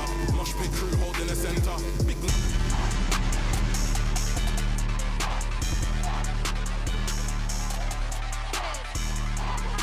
defeated NRG since 2024, but today is a Lev that NRG has never met before. They haven't met Sato, they haven't met Spike or Blows, and they haven't met America's greatest offer, Neon. Yeah, Neon going onto that first map is crucial. He's going to be on that Chamber of Ascent, and it's Lev's best map. Look out for them on the attack side. He's going to be going deep into middle consistently, cutting off rotations there. And the defense, though, that's what I like the most. He's going to be on one side of the map, holding down, trying to get a pick, dipping out for the retake. The other side of the map's going to be a fiery trap setup. It's whether NRG are going to bait out those trap setups or not on this Ascent. And this is the thing with Lev. They've had such a clear identity with their compositions all throughout their map pool. That double Julius paired up with the Chamber. Now, I will say Spike and Neon were the kind of players that we were looking at yesterday to be able to step up. Spike and Sato on that double Julius, struggling in the very initial beginning of that series. Will they take to the stage today to play against this NRG? That is definitely the question, and you can't forget, while we are so excited about Lev and all of these rookies, NRG are the reigning champs from Paris. All this experience coming through, they've widened their map pool. Minnie, why are you predicting their win today? I think it's because their map pool is improving, and I think their style, like GE's, works extremely well into Lev. They are a game plan style team with the players and experience to back that up. If Ascent goes NRG's way, I might call it a day and go home, because they need to win this map. The question for NRG is, though, Kiko, the performance that he had, that is not something that can be consistent every single day, surely. Prove me wrong, honestly, prove me wrong. But at the same time, the other 4 players on that roster need to step up to the stage, need to show why they lifted that Champs Trophy back in Paris. That is a great question about Kiko. We're calling him the hometown hero because they had the London buff. London, do you believe in Kiko today? All right, we got some support, but that doesn't sound like it's going to be enough for a buff, guys. Yeah, I think as well, like when you're NRG and you're coming into this one, you're going up against Lev that have those 4 rookies. We saw how hungry they looked on the stage in their debut performance yesterday. And honestly, if they can keep that confidence up coming into today, I don't think anyone is going to be able to take them down. Yeah, we saw Coach Bonka there yapping away about his notes, about the game plan, and that is what this matchup is about once again. I know we talked about it yesterday with Global, but I think that NRG are a completely different pool game. They have got the experience. Ethan literally has never come below top 3 at one of these global events with one he's qualified to. This is a world-class roster that Lev has to deal with today. Well, King was saying they have prepared something special today. Let's see what we have. Nothing crazy out of the ordinary for their Ascent composition. Still the same as far as things goes. For NRG, I believe they were running the double wall composition previously on Ascent back in their time in Americas with that Sage and Vise, but it looks as though they're opting to potentially have that double Julius, that Kiko on Phoenix. Maybe we are actually going to get to see that Kiko Sato head-to-head like we've been begging for, Mini. Yeah, I'm liking this comp change from NRG. They didn't look fully confident on the previous comps that they have been playing.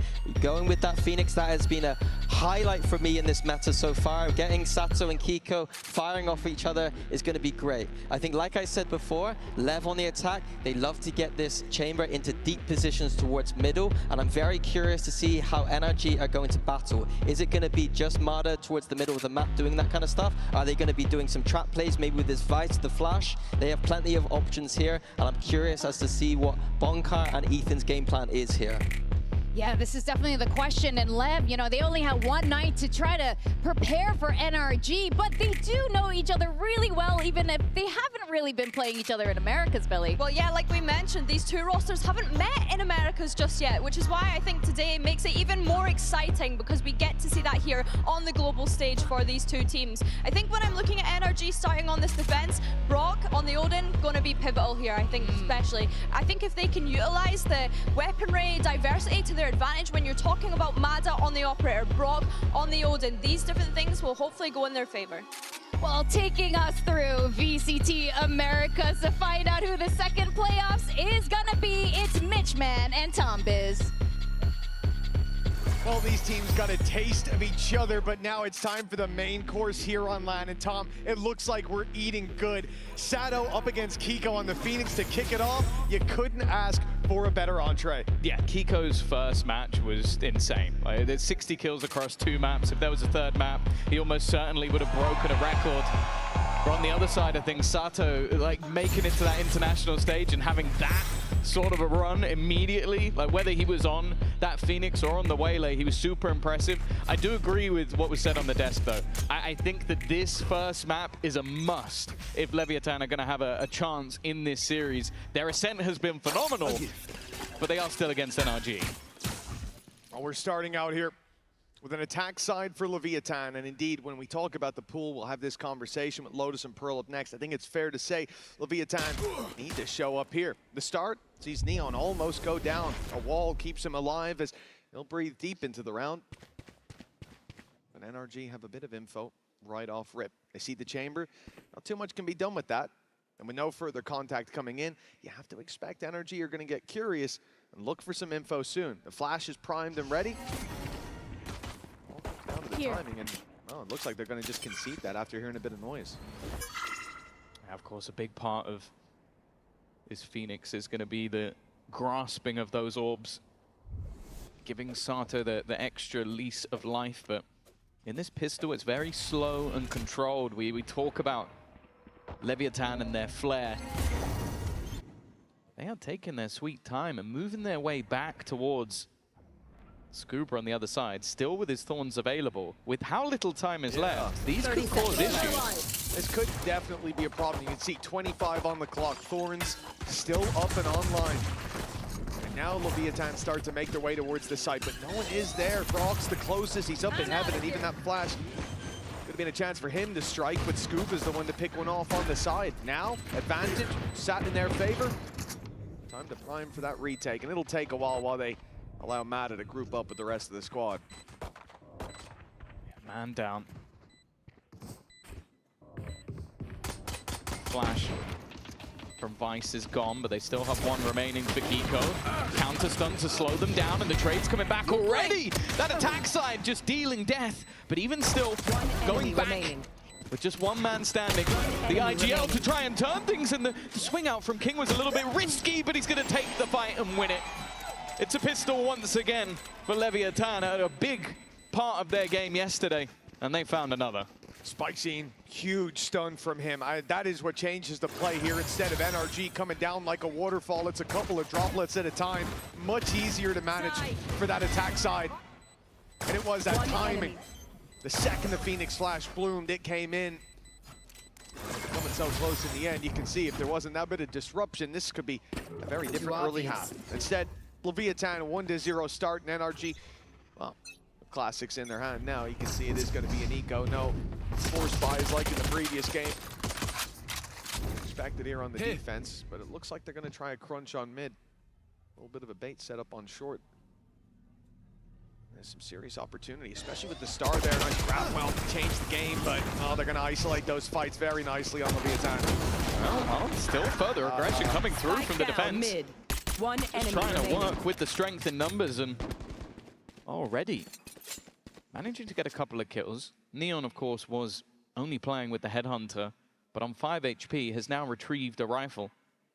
Of course, the chamber kind of allows them just to pad these a little bit with less weaponry having to be purchased, and still finances to rebuy back up into the next round if they keep these alive. You can see for Brock, the only goal is to trap one. If they walk into his crosshair, maybe he gets a kill. That's a weapon onto the ground. If they go the other way, unfortunately, well, maybe you're giving an extra orb away anyway, or you're just going to go down to the spike. 30 seconds see left. That spike's moving to the right side. They're coming in the right direction. Really, you can't expect much more than damage from Brock here. That's got to be the highest bar that he could reach, but there's the first. That's all he's going to get. Decent stuff from NRG, considering the round that was in it. Leviathan started out by dealing with the short play, but the crunch on mid worked wonders. It's still a 2-0. And what's been interesting so far, Tom, is just how slow those attack rounds have been from Leviathan. Even there, they're in a 3v1. They waited a minute. They are very happy to slow this down on the attack, and for NRG, it's very much going to limit their early aggression. But they're enabled to go for. Although, we could be seeing some towards B. It was mentioned along the desk that they like to sort of have that implementation of Neon, like planting him in position and then giving him an opportunity to try and find those openers. It's what made that chamber so deadly to deal with. Kiko's timing the flash is good, but he's caught himself as well. No charges left. We'll just have to fall back, and bear in mind that Sato has that run it back available for him into this round if he needs it. It's just a little bit too far away for that flash to land as needed. Second one fired out here towards A main. Nobody spotted.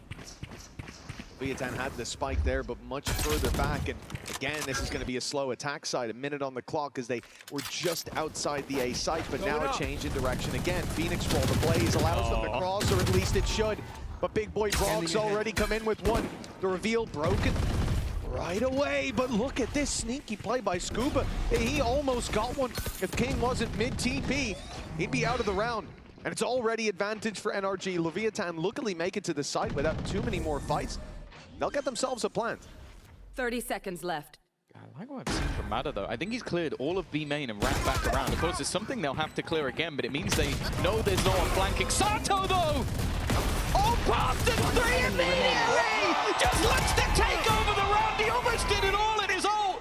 That was on a timer. And guess what? He's still alive! An ace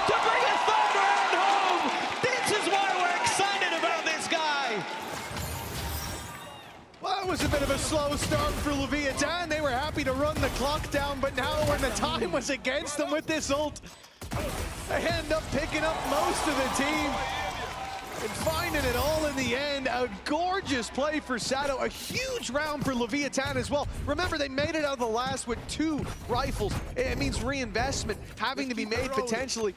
If they were to come in strong in that round, it means risks for the early half. There was a chance for NRG, but that has been stolen away. And then now Leviathan are going to run away with the lead. 3-0, likely a 4th. Oh, a bit dangerous here for King. He's under a lot of pressure. That paranoia saved him, and luckily, he's got teammates close by. Spike seen in here in a flash. And now this is dangerous once again. 7 shots left over the flash! Oh, Shadow! Somehow gets away with that anyways. If he falls there, this round is competitive. It may still be if Scuba can pull out a big play, but they're waiting for him. In fact, no, they're walking into him. This is dangerous with the bandit up this close. One found in Neon. Oh. Luckily, finishes it off. An easy 4th round it should have been, but a bit more labored in the end. How is that closer than the last one? I was gonna say, like, as a player didn't aim. How often have you seen someone get 4 kills with a running back? I don't think I've ever seen it. Sato definitely something special. 1 out, 3. Yeah, that was a bit more of a nervous woo. But we are going to see the purchase coming back up. NRG wanting to get back on the horse. They've at least kept the economy a little bit more honest, but there's still quite a lot of credits available. Their ultimate's building up, but it's whether or not Lev can keep this momentum going with an operator now into the hands of Neon. This is normally where he's the most dangerous. It has been a splendid start for Leviathan so far. A 4-0 lead. Winning this round would skyrocket them into this map, and the one that we said is so crucial for them to take. Nice opening as well by Spike Zine. Leviathan have got to be on cloud 9. This was a fake towards A, but it's worked for the pick, and now they move towards B. Let's jump into the comms. Tá, já piscada, dá piscada. Volta, só volta. Calma, Maquele. Posso abrir com você aqui? Tô areia, já, tô areia. Vamos voltar pra A, viado. Tô abrindo. Tá. Tô abrindo pra base? Primeiro. Sai aqui. Nada, tô indo pra. Vai ficar aqui, viado. Mano, quer que a gente faça? Mano, quer voltar pra B ainda, viado? Vamos fazer um fake A e voltar pra B. Fica bem então, Bruno. Fica bem então. Eu não tenho nada, Bruno, pra fakear. Mais um, vamos dar. Só no geral aqui. Vai, aceleraram? Terminar. No, there's still players 30 here. seconds left. It looks like they still want to go towards this A site with the spike. There could be some challenges before the spike even starts to be planted. Ethan thought about it, but he's going to give it up. Oh, timing could be worse for Scuba. Maybe still didn't expect the player to be lurking behind. Those two have, however, been caught by the ultimate. That gives Ethan a great opportunity. A shorty in the corner, and he's been able to clear. It leaves Neon. But with that smoke now fading, he's going to have to swing this eventually. They're trying to bait him into the fight, and with an operator, that's not the gun you want to grab. Well, oh, he even tries to go through it. But Matter is watching, waiting. And NRG are finally going to get themselves their first round onto the board. Got a second that they saw him jump peeking in A main. That was it, pretty much done and dusted. Leviathan, again, with how this round started, it looked splendid. This was a fake from Spike Z. Finds the pick. Drags, rotates to the A site, opens up the other side of the map, but a little slower in terms of the exec. They still make it in, get the plant. But it was Ethan staying alive up top. Just that split-second decision not to try to punish, not to dive out onto the side. I think it was the call from Scuba that the Steel Garden was going to come in. And that's given them a round. But of course, with how Leviathan made it here, they can buy up again. Probably again. Especially as the rounds go on and you see these ultimates, like the one for Neon coming online. For now, he's only got his operator, and there's one on the other side, holding, waiting, TP taken, and it's stuck all the way. King's now isolated from the rest of the squad. They've got to go through Mata, and that they do. He's on the floor as King tries to hold on for dear life, tries to buy time, and allows Sato to trade. The ult popped here keeps Sato alive. Even with the spams, he'll go down, but Brock's got more work to do. Eating him alive for 2, but Sato answers back. And with Scuba, the final match ending! It looked like the round was over, but he's got a chance, and his opponent's low. So is he. Oh my god. He's just sitting. Just waiting, but Sato hits the shot anyway! Sato did the exact thing that Scuba wanted him to do, and he still predicted the position. He is 12-4 within 6 rounds, and yeah, call a timeout. The counter to this man just doesn't seem possible. He's already halfway back to his O again. You remember the head-to-head we were excited about? Sato and who was it again? Kiko's 1-6. It's been a really tough start he just for got him. The one. Yeah, indeed. Before this, it was radio silence. And on the other side, anything but. These are two players who've had fantastic openings to the group stage here in London, but one seems to be holding on to that momentum a bit better than the other. 12-4 is ridiculous. And I think Sato's only getting started.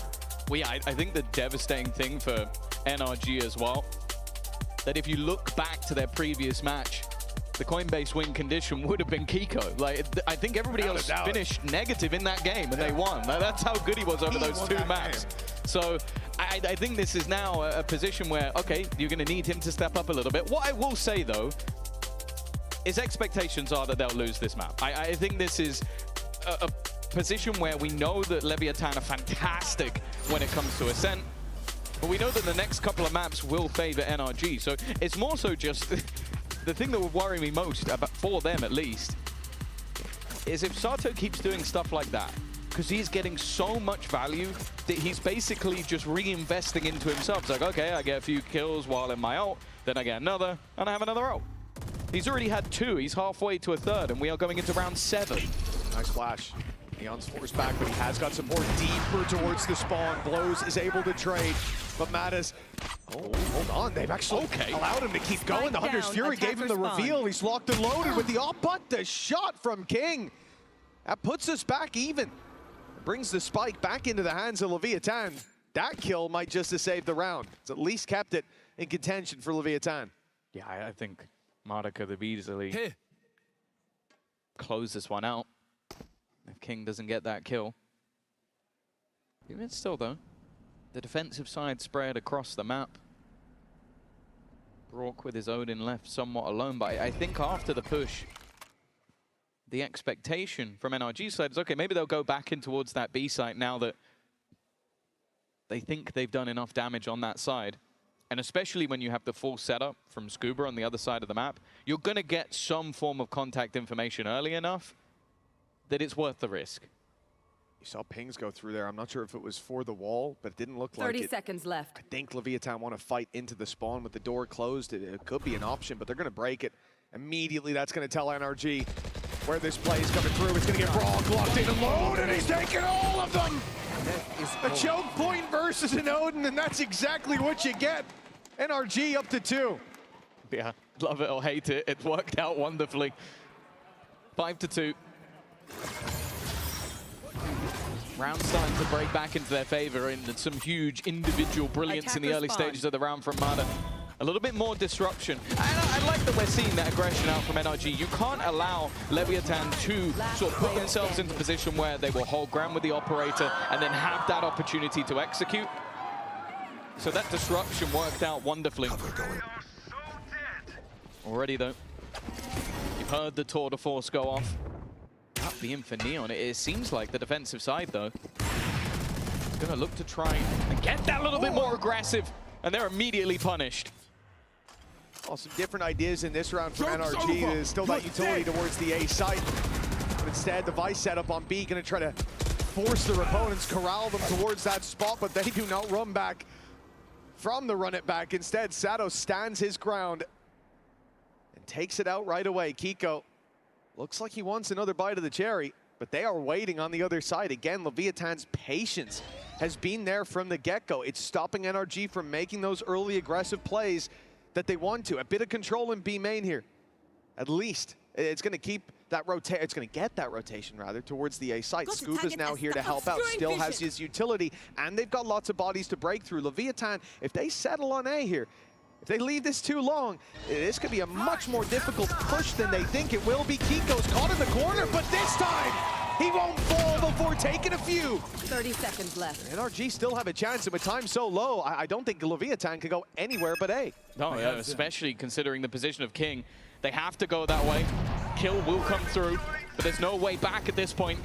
They have to keep pushing into the 2-stack. Both players here, time ticking away. The run through, Ethan already catches one, and that's potentially the round over already. Neon just has no time. If they just hide, this is already over. And he might get the kill onto Ethan at the back of the site, but it is meaningless. NRG will hold their ground, and the climb back continues. Yeah, very nice round from them as well. I like the fact that we started this seeing the Vice move towards the B site, putting the wall there as well so they could isolate whoever goes towards the lane. A very strange Vice wall when you look at it on the map, but with how they've been taking space on the Leviathan side when it comes to those B hits, it makes sense. And then when they don't get the contact, you get the ult comes out from Kiko, he sees players short, Mata fills in the space on B main, and then the rotates happen. And that's why they're heavier on that side of the map. This was a really nice round from NRG, putting the pieces together even without that aggressive intel, and this time an opening is handed to them. Yeah, the wall. It's going to leave one player isolated. That one player is probably the one you have to be most worried about. But even still, the weaponry is weak in this round. Lev don't have much to play with, still hiding in the corner, but with how stunned out they are, it feels like this should be very difficult. Neil's done well though. Mata goes out, but the remaining couple on the site are doing more than enough. Sato's Stinger still is able to get one, but it won't matter in the end. 5-4. That early start from Leviathan is slowly starting to dwindle. And now coming back in with a purchase. I wonder if they lose this next one, if we might see a pause. See how dangerous that position would have been for Sato if they were on site, if they had the spike crossed already, but the wall just delaying that little bit longer. One enemy remaining. It slowed them down. It allowed NRG to get into position. A 4th round on the board as a result, and what started out as a lights-out performance from Leviathan now become a much more modest series, much more modest lead. 1 round to the good for the attack side. Presence on A. They showed presence B and went there almost right away last time. NRG already starting the rotates. Vice utility on that side of the map. It leaves only Mata to defend this side. He spotted the chamber. Got that to work with, but this has been the standoff. It's happened all the way through this game so far. These two knowing that the other is on the other side. And I think they know on NRG how important it is to try and keep that control. With the time ticking down, some early presence being shown elsewhere. I'm looking at the run it back, of course. It's had so much impact so far, but with that Vice wall ready, at best, it should be an isolated fight. And the Warriors, again, you're getting down to that 40-second mark. They almost need to bait the wall. Instead, it feels like he's just going to run through. If he lands this shot, he doesn't. Okay, that leaves Gibson space, but the rest of the players are trapped behind it. Spike's team, though, managed to get through at the same time, and that's enough to find an opener. They blindsided for the first, but still Mata to deal with on the site. Nobody can, well, I would say no one can help him out, but Brock has no sight line, but it doesn't matter. Now Mata's found one, but it doesn't matter either. Leviathan right back to winning ways, and only this lane push to deal with. The off is trained in, and it's an easy close for the attack side. 6 on the board for Leviathan, dealing with that Vice setup with ease, and really it starts with Spicy getting out like this, popping the wall up, and well, Scuba had no notion what he was facing when his vision came back. Yeah, I think that kill was integral. If they're able to stay alive and just wait in that crossfire once again, I think that's what's been working for NRG, just having the numbers on this side. Mata end up doing fairly well. Joke's over! Wasn't quite enough. Again, we're going to see an immediate pop of the ult. This is the thing, they've known Neon is here almost every single round. But can you now punish him? It's more than one pushing up, looking to try and maybe get a follow-up instead. Mata might just be the surprise, but he has to shoot the trap. Now he's seeing the Hunter's Fury to try and give some extra support, but they are sponging up everything that's being sent out by NRG. That could have been such a dangerous moment for Neon, but he just tucks in, waits for support, and now they have a huge advantage. Yeah, I mean, they really got blinkered in on that initial kill. Obviously, the idea, as you said, Neon's been taking that B main space. There was one round, I think, where Mata was able to push up, and even in that round, Neon got him from mid. Outside of that, it's been constant control. So yeah, we fight it with the run it back, try to trade out. You understand why Mata's not running with the run it back to take that fight, to take the instant trade, because Leviathan, last time that there was pressure put in B main like that, they had someone, I believe it was Blows, waiting in the spawn, so he could have easily come running out of the smoke. But when that kill comes in, when the Phoenix ult is cancelled 30 out, seconds left. they throw the Hunter's Fury at it, they throw themselves at it, and well, that hasn't paid off. An ult and 2 players thrown to the wind. Leviathan not showing any real scars for it. And they've even chosen correctly as they pull the A site from the blind bag. It will be an easy plant. They are still checking everything, though. You've seen all the stuns, flashes, door being closed, tapping the plant, just trying to make sure if anybody's going to swing them, that they are ready for it. But NRG, and you can kind of understand why a lot of the hits have been going in towards that B site. They decide to tuck in on that side of the map, and keeping hold of the weaponry now becomes far more important. The gamble didn't pay off, and you just want to hold on to that additional weaponry. And I honestly think, like, when we were sat there at 5-4, it was far more important for Leviathan on this attack side to really build in, because that's where they've had the majority of their rounds when you go back to their games in Americas.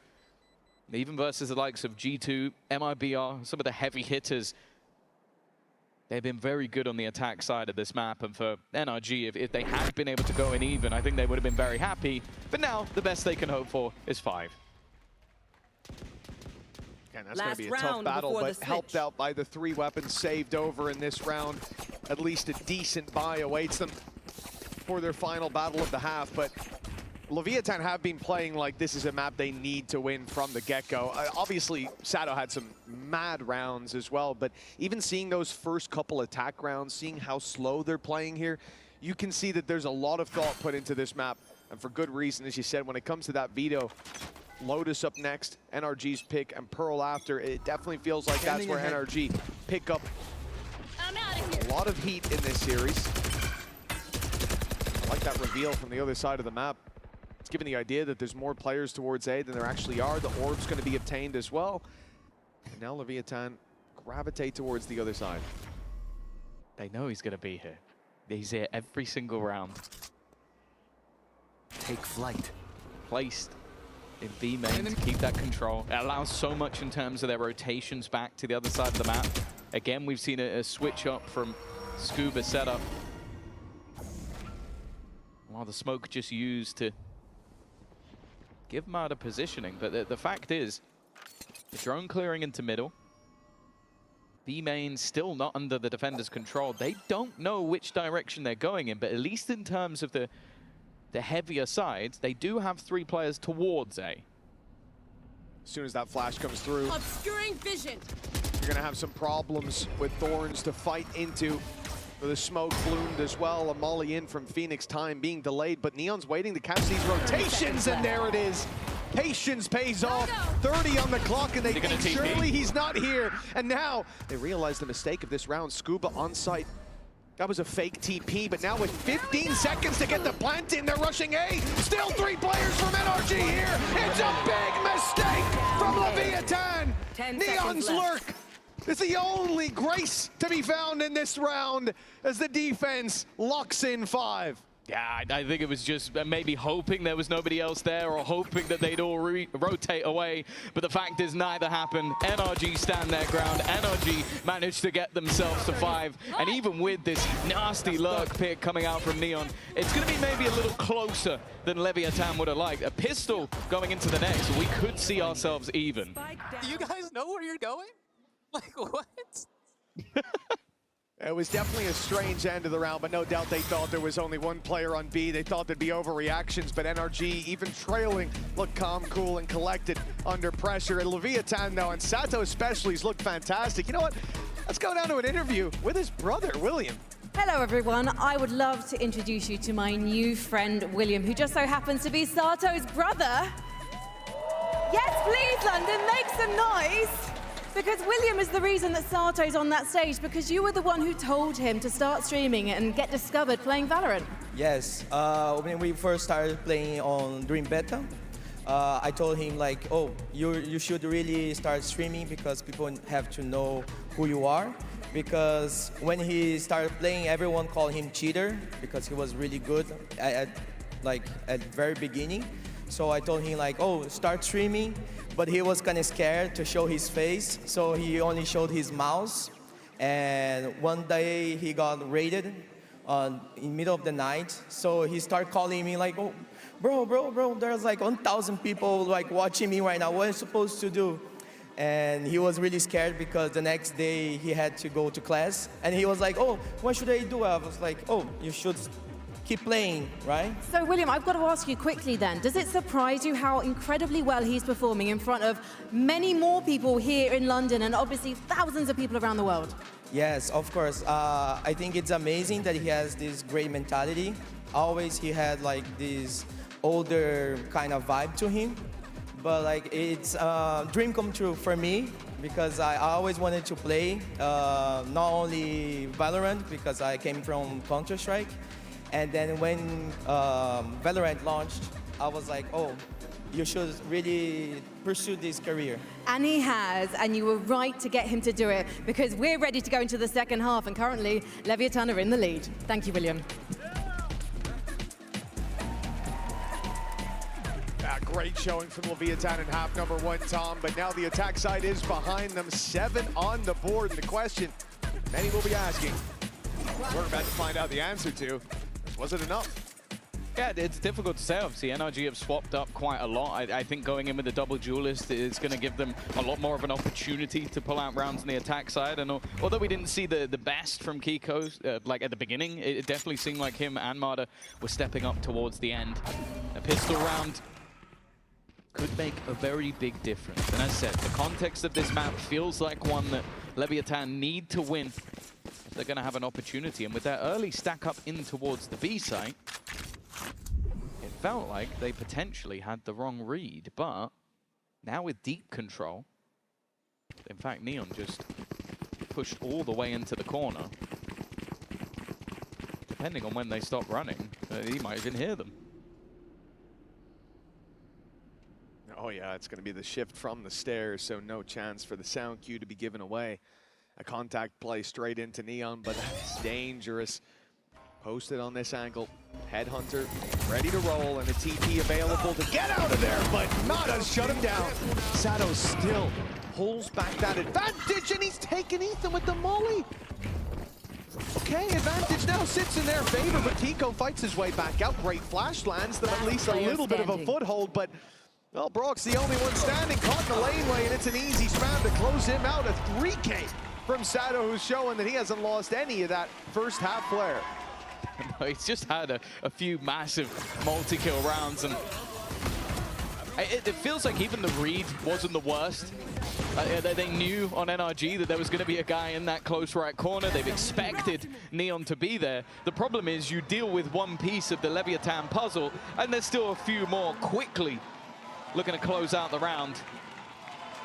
A second pistol round under Leviathan's belt. It definitely makes this an uphill battle for NRG. No force to be had, of course. No plant in, no extra credits, and now they have to be very careful with a judge waiting on the other side. But it seems like with that smoke placement, they are aware there could be some players around this corner. Yeah, I mean, the idea here, the same as the previous NRG push-up. Take themselves the orb. No surprise it's being farmed up on Kiko. That running back to be very, very valuable. And it will most likely be online when you come into the next round, unless they get out of this with a victory without Kiko going down. And valuable for your first full buy, but... Or without him getting a kill, or without or planting, or... Yeah. It would be difficult to go in without it. Stampede here to a short. Careful now. Met by the molly of Sato. It's going to delay them somewhat. Still 45 on the clock. Still some space. Containing B main as well. They've got options here. Looks like this was, again, just that attempt to fake out. It has not pulled the rotates, though. Leviathan are still patiently waiting towards this B site, containing towards spawn as well for Spike Scene. There has to be mistakes made. And even with one mistake, Chamber gets out of there right away. 25 seconds. They almost need to go down at this point. Doing some damage. They're getting players low, but they still haven't managed to kill anyone off just yet, and they are just giving orbs over. There you go, though. 2 quick kills, but it's immediately returned on by Spike Zine. It's going to be a 9th for Leviathan, the conversion in hand. And now this is where we need to see the immediate response from NRG. And if you look back to the last half, it wasn't the case. But luckily for them, Sato doesn't have his ult online, and Kiko does. Yeah, his opportunity to come in with an ace of his own. Maybe that's somewhat of a too big of an ask. Now Sato's having a heater right now, and Leviathan up on 9. A big reason, if not the reason, is that man in particular. But now, as you said, NRG come in, run it back online. We need to farm those orbs early instead. A much more direct play being lined up. Short control being taken as we speak. Flash perfect, Neon sent back. Kiko's gonna pop the ult now. It's time to hunt down the rest of that damage. Neon's already found one. A nice spot up above as well. They ran right past him, but oh, he's gonna get caught. There's a few traps almost sprung on NRG, but they have just about missed them. And blows. If he can get a couple kills, it'd be great. Yeah, Scuba does excellently as well. They had a B main pushed up, looking to try and come in behind them. Once his wall goes off, he's just locked in on the corner. Make sure that nobody's able to flank in on his teammates. Even going to do well to get himself one closer to the ultimate as well in this bonus round. Seeming like there's not going to be much to it whatsoever. Blows with a chance to maybe do a little bit of damage. Gun here. At least a Vandal spotted, but of course he's wary that even picking that up might just give the game away of where he is. And instead, maybe just going to try and save this one through. Of course, he's got the credits to buy into the next round anyway, but no point giving over any additional orbs to the other side, especially in a scenario where they're very likely to just be holding onto that post-spawn. It will be a 6th round, a necessary one for NRG, but of course, the next round is where Leviathan will get that buy. Indeed, that's the real meat and potatoes of the game. A trade-off for Leviathan, a round lost, but getting rid of that, run it back. Kind of expected. 3-round gap now to work with. As you said, that there in particular was where I was starting to panic. Brock does an excellent job dealing with him. And the other danger, as you said, that push up in B main, but well-positioned by Swall. Got them all the info they needed. Now the rifle round, though, for Leviathan. Now the op coming out for Neon. And he was a menace when it came to B main in the previous half. This time he'll be on the other side of it, but no doubt he'll still be sticking. Hello. Wow. Very aggressive start to the round. Spike Scene already getting rid of Kiko. You can see how this defense plans to go on these early trap setups, and then they have the operator on the other side of the map. They know that taking away this B main control is going to be integral. Ultimate's ready. And in fact, with the Steel Garden online, Neon may just have to make the decision to leave instead. For now, he just holds his ground, waits to see where the pressure comes in on the other side of the map. Of course, Marder almost has to just be taking pre-fire fights because he's already so low. Take flight. Drone's gonna spot one and be broken. Main thing is Neon getting back on this angle. They put a flash there to try to bait him into shooting it earlier on. He didn't fall for the ruse. They still don't know the danger that's lurking around that. As much as they may suspect it, there's always a chance someone rounds that corner a little too early. Neon's playing the second layer to it as well, a little bit further back, but there is a big problem. Oh, he sticks around! They went a little too early, the op in for one, and now the headhunter's still ready to dish out damage. Brock is left on 15 HP, and the shock dart finds him. Spike down in the lane, 20 seconds to get it planted. And they're not even boots on the ground just yet, getting surrounded. The wall's closing in as Sato comes from spawn. They're on 10 seconds before this plant needs to be found. Time is running out, and NRG are running out of players. Scuba tries his damnedest, but he's got no time. And they're split up as well. They know one may fall, but the other will win the round. Double digits for Leviathan. I love that from Neon. It truly is just like gambling on the idea that your opponents are going to go just that little bit too early. We know that's the one thing about the Steel Garden that really kind of sucks with the ult is it takes so long to activate. But even in their heads, they've got to go like, okay, at this point he will have moved just so he hasn't lost the ult. It's not really worth sticking around just at that very last second, but you see the gamble and then just so confident in his ability with the Headhunter to go out for a little bit more. The time ticking down, and more importantly for NRG, the rounds are running out. They are 4 behind. And with Leviathan just 3 away from taking that first map, be it expected or not, NRG don't want to go out of this map with a whimper. Absolutely not. It has been 2 strong starts in the early half for Leviathan, and those are always tough games to even make competitive, but NRG are the team that should be doing just that, or they should be avoiding such a poor start in that early half for Leviathan. They got to feel sky high in terms of morale. At the moment, everything is working for them. They're coming into this round as well with a run it back online for Sato, and those have been pretty impactful. I think the thing as well, though, that's got to be most frustrating is I think anybody who has watched this Leviathan side, you're going to sit there and go, okay, one thing we need to be really careful of is Neon in B main. So they're going to know that he's there. You see all of the util they're expending just to try and get rid of him, and then you get caught by it anyway. Like, that's what's got to be frustrating when playing against this guy. And by the looks of it, he might be about to change things up. This is TP last time that got him out ahead of that Steel Garden. They knew he was in B. They spent the whole round trying to deal with him, push him off the angle, catch him stepping forward, but well, if they try that this time, they'll find that he's nowhere to be found, as you said. Neon, this time in middle. Himself an outlaw, and his opponents have 4 sets of light shields. Well, caught by the reveal. Go, go, go. Far there is a massive danger. One for most players greater than the operator. A 2-barrel off up against light shields. Waiting in mid, but finding nothing. But the benefit here is he's going to cut their rotates. So rotations could come in on the defensive side instead. They'll reinforce this B site. 3 players on hand, and Sato waiting a while to run in with the run it back. He's caught good timing and initiated that fight for his teammates. Leaving it down to 3 players already. Ethan has done well. But the man with the Odin is still at the back of the site, almost fighting with Brock with his own machine. 30 seconds and now left. Scuba with 30 seconds left, no spike in his hand, and 3 players already in a triangular crossfire. There was never any way out of that position. Leviathan with another well-structured, well-played round. And for NRG, directly after the pause, that is not the reaction you want to see. And Neon coming in with an outlaw, saving a couple of credits, and now he comes in. Could buy an op, but why would he? He's got himself the Tour de Force online. The blows here, he impresses me. I think we'll see the fight from stairs. He swings out wide, doesn't even bother ADSing. That was the most impressive part. Fighting Brock at his own game and styling on him as well. 2 rounds left for Leviathan to claim a map that they have looked superb on so far.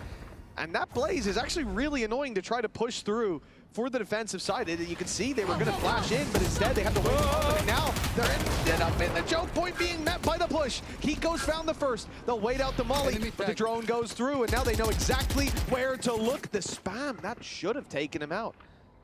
It's left him with a bit of HP, not for too much longer, you would think. Scuba's gone down. It looked like he had him dead to rights. It looked like they even pushed Sato in towards Scuba, set him up to get the kill, and then it doesn't even matter. And just when you thought the Odin was on the other side of the map, they've had enough time to rotate. Just look at the position of Neon as well.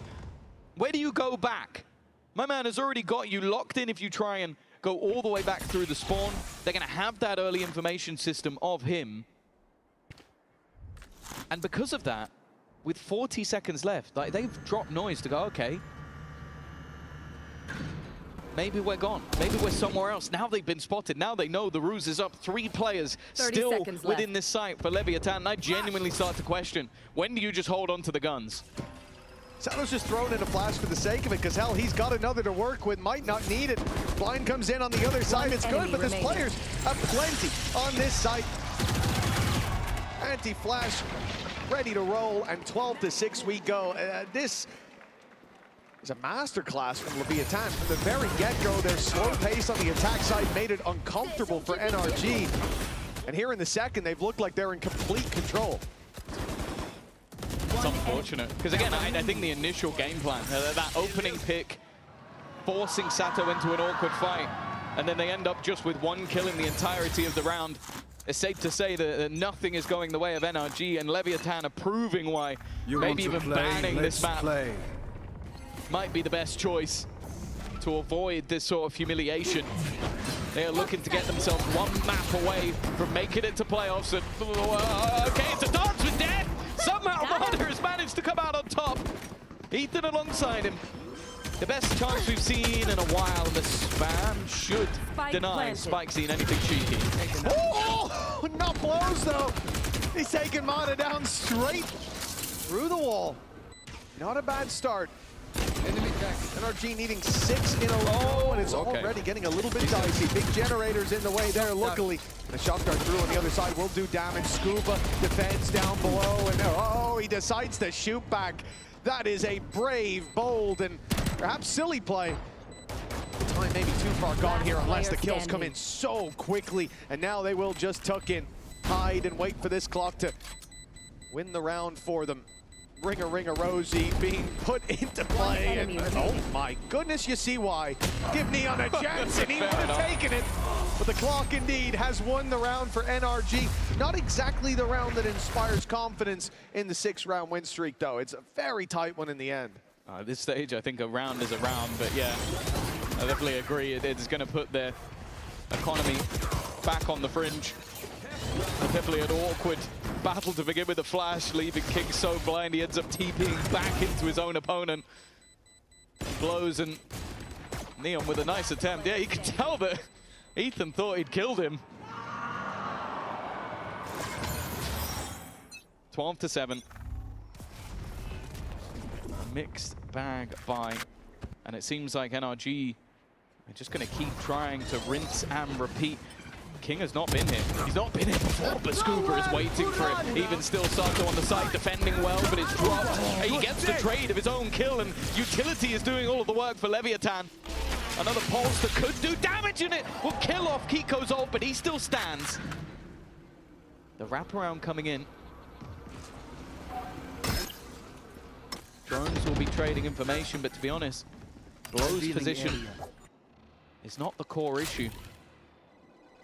Neon has taken so much space. And that Outlaw up against Kiko now has 2 shields left, 25 on Brock. Again, you're not just giving Neon, you saw how dangerous he was with the operator. Well, he can move faster and shoot faster as well, with each bullet as deadly as it is with the big gun. They're expecting a push. Both defensive players are locked in on very passive angles because that plant hasn't come through. I really like this from Leviathan. They're just waiting for that plant to go in so that they know what side of the map this pressure has come in on. But I also like it for NRG. They were trying to bait them into a fight before they plant. Instead, we get the fight that's expected. Neon swinging his way through main. His teammate is very far behind and he can't quite hit the shot. That was an opportunity maybe for a freebie. Instead now the spam's trying to clear a spot that nobody has stood in any longer.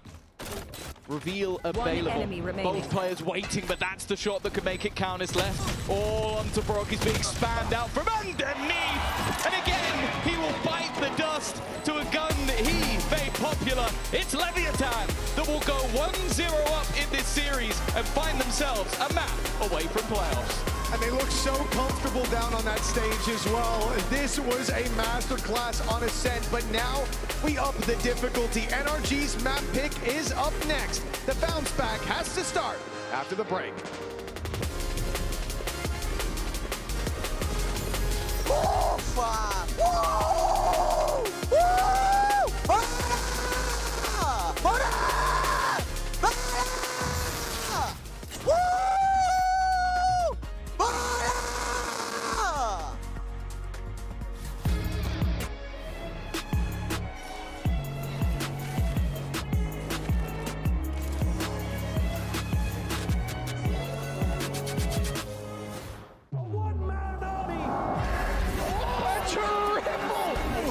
He's hunting down that title. The time to write the next chapter in the esports history books is finally here. And they fold it in his hands yet again. Steps up to the plate, and he could knock this one out of the park. Now they shall be engraved alongside the greats.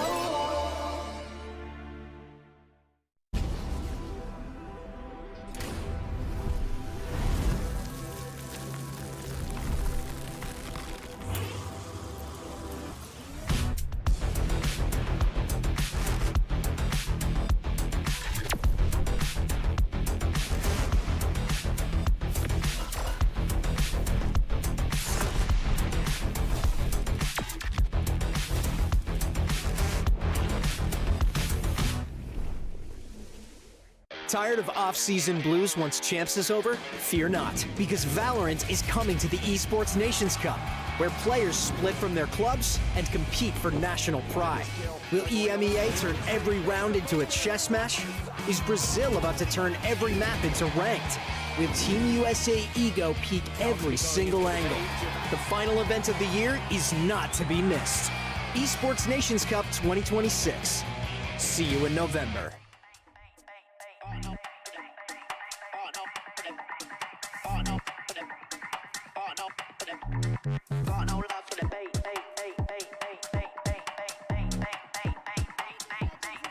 KDA, and here at Valorant Masters London, we've got Lewis, Noah, Ellis and Quinn. They are our new pop sensation, but they're not going to be singing for you today. They're going to be throwing balls, they're going to be throwing it down. This is a competition, guys. You've all got different color balls in your hand, and your job is to hit the color that your balls are. It's that simple, okay? We're slightly scarred every single time I say balls after the draw show with Nick yesterday. That's why Nick is not playing today. We've put him in the naughty corner. Okay, boys, who's going to be stepping up first? Come on then, Lewis.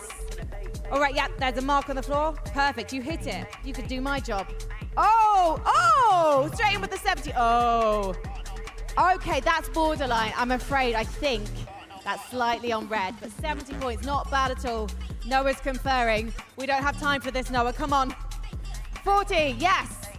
40, that's 80. Oh, 120. Step forward, please, Ellis, with the yellow balls representing Vitality. Ooh.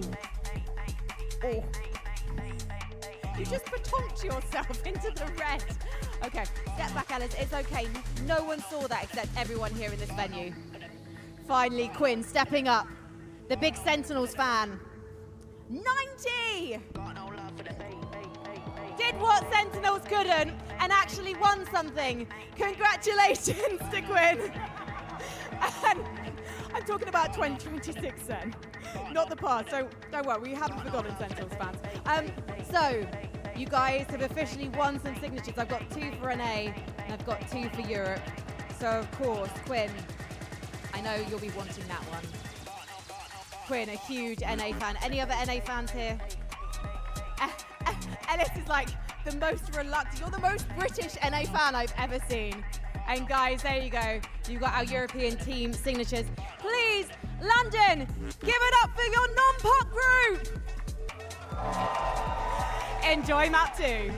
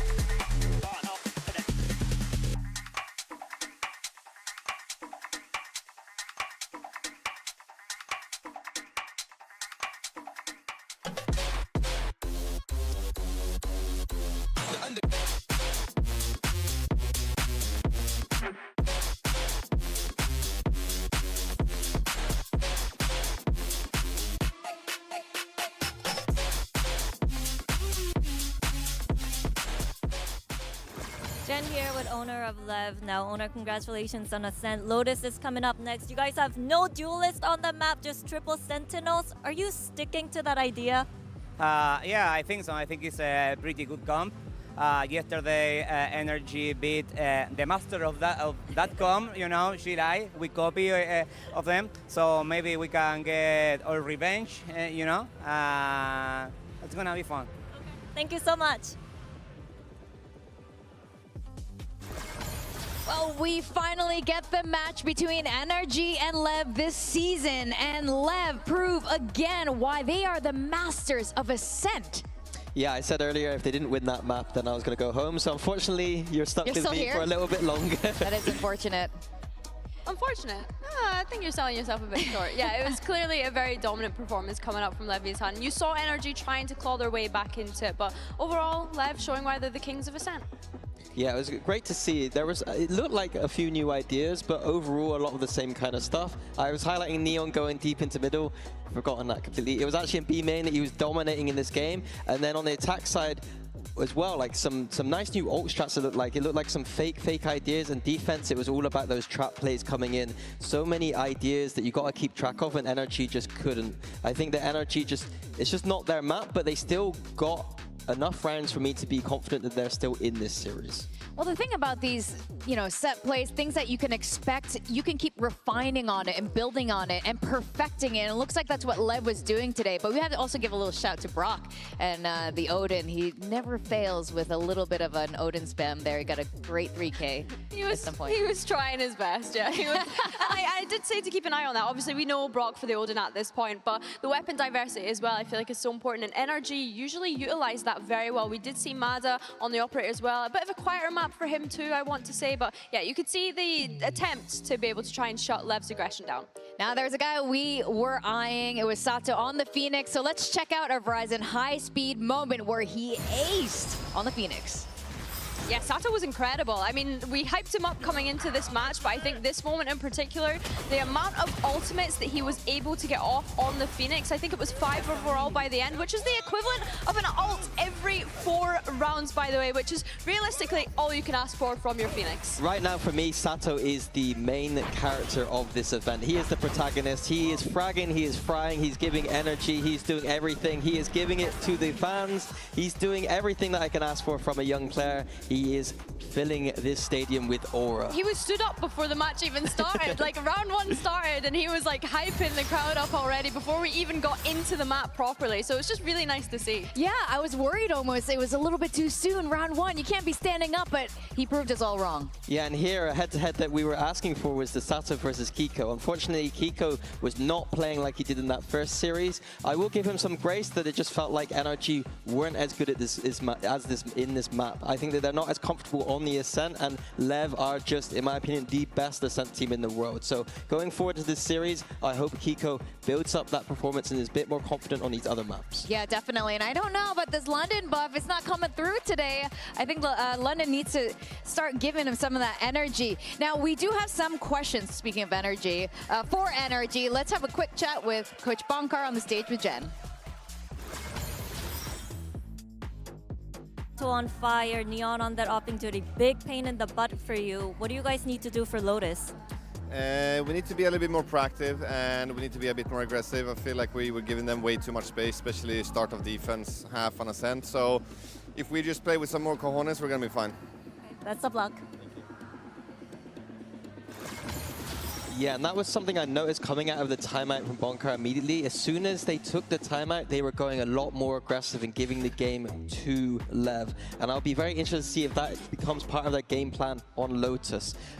Owner said triple senti comp, and I think that having that kind of style in this map will be a great win condition for NRG. Yeah, I hope he's not kind of winding him up with that, because I really would like to see that triple sentinel composition, especially because we saw NRG tackle it so well against XLG the other day, and I think that coming into that, Lev must have known, right, that NRG would have picked into this map, and we've spoken about how Lev have been playing similar things to what they played previously. I think a strength for them has been those trap plays, but what can they actually do on this Lotus map with this triple sent? I mean, I do have a question for that. Yes, they beat XLG with that triple senti comp, but Lev is very different than XLG, and especially in terms of that resilience we're seeing from them come through, Minnie. Yeah, but they did admit that they copied the comp directly from XLG. Yeah. I don't mind the fact that they are doing that because it is just a map that they're not so confident on. I think that in the long term, I would just love to see Neon on that chamber. Maybe a solo duelist comp like the Americas like to do. Viper and the chamber would be my pick for them. But considering that they don't have too much time, it's a lot easier sometimes with your weak map to just look at who's playing this map really well right now. Let's look at who's got a bit of a gimmick composition. Gimmick, maybe the wrong word to use, but I still think it is a gimmick composition. It is quite gimmicky. I mean, it's a composition that has been around for quite some time, but it's one of those ones where when you kind of figure out what people are doing, it's, yeah. In my opinion, it's a checkmate composition. If you are playing against a team who doesn't understand the map so well, you immediately win. But NRG are not one of those teams. NRG have a fantastic record on this map, and they've shown that they can beat this composition before, so I expect them to take this map too. Well, if you're going to get a map too, that means we're going to go the full distance in a 3-mapper, which I would say I'm not entirely surprised given how strong both these teams are coming into London. Oh, we've been baited. Yeah, we have been completely live. What did you say, Porkies? Something? Yeah, Porkies. Owners telling Porkies. Neon on that Jet double duelist, very, very simple, easy to play composition. The kind of compositions we see a lot in APAC.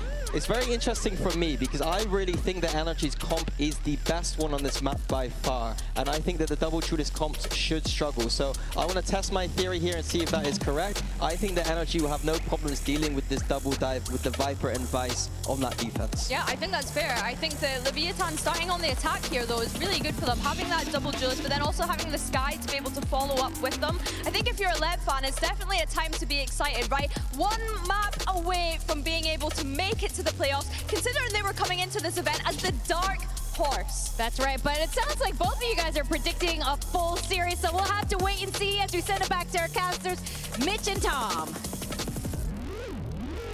Well, it was a hot start from Sato on map 1 and from Leviathan in general in both halves. A 5-1 leg up to kick off each half of Ascent. That's going to be tough to replicate here on Lotus for a number of reasons, Tom.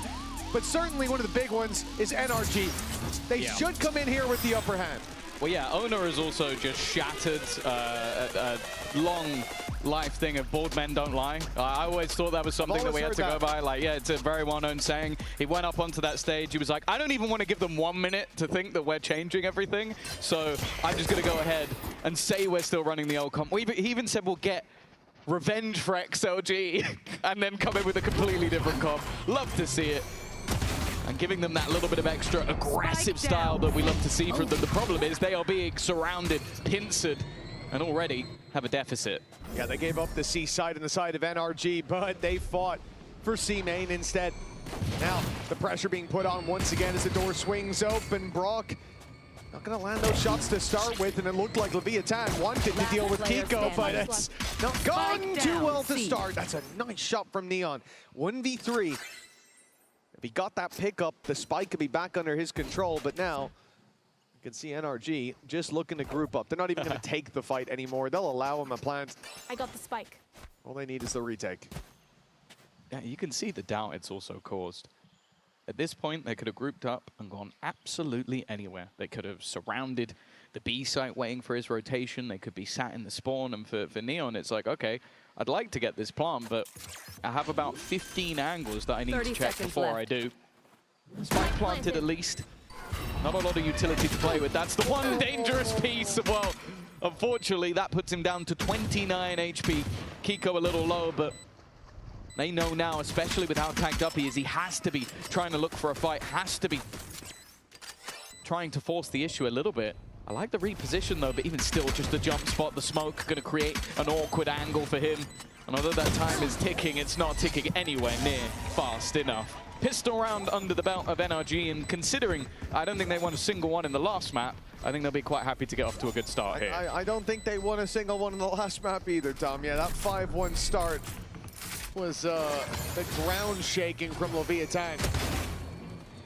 Regardless of which half you talk about, but much more confidence from NRG, and this is something that they were denied when it came to Ascent in the entire first half, essentially, which was any sort of aggressive stance. Let's run these guys, Dave, bro. Please. Every time that they looked to take those fights, you just had Leviathan sat, waiting. In a sense, not a map that allows you to play quite as aggressive as this one will. There's much more space for those attackers to cover. So they'll have to change how they're playing, and well, that's always gonna help NRG out with what we saw in the last. There goes the investment. The purchase down to give an outlaw to Neon, and it's now on the ground. And that is a pretty big problem because it's not in the easiest spot to retrieve. Blows has managed to do so. We'll just try and recover any sort of semblance of control. The problem, though, of course, is going into their buy round, there's going to be some vulnerabilities, so dropping some weaponry is a must. Pushing into the C site setup of Scuba doesn't feel like the best way for things to go. Well, the C-side setup of Scuba or the C-side setup of Brock, whichever one you want to go for. There's utility aplenty, a wall in their way, an orb right behind it, but this outlaw gives you so many chances. In a round like this, made it through the wall now, all four. Making it to the backside. Ethan starts out very nicely. They won't force him into too uncomfortable of a position. At least I thought so, but Ethan's gone down. Sato found one with the outlaw as well, and now you see the real potential of a round like this. Avoiding the snake bite to start. Not going to get spammed through that wall, but the plant is always difficult when your opponents have control of water. Those spams can be deadly, and there's not really a safe spot to plant. 12 seconds left. Well, they're trying to bait them in, though, and the swing, not bad. They at least get themselves a plant. And very close to taking down Marder. But for NRG, that was the minimum. They get home with the 3 rifles that they bought into this round. They get to come in with Marder being 1 away from having that showstopper available. And it means that this next round, even though it's not going to be the greatest of purchases and may have a pistol or 2 in the mix, that ult, if they can get it online, could end up being very costly for Leviathan. I do like the buy that Leviathan went for. I think coming in with an outlaw, a Marshall as well on this map, so many long-range angles to take a fight on. Good chance NRG give you the fights, not expecting that. And the weakness you get here is Sheriff on King, but he shouldn't be taking a lot of fights early, so it's just fine. He's very good with the Sheriff as well. That might help them out. Sato up above already. Hiko's going to be able to get 1. This round feels like it's more about damage than anything else, and unfortunately, I think he's firing blanks. And none of those remaining bullets landing. Scuba on the other side, though. Heal will come in to at least make the players on the other side a little bit healthier. But again, even just a couple of guns dropped, forcing those repurchases. Of course, for now, Leviathan haven't actually lost any guns because Sato has just fallen into the hands of King. And I love this freeze. I mean, they've normally seen these players on C and B anyways, and you got 3 kills towards the A site. So many teams would just run it in, and you could see the danger there with Scuba having spent this whole round just waiting in tree. But they wait, hoping there's re-aggression, knowing the ice wall is containing their back, and eventually, when it's time to push, Scuba's caught out of position. Plant can come through now with, well, maybe not with ease. Oh, okay. I'm glad there was a lot more time on the clock. Because if that was a little bit later in the round, it could have been a travesty. It's one of the harder skill checks in VALORANT, it I have is. to say. It's a very small button. Oh, Mom. It didn't matter at the end. It didn't even get planted in. It's going to come through after the round. Leviathan onto the board. A solid start for Neon. But I think it's something worth pointing out as well when talking about this Leviathan side. Like, a lot of the time with young, inexperienced teams, you do expect that. You expect people to just go, we've got 2-man advantage, run at them, just run them over, let's just destroy them. Whereas this team, even look back to the last map, they're very controlled when they have advantages. They're not like wasting those opportunities and not allowing for some of the clutches that we know NRG have the players to pull off. Showstopper available. 1 down. Not anymore. Of all the ways to hold a main on the attack, that's really not the one that I thought would work so flawlessly for Leviathan. Just send Neon out, takes a fight against a 4-man A main push, gets one, and there's no follow-up. NRG falling a bit flat in that early round, and look, to anyone surprised, I guess you didn't watch the first map, it is a full freeze from Leviathan as they wait again for the aggression of NRG, catching it once more and finding a 5v3 advantage. The second that they get the upper hand, they force a mistake out of the other side. This is what they were doing on Ascent, and even now, in a 5v3, there's no semblance of taking a risk. They still want to see if NRG will give them a little bit more. I think you take these teams, you remove all the names, remove the HUD, and you ask who is the champions winning side or the team maybe playing like it, and I think it's a tough question to answer. They're looking so controlled in the manner in which they play. The fact is, though, a good read, right positioning for the remaining 3 players. They are walking into the stack of the spam, can't quite get too much, but now Bork is all that remains. He needs an ace, and it will only be the one.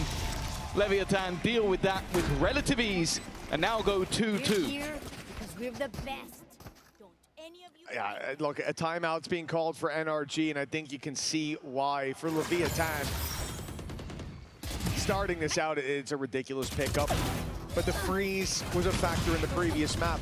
And then they go in towards the B site, the Skydog, and this is what I love about the composition. After those advantages are found, they group up a minute later. Skydog goes through, clears everything. You know you're not running into the stack, but then the Vice Wall actually allowed the rotations to come back in, so it became a very dangerous round where they avoided it initially. There were 3 players on C. B site was an easy walk-in. By the time they pushed B, everyone from NRG's there. They're ready for the fight and still falling behind in those battles.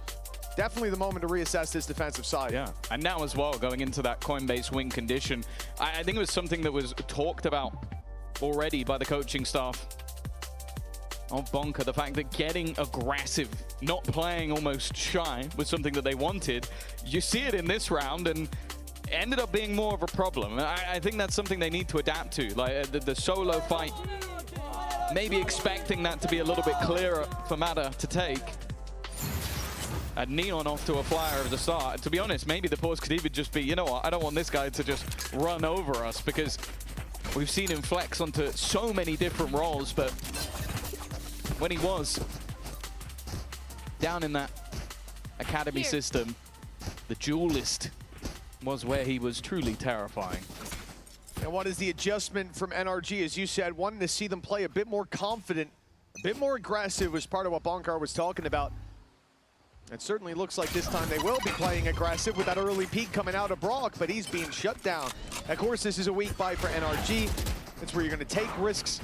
The C spot early was necessary so they could figure out whether to push up on B or not, but now, well, they know exactly where the hit's coming in, but dealing with it's a different story. Pistols on the retake, and yes, there's a showstopper online, but unless we find ourselves in an advantageous spot, I don't think we're going to see Mata throw that in. This is the thing, thus far, I would say that Sato has stolen the show of the superstar of Leviathan, but in this map, it has been all Neon thus far. Lead looks like it's guaranteed, and for the defensive side, you kind of look at this and just, okay, I don't want to give the orbs over. Go down to the spike, maybe take some kills as you go. For Blows, one of the few players that's actually close to his ultimate. Seems like he's the one maybe most likely to try and hunt this one down. Pop flash out, but it has been avoided by Ethan. Of course, though, the weaponry is just not favored for him. Instead, they get pushed in and seeming like they're going to be cleaned up. A flawless round for Leviathan. No casualties felt. Orbs picked up as well. Now 4 of their 5 ults are online.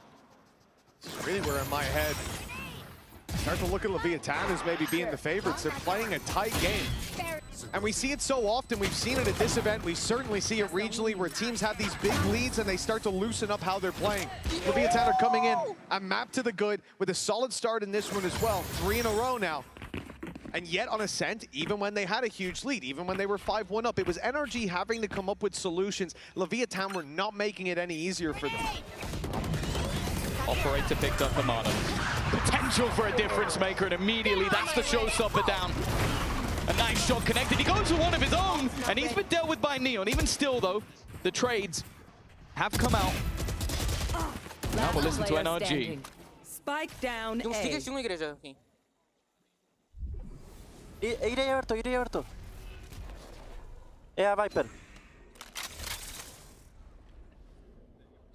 Valeu. O cara me matou no ar, o Spot me pegou, acho que tem que fazer 0-0 Spice.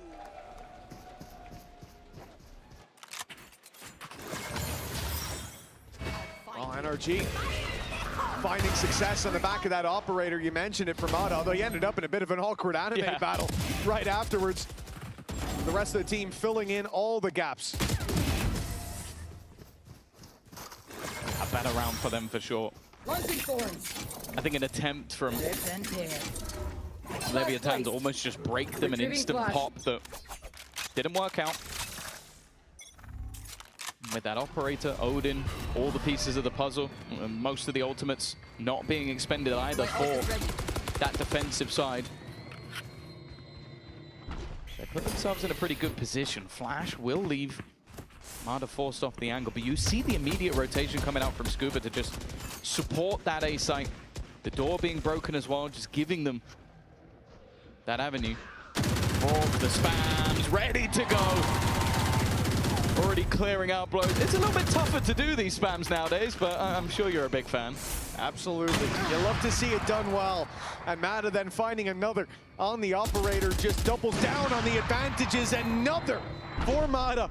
Finishing off Ethan's dinner, leaving Leviathan with nothing but breadcrumbs, and it's not going to look clean in any fight they take. Chance for it to be flawless, connected by Brock in the end. Another round for NRG, and well, that pause seems to have worked wonders. Yeah, I think even just having the proper 4-buy though, having that operator in hand, unfortunately having the Odin, also making a big difference and just getting a lot of those opening duels in a lot less of a risky fashion, not having to take the deep control that we were seeing from them before. There we go, boys. That's an evil villain laugh if ever I've heard one. Oh my. He knows he's the bad guy. Well, 4-3 for NRG. The lead has been reclaimed, but a full buy comes up on the other side still. Rifles hastening the pace towards this C site. It's clearly the expectation as well. They've moved the buy setup there, already looking to try and take the weaponry away with the Steel Garden. Spams for those close positions, and Brock just looking to try and retake that control. The problem is there's a player up top, but that player has no support. Neon did not expect anybody to be peeking that angle, but now the weapon's back. They'll find one in response. Didn't expect him to be on the left there. The spams back from Leviathan. Very effective. They should know by now that the rotates have come in towards C, that it's going to be a bit better defended. There's the Nightfall coming through to confirm for NRG. There's still players here. They don't catch a lot off the back of it. In fact, I think only one player is going to be flagged by that. And now on the defense, you think they might go back. If Mata didn't have all that space on A, they should stay with this two-man setup, and Leviathan don't know that they'll still run into numbers. But a 4v2, they can get through that smoke. They should be favored, and they've already gotten in. The Sky Flash works wonders. Boots on the ground. Scuba putting bodies on the ground till King answers up. But Ethan's not gone anywhere. Take hold. Baiting them in here is going to be important. Eventually, though, we'll stick that plant. Ultimate available, but finding a time to use it is difficult. As said, it's one of those slow burners. In terms of when it's activated, instead, he's going to go pushing, looking for Ethan, hoping that there's an isolated fight, but he still has no idea where Mada is. In fact, he's got his back turned to the enemy, expecting it to be main, expecting that push to come in the other direction, and it's because of the initial aggression that we've seen from Mada so much. But he was wrong in this case. It will be the lead being extended now for NRG. Yeah, it's not a bad read considering Mada had been pushed up in A main almost every round so far, but rotation ends up playing a big role, as does Scuba finding two before they went down. Ah! Bend and default. He still gave the info, you know. It's all about a little delay in it, but that's fine. A two-round gap now for the defensive side, and you know, dealing with that, no doubt you'd hope you'd have an easier round coming, but once again, those rifles come out from Leviathan. And once again, we see 5 players at the barrier. This will be a much more direct play towards the A site, but this time NRG are not only 3A, but 2 of them are sitting in tree. They're defending the Odin.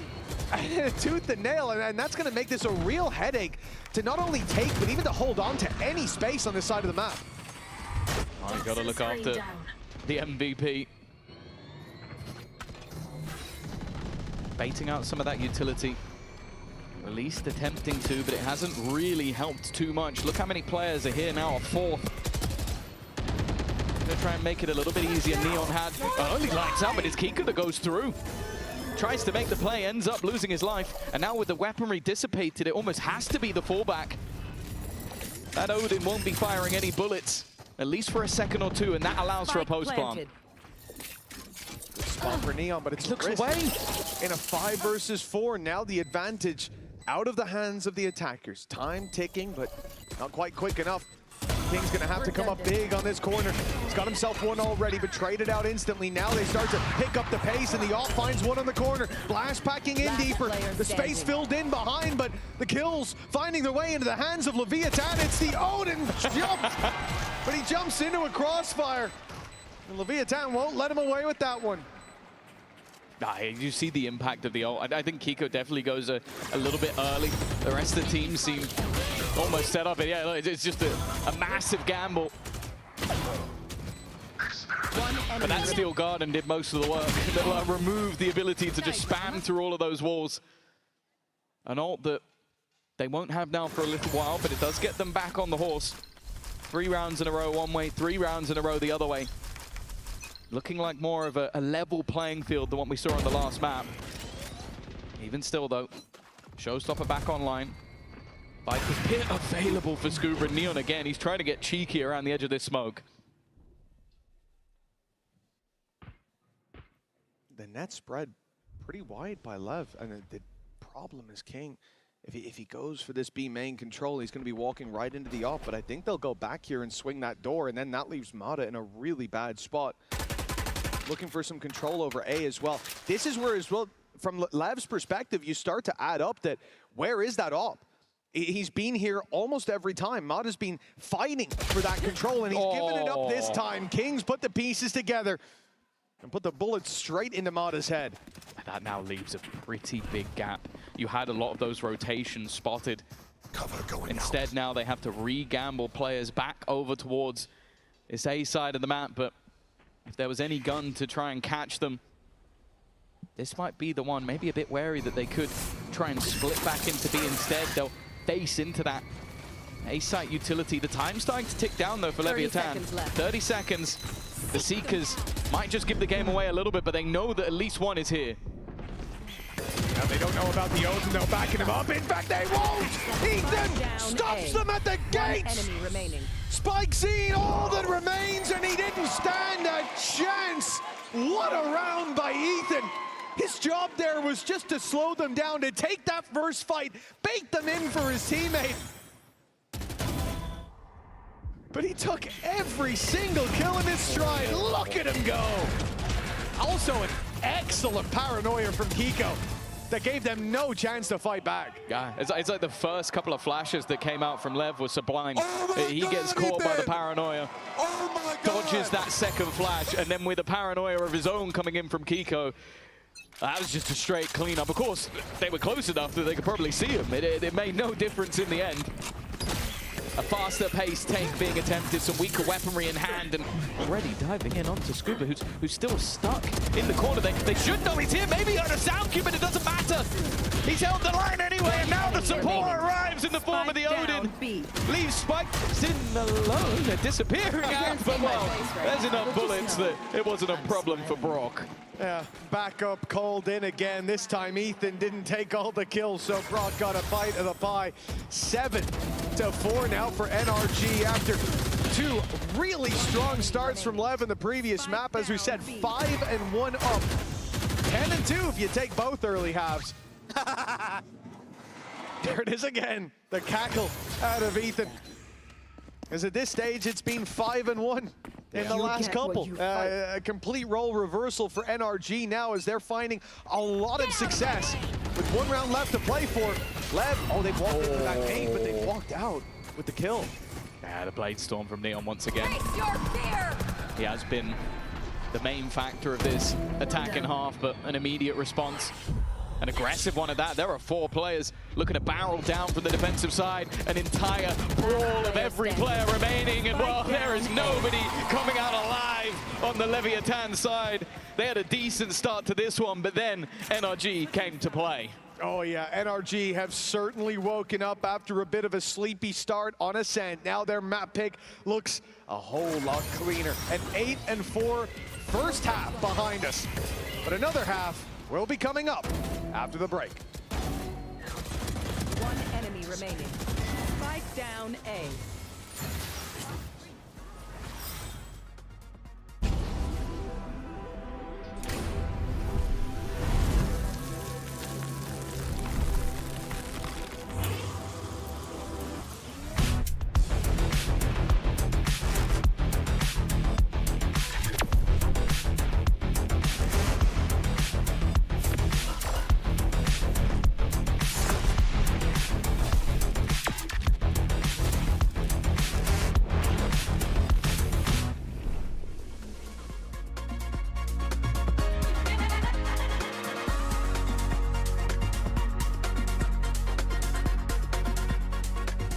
Here with Mata of Energy. Mata, you know, Leviathan, they love to stand up and use that energy to gain momentum. Do you think that's gonna affect you at all today? I don't think it's gonna affect us. They're young kids, they're very excited to play, so I understand, but I don't think there's gonna be much of a reason to stand up today. Okay, stay seated. Thank you.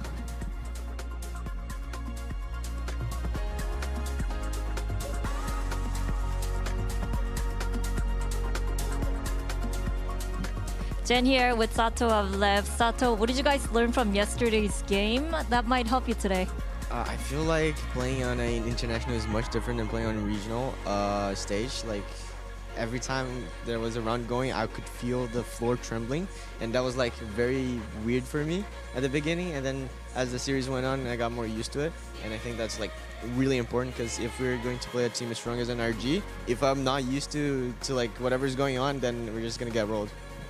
Growing as a player day by day here at Masters London.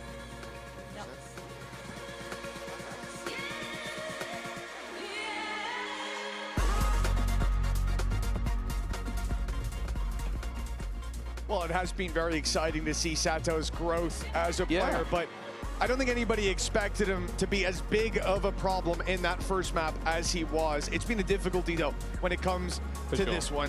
Leviathan in general, though, struggling across the board. It's what we expected to see for NRG.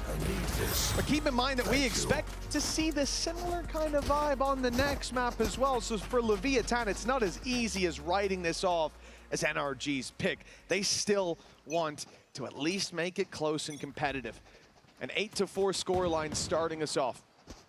It's a strong showing from NRG, but a pistol loss could have seen us even at the half. And now Leviathan's chance to right the wrongs of history. That flash is behind the Viper wall, so it actually caught nobody. Leviathan end up running to their deaths.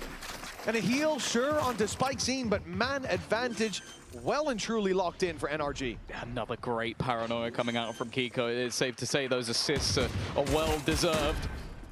But trying to get that a little bit more aggressive himself. And a second already guaranteed. In fact, the third will come his way as well. I think that's 3 kills, 2 assists. Almost a perfect round for Kiko. And now 9-4 in the lead. I have to say, I'm not too hopeful for a comeback in this one. Yeah, losing both pistols already not a great sign, but you think back to the previous map, you even think back to how we started here when Leviathan were fighting and bringing us to that 3-2 scoreline. This was a squad that had patience on the attack side. It looked like they had NRG's number. They shut down every piece of aggression, at times just by standing in the open and taking a fight. And now things have changed completely. From a team that couldn't make a mistake to one that can connect around. The kill distribution. Not normally the most exciting thing to talk about, but I think that's every single player in NRG with 10 kills. So there you go. It really has been a team performance. We saw it in the last half, the pickup of the Odin and the Operator making a huge difference, but in this one, I'm not even sure that will be necessary. Now, Leviathan, they've got a good read here. 4 players on this side of the map. See, it's only the 2 rifles, and already Brock has gone down. In fact, I think that's the realization for NRG that, okay, maybe there's a little bit more of a stack up than expected. Let's try and reset and maybe bait that rotation elsewhere. Yeah, they want them to leave this C site, but Leviathan, full eco at this point. There's a good chance that they decide to stick around anyways. Just play the retake, go down to the spike. If this squad goes elsewhere, better to catch them here. If they come, then gamble and potentially be late on another side of the map. Obviously, the problem being flanks, but it's not really a problem for Leviathan at the moment. They've got King covering off their back. They've got Neon covering B. But that tells you that the numbers on site thinned out a little bit more. Sato spotted already.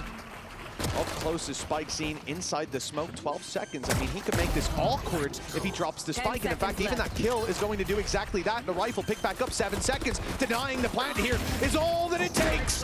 But it lands on the floor anyways. And Leviathans start falling like flies. Kiko's triple seals the deal. Double digits for NRG. Yeah, a couple of really big individual rounds from him. Back-to-back 3Ks moving him to the top of the board in the server, which is kind of surprising, considering how many big rounds we've seen across the board for the rest of the team, but these ones just as important. Of course, the other problem as well is you'd normally be talking about the damage, but they kept the 2 rifles, and with the lead that they have, it seems like NRG are more than happy to gamble this one a little bit.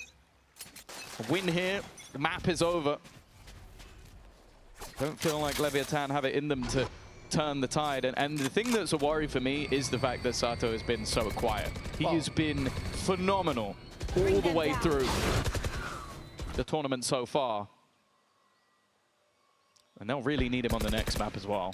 Well, I mean, I think it very much underlines it that Sato's on 3 kills. Kiko's got 3 kills in both of the last 2 rounds. It has been a very different performance, but you think back to Ascent and the shoe is on the other foot. Sato is lights out and Kiko is struggling. Maybe we'll get them both on Pearl. Maybe we'll see that map sooner than we would have thought. After a blowout first, it's set up to be an even more dominant map for NRG this time. Blinding. It's not done just yet. This is the full buy from Leviathan.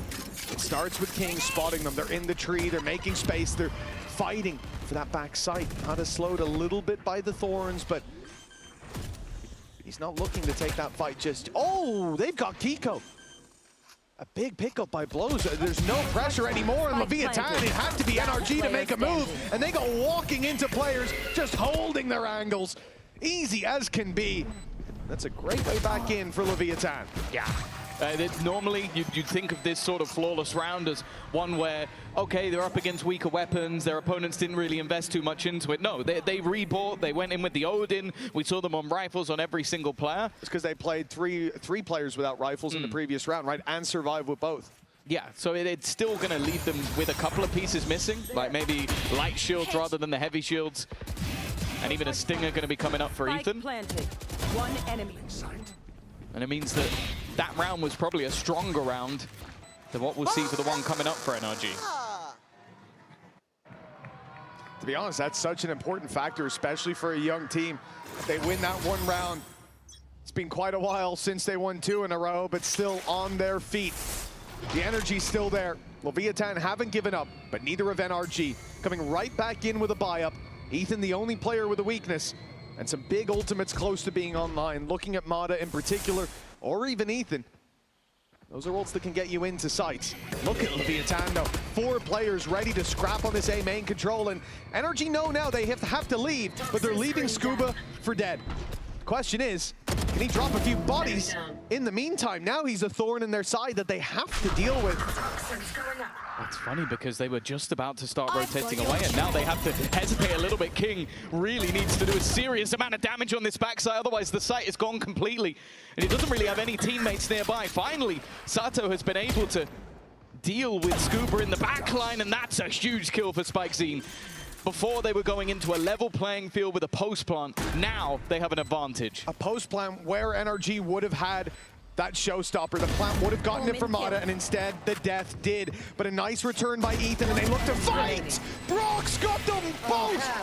11 rounds for NRG! And at this point, Leviathan, yeah, look, they're trailing. They've only found a flash in the pan round here or there. Honestly, it feels like a map that they never got started on. It's not inspiring confidence for what comes next on Pearl. As we said, the veto as we go deeper, it takes a turn for the worse for Leviathan, and you're seeing that here and now. The one saving grace is that they did have a flawless round in the last, so they do have rifles across the board. Sato immediately claiming that orb, but they're going in with a showstopper and 2 ultimates, 1 away. In fact, one of them almost definitely about to come online. Especially going in with a Face your fear! Nightfall. It's going to make things so difficult to defend that C site. In fact, I don't even think they're going to bother trying. Just sat back in the corner. King trying to dance with death, and well, he's meted it with open arms. Scuba late push through B as well. Now that King's utility's down, they don't know about it, but it's space that they've given up. Leviathan are all in the spawn. It's not the usual retake that you'll see. It starts with a paranoia and a sky flash, but 2 players not caught by it. And they decimate everyone that steps near the site. Spike seen all that's left. 17 HP, that nade might have got him, but Mata beat himself to the punch. 12-5 now. And it seems like Pearl is not on the horizon. It's practically already here. I think this timeout is honestly surprising. I get it from the side of Oda that, hey, you don't call that pause. Maybe it looks a little bit silly, but instead this will be a how do we win 7 rounds in a row pause. There's not many people that manage to pull that one off. One of them will be on the analyst desk in the moment, but I'll be honest with you, I don't even think he believed that his pause would have made that much of a difference. And the Coinbase win condition, well, for Leviathan right now, I think it is prayer.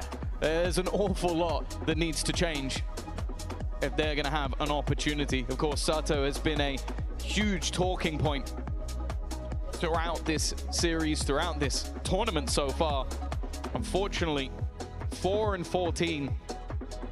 He has been silenced by NRG. Of course, we knew coming into this map that it was heavily favored, but with the start they had again, Neon winning them those almost 3 rounds in a row, you're like, okay, maybe they found something. Maybe they found some magic within this composition.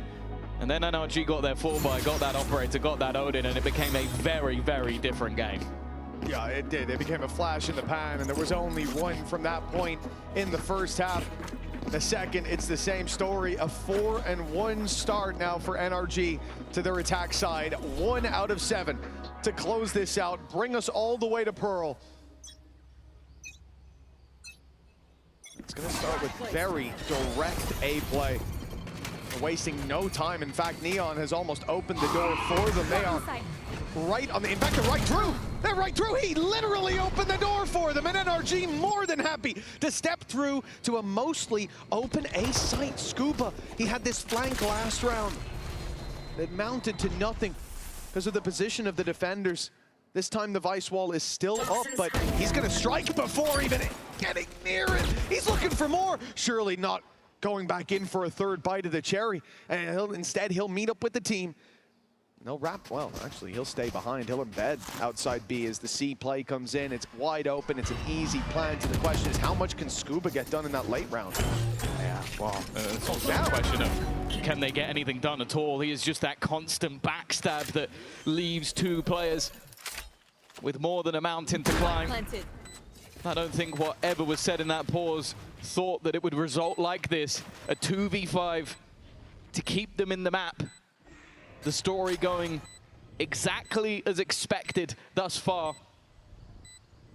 And unless the remaining 2 have a miracle and you almost expect a blunder, it's never going to happen. A flawless round to close for NRG. 13-5, 3 maps in the series. One of them will be making it to the playoffs. We're going all the way to Pearl to settle the score between these 2 regional rivals. It's been a blowout in the first 2, but the middle ground could be where it heats up. We'll find out after the break.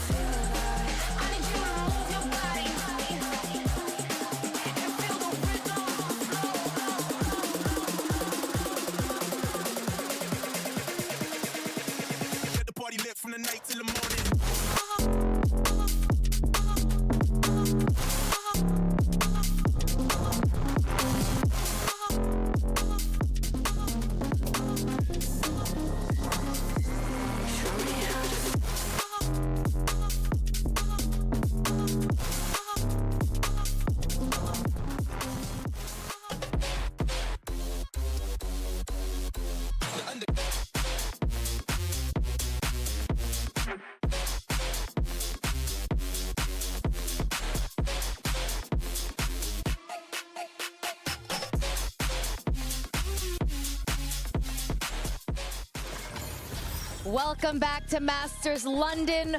While Lev did make some adjustments on map 2, that did not stop NRG from closing out and bringing it the full distance. We're going to get 3 maps today. And Minnie, you called it. NRG are just really good on Lotus. Yeah, I think it's interesting today that we're just seeing 2 teams who they got a ban map and then they're able to pick their opponent's weak map and their maps that they're also good at. NRG, one of the best Lotus teams in the world. I think they've been inspired quite a lot by G2, who I think are the best Lotus team in the world. And with this composition, able to defend very easily against Lev's double duelist. I think Lev at times looked like they really didn't understand the map too well and were just trying to do that double duelist go kill kind of thing, but not good enough on Lotus. Yeah, I think even when it switched to the other side, right, NRG just weren't letting Lev do anything on the defense. We noticed how in previous times, Lev have been able to kind of push out on those extremities and take away those first picks, but it just wasn't quite working out for them on this map. Yeah, help us break it down, Minnie.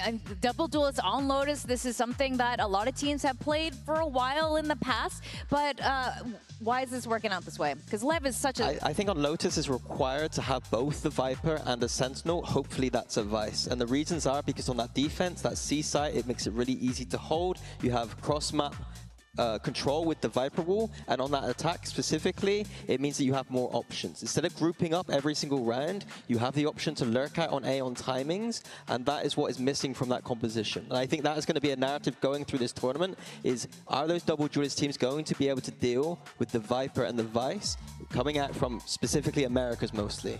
Yeah, they'll be really interesting, especially if we move closer to playoffs. Not too far away at this point. We're about to find out if it's going to be Lev or NRG bringing it, going through to playoffs. Now, Ethan is, of course, the IGL looking absolutely delighted with how this map went. Yeah, I think from us, like we had said coming into today and how we set up the matchup was Kiko's performance in the opening game was incredible, but that consistency of being able to keep it across series was a big question mark. But from today, I think NRG, everyone on the squad has been able to step up and live up to that kind of performance that we expect from players that went on and won champs last year. Yeah, it's all about all of them together, performing together. I think that there were some question marks over key players like Mada and Scuba coming into this event. Their form wasn't quite as good, but Mada now being able to be off the neon a little bit more and Scuba looking a little bit more comfortable, if all of those things are together and their map 3 is looking good like this, then that is very good going forward. Yeah, that's right. I mean, this is how they won a trophy after all. And Brock, this is a guy that we have our eyes on, especially as we move into map 3, Minnie. Yeah, one of my top 10 players of this event, and he has been slowly doing a little bit better here, but I think going into Pro, I want to see him be the Brock I saw in Americas. When I was watching those VODs, when I was watching it live, it was him and Kiko frying every single time. Yeah, obviously we just saw him on the Vice there on Lotus, but I think what's exciting is we get to see him go back to that Sova. Now we have seen him flex away onto these Vives, the Brimstones and whatnot in Americas more recently, but I think Sova quite literally is his bread and butter. Yeah, and there was one thing I was listening to recently with Strong, their old assistant coach, saying on this map specifically, they would sit on the server and make each player learn the spam lineups on that A site is the one on the right side. Yeah. And that was one thing that Brock is really good at. That's what we're going to be seeing him do this time around. He's going to have that Odin, he's going to be sat back, bunkered up, and just make it miserable for Lev. Oh, man, he does specialize in that. And, Minnie, you were saying, like, Lev is the master of Ascent, and Americas is the master of Lotus, particularly G2. What do you think about Americas and Pearl? I think, like I highlighted earlier with the teleshare, I think that NRG have stepped up on their Pearl theory. They really understand that taking the extremities early, pushing back, and then relying on Ethan's mid-rounding and the way that the team is just so composed into those late rounds, I think has been a real strength for them. So I think that going forward here, Lever looked a little bit shaky here, and I called this series as a 2-1 with NRG winning the second and third. Yeah, on the other side, when we're thinking about Lev, we consider their Pearl performance the other day, and that was the map where the double duelists looked a little bit shaky, weren't quite able to warm up to the stage. We just saw that map there also. Sato quieting down from that very first map, so really we need them to kind of step up. Yeah, the big question mark for Lev was that just first map jitters, or is it that their Pro really isn't that good? That's the question for me for Lev. I think, like I said before, NRG are going to be able to deal with Lev's comp a little bit because they like that chamber, but NRG have lots of tools to deal with it, so it's going to be a bit hard for Neon to get value here, in my opinion. Well, I would like to think it's a little bit of jitters. First map, I hope so. First time on the stage, and he's absolutely been improving so much, especially Sato, ever since that first map there. So we'll have to wait and see, but perhaps in the process, Lev hasn't revealed too much other. That is true, but they do have their play patterns. They do, you know, they have their similar tendencies they like to run. Pro is a map that they have played a lot before, and there's a lot of tape there for NRG to break down. And I think that that is going to be something they're going to be doing. Again, they got 2 drones to find out what's going on, and they're going to be exploring the map and making Lev's life a little bit miserable. Something that you highlighted, Minnie, was those 2 drones. And obviously when we consider Neon being propped up with that operator, especially starting on the defense here on the chamber, that's something that Lev will need to consider.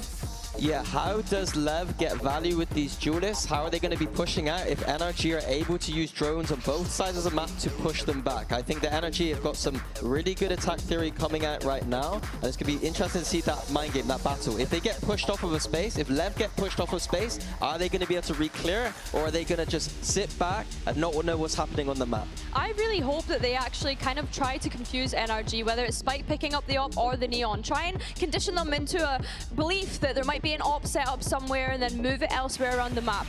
Yeah, I think for Sato on this Phoenix as well, we saw how much value he was getting out of his ultimate on that very first map, and I think coming into Pearl, that needs to be the same case here.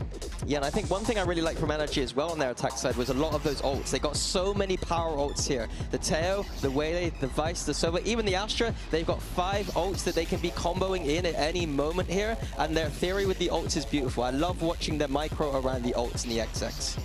And Billy, Minnie has shared his prediction for this map. Are you confident in your pick today? I picked Lev. Did I pick Lev today? No, I picked NRG. Yeah, I almost like second guessed myself. That's a no.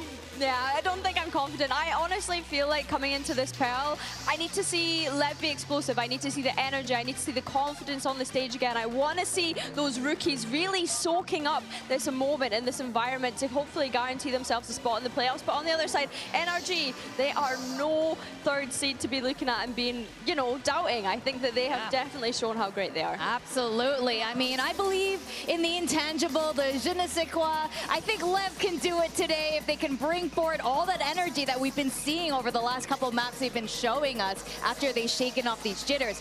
All right, well, we got 2 of America's finest giving us a 3-mapper. Let's find out who's going to be going to playoffs. Over to you, Mitch and Tom. Thank you, Victoria. Now listen, the conversation on the desk here, Tom, about how it should be difficult for Neon to find value. It's what Minnie was saying up against this composition. I agree with him entirely, and that's even more worrying when you think about the fact that Leviathan, last time on the defense, struggled massively, and Neon was showing up. He was having an easier time than he should here. For NRG, the attack side is where things start out. After a dominant win in the previous map, they are wasting no time with taking space towards this A site. A few licks of damage done. They're not stopping there. Scuba, is he gonna walk through that? No, he's backed off. Yeah, waiting for the contact. Still, Sato with a flash. Stun available for Spike Zine. The pace has left them at least with some utility to play with, but so many angles that they need to clear. In fact, Neon is taking his time around middle.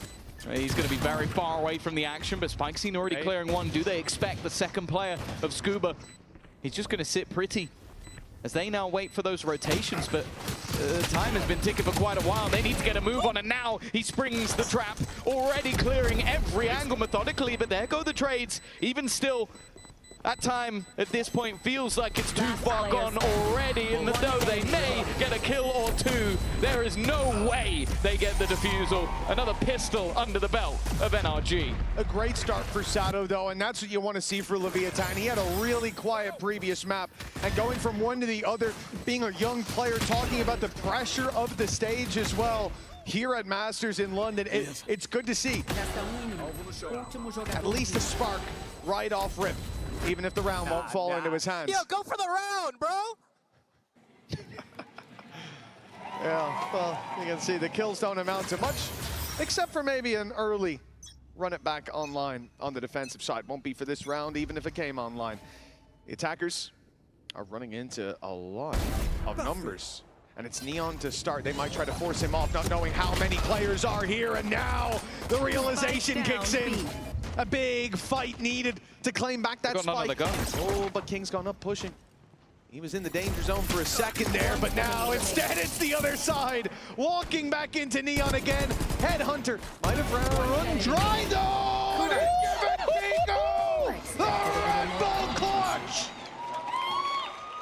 back to the last game of this map when he played versus XLG. 26-14, and we talked about him saving NRG that day. He's just saved them for a round I thought was done. It took him a second to even pick back up the gun, but it is just a firing range coming out from Kiko. And well, an incredibly damaging round. But it's the dub that matters most for them. It leaves them with a pretty weak purchase coming into the bonus round, but with Kiko having a gun, still a chance. Obviously, we've seen Leviathan play this map against Global Esports. It was a bit of a blowout. Defensive side, what, 3 rounds they got in the last 4 or 5? A very, very slow start. That was a chance to really get off to a flying start. Good defense here with aggression. Up on B long, they thought they could just wrap around and deal with him. But King was standing in their way. The bonus for NRG. Sees only 1 man fall, and look, he's got a big old weapon for free in the next round, so I don't think Neon's going to be too upset. He's off to a flyer. They could have easily leveled things up, but the fact that they've made it very costly and then look to win their buy round just as cleanly, they do have to be a little bit careful. And bear in mind that Scuba does still have the spike. Opportunities do seem relatively thin though, but a post plant might at least allow him to get a kill or 2. And I think that's the most important thing in this round. As I said, when you lose 4 players in the prior round, it's not like you're going to be investing too much into that bonus. The next is where their buy comes back up, and if he can get 2 kills here, that would be great. The question though is, does he just hold on to the rifle now? And I think that is the answer. With 10 seconds, I think if there's an extra 5 or so, maybe he tries to get a plant, but instead holds onto the gun, keeps their own economy strong, and Leviathan will keep 4 guns after their first comes onto the board. NRG still able to get a full buy in the next, but the danger of Neon, the thing we talked about starting out in this series that the desk was talking about, how difficult it should be for him. Well, he's had 2 big rounds defending right up deep on B long. And when you're pushing into that angle, you know, obviously he's got a TP to get out of there, but so often he hasn't even used it. He stays and fights and finds value with almost every shot fired. For Leviathan, that's a good sign, because it means NRG have to come up with a solution to this B long play. And Leviathan, on the other hand, don't want that to be the case. They're changing it up. This time, the tour de force goes towards A, no doubt trying to catch them as they avoid that ultimate. But in fact, NRG are set on solving the problem of B long. Yeah, they've taken that space, but also when you hear that tour de force go off, he could just be way more passive. Like, doesn't need to be anywhere near as aggressive, so there's still going to be doubt in the minds of NRG. King just spotting all those close angles slowly being cleared. Of course, for both sides, this is the first proper full buy we've seen thus far in this game, and I'm mainly looking at the position of Sato. Having that run it back available, having the molly, could be a big problem for them. But instead, steps being made to the other side of the map. Now, the spike has not moved. It still seems like this is a full commitment, but maybe just trying to clear back some of those more aggressive angles. They're trying to clear back Neon. They know if he's not B and he hasn't even looked for a peek with that tour de force, he can't be on this side of the map. And now they've spotted him as well. The idea here to cause those rotations, and at least there is a second player towards A, but still plenty to react to this B play. Sato stood by with a molly in hand, 20 seconds left. Spikescene can be here so quickly, and still utility for King. This could be a very difficult round, in fact. 15 seconds and Sato invades the smoke. A nice try with the ultimate. He's bought time at least, slowed them down to 10 seconds. The spike has to be planted soon. NRG, they've made it to the site, but this is their final chance to put the spike on the ground. It is a beautiful round from Spikescene, from Leviathan in general. The patience that we saw on their attack side. Evident here on the defense. Yeah, I think even the fact that Sato, he loses his gun just before he's about to go in, with the delay with the shorty, and then just Spikescene just sitting in that corner. At any moment, he could have gone, okay, now I need to risk it. Now I need to fight with my teammate. Instead, he goes, no. With the clock that low, I can deny the round almost alone, just with the surprise factor. It's a damaging round for the economy. I'm out of here. Leaves not a lot to play with. Marder will manage to bypass that utility spam, but instead they're running into what could be the combo. Just a second too early. You have to be so careful if you're NRG. Obviously, this is a low-buy round. But when it comes to the rifle rounds, that trap in particular, the Phoenix Flash held for a teammate further back. And if the teammate is Neon, the fact that the stun is going to be behind the Flash as well, it's almost a guaranteed opening if you find yourself out of position. So for NRG, they have to be much more thoughtful about how they take those opening fights. It does look like they've got a decent chance to get the spike down on A. For now, Leviathan are starting to shift towards this side of the map. And the drone will pull it. I thought would pull in those players from Arc, but they've re-cleared mid, end up catching Mata. Perfect work. But with the pistols, I didn't expect to see Blows walk into that smoke. No. The only worry, though, is that that convergence path went down with Marder. I feel like that could have been super dangerous if it got into the late round. Bomb will be there. Ethan, I think that's the one rifle that they managed to pick up. He's gone alone. And the surprise factor didn't bring in anywhere near enough dividends. It leaves the remainder with just pistols to play with. Okay, they baited out the overdrive, and Uber's... We've still seen Scuba manage to find himself a shot. But in the end, they are dropping like flies. He needs an ace with the Sheriff. An isolated fight onto King might give him an opportunity, but does he clear the close box? No, in fact, he's pulled utility out, but they both did at the same time. A little bit of confusion with the doppelgangers fighting off against each other. And in the end, it won't be too dangerous around. Perhaps they could sense each other in the astral plane for Leviathan. This is exactly the kind of start that they're hoping for after the last map being a blowout. Looking at how their previous run on Pearl went, I didn't expect to see them put up defensive rounds for quite a while, Tom, but they've already matched their record here. 3 on the defense very early on. It was a 0-7 start last time around as well, so I think that's enough to body the mentality. It was something that Ona said. It was like, okay, it was youngsters entering the stage for the first time, not able to show what they've got. And sure, we saw in the last map that 3 rounds, even in a streak, doesn't necessarily mean too much, but it's the individual plays that we're seeing. We're getting spikes in, we're getting Neon. Well, an opportunity for him in the early round. It's not going to get them too much. It's a close defense from Leviathan. And the ult's going to be dodged to start, but right in to all of the utility that NRG put into play. Neon ends up getting ripped out of the round by a rifle, but Spike Scene fights his way back in ahead of the play. And Shadow's spam is sublime. Now the advantage suddenly with Leviathan for the moment, a 4 versus 2.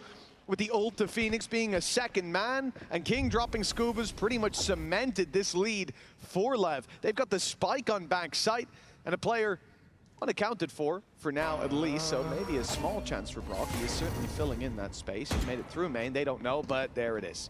And now the rest of the squad comes. If he's not quick in closing this kill, he'll have no chance. There was an opportunity for a second, but now the rest of the team are here. The flash has left him completely blind, and he's caught walking straight into a wall. King to close, but once again, Sato ending up as the hero. And it definitely seems like he's back. Oh, we look back at that previous map, and he was really in struggle city.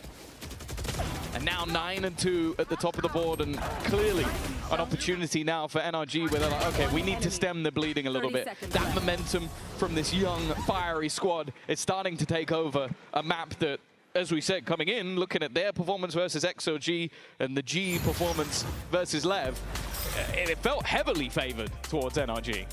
Yeah, definitely. It's hard to interpret that data in any other way. And then you think about the sort of turnaround for Leviathan. It's not like they've had a week. This isn't group play. In terms of fixing all of those issues, and there were a lot of issues. And then we go back to, again, a conversation on the desk. Not one I'm criticizing. NRG and GE, in terms of that prep-heavy style, it should be something that throws up those same problems for Leviathan. But the Coinbase win condition for Lev so far has been Sato. When he is online, this team doesn't look like they can win. They look like they can't lose. Well, yeah, and it's been a good mix. Like, I think in certain maps, like I think back to the Fracture they played, he basically had to put them on his back. But now it's like, okay, there's certain positions you walk into Neon, that's been an issue. Other times, Spike Zine had that nice round in the corner. It hasn't been a one-man show. Sure, the man at the top is definitely like a little bit above the rest, but... And on the other side of things, well, it took Kiko dragging them, kicking and screaming through the last performance. Again, we're going to have that early util dump, trying to deny that OMEN control, and it has done so. It'll be the same trap that we've seen from Lev before. Use the molly on A, set up on Art. With the Phoenix Flash, ready on contact from Neon. Knocking them. NRG stopped at the double doors, and Lev filling the space behind them. They're closing in the walls on this attacking side. And there's no read on the other side. There's no way for NRG to know what is coming around that corner for now. Only one man is watching it. It's Kiko, eyes on the door, and he'll find his shot. A crucial kill onto Sato. Great stun by Spike Scene! And to get two there is surreal. We're back to level playing field, and Blows has made it a little bit better for Leviathan. Oh yeah, that single kill and duck away is just irritating. You want to try and find an immediate trade, but he's gone with the wind. Looking to just play that post, and unfortunately for NRG, you can't just do what you normally do, like try and sit back towards 8 main, because that Cosmic Divide is a problem. But the bigger problem is that that wraparound from Neon is slowly coming through. One already spotted. Counter ultimate played in the Armageddon just to try and make sure they can't pincer off of this, and I like it. Ethan getting aggressive. He knows that maybe his back has been lost. He knows that there could be someone coming from behind, but even still, caught on the angle. Leaves Kiko to try and save them once again. But even still, that Cosmic Divide is going to lock him out. He's got to try and play around it. Nice shot on the first second as well. And he knows where the last is. Wants to try and take away the weaponry. No time to reload. A chance to pull off the clutch. And he goes in for the fight, and it's not quite there. But he'll get it on the time anyway. Another round that goes solely for Kiko. And a Red Bull clutch with it. That is not a round that looked likely. He was surrounded, so many numbers against him. Runs into an op, and sure, he'll be denied the ace in the end. Not ready yet. But he still wins. Up against the entirety of Leviathan, denies that lead, extending even further, and keeps NRG within reach. I'll be honest, from what we've seen so far at Masters, I'm starting to question maybe NRG aren't good at this map and just Kiko is. Like the fact he had to go 26 on 14 last time out for them to win. And now that they have 3 rounds and 2 of them are just him clutching versus multiple players. There needs to be someone else alongside him. Amada getting that opener onto Neon might just be the step up they need. They've got to be quick. If NRG are going to go back towards the B site, it'll have to be pacey. Leviathan are already realizing that the hit is not coming in through A main. And it looks like they're setting up to play late in the mid. 1 in Art, 2 coming towards the double doors. Leviathan want the fight, but maybe they should have left it. Sato falls. Spike Scene now to try to fill in that space, and 4 players are holding him when he walks out the double doors. NRG, the pack mentality working out, is now the B site wide open for now. For the moment, but by the time they get there, it looks like it'll be a very different story. A good read by Leviathan, or a good guess. Either way, they're in the right place at the right time. Even still, though, it's going to be so difficult to 30 seconds left. get this. There's no lurk. There's nobody sitting behind. The smoke is going to make things a little bit more awkward, but already King is going to be spotted. He knows he has to leave the corner, and the spam out. That is at least going to be 1. A second as well. King making things awkward, and it takes Scuba saving them. Oh, that was a little bit shaky. But it will be 4-4. But that's the danger. When you have the drone to re-clear, you can spot the first player, and they do that in finding King. But expecting them both to be there, when moments ago there was a clear play to fight for mid, you saw from both duelists, it's that spanner in the works. Blows swinging in from elbow that really makes this a close round, and for a second it looked like he could even align them up to close it out. But Leviathan denied extending their lead 2 rounds ago, and now the lead is no longer theirs. It's up for grabs in round number 9. Neon in this position has been deadly, and he will be again for Mata. It's his full HP bar for Brock. It might as well be. He's left on 10 HP, and for a player who loves to spam, that is going to take away your ability to play the game. At least the way you want to. Ready.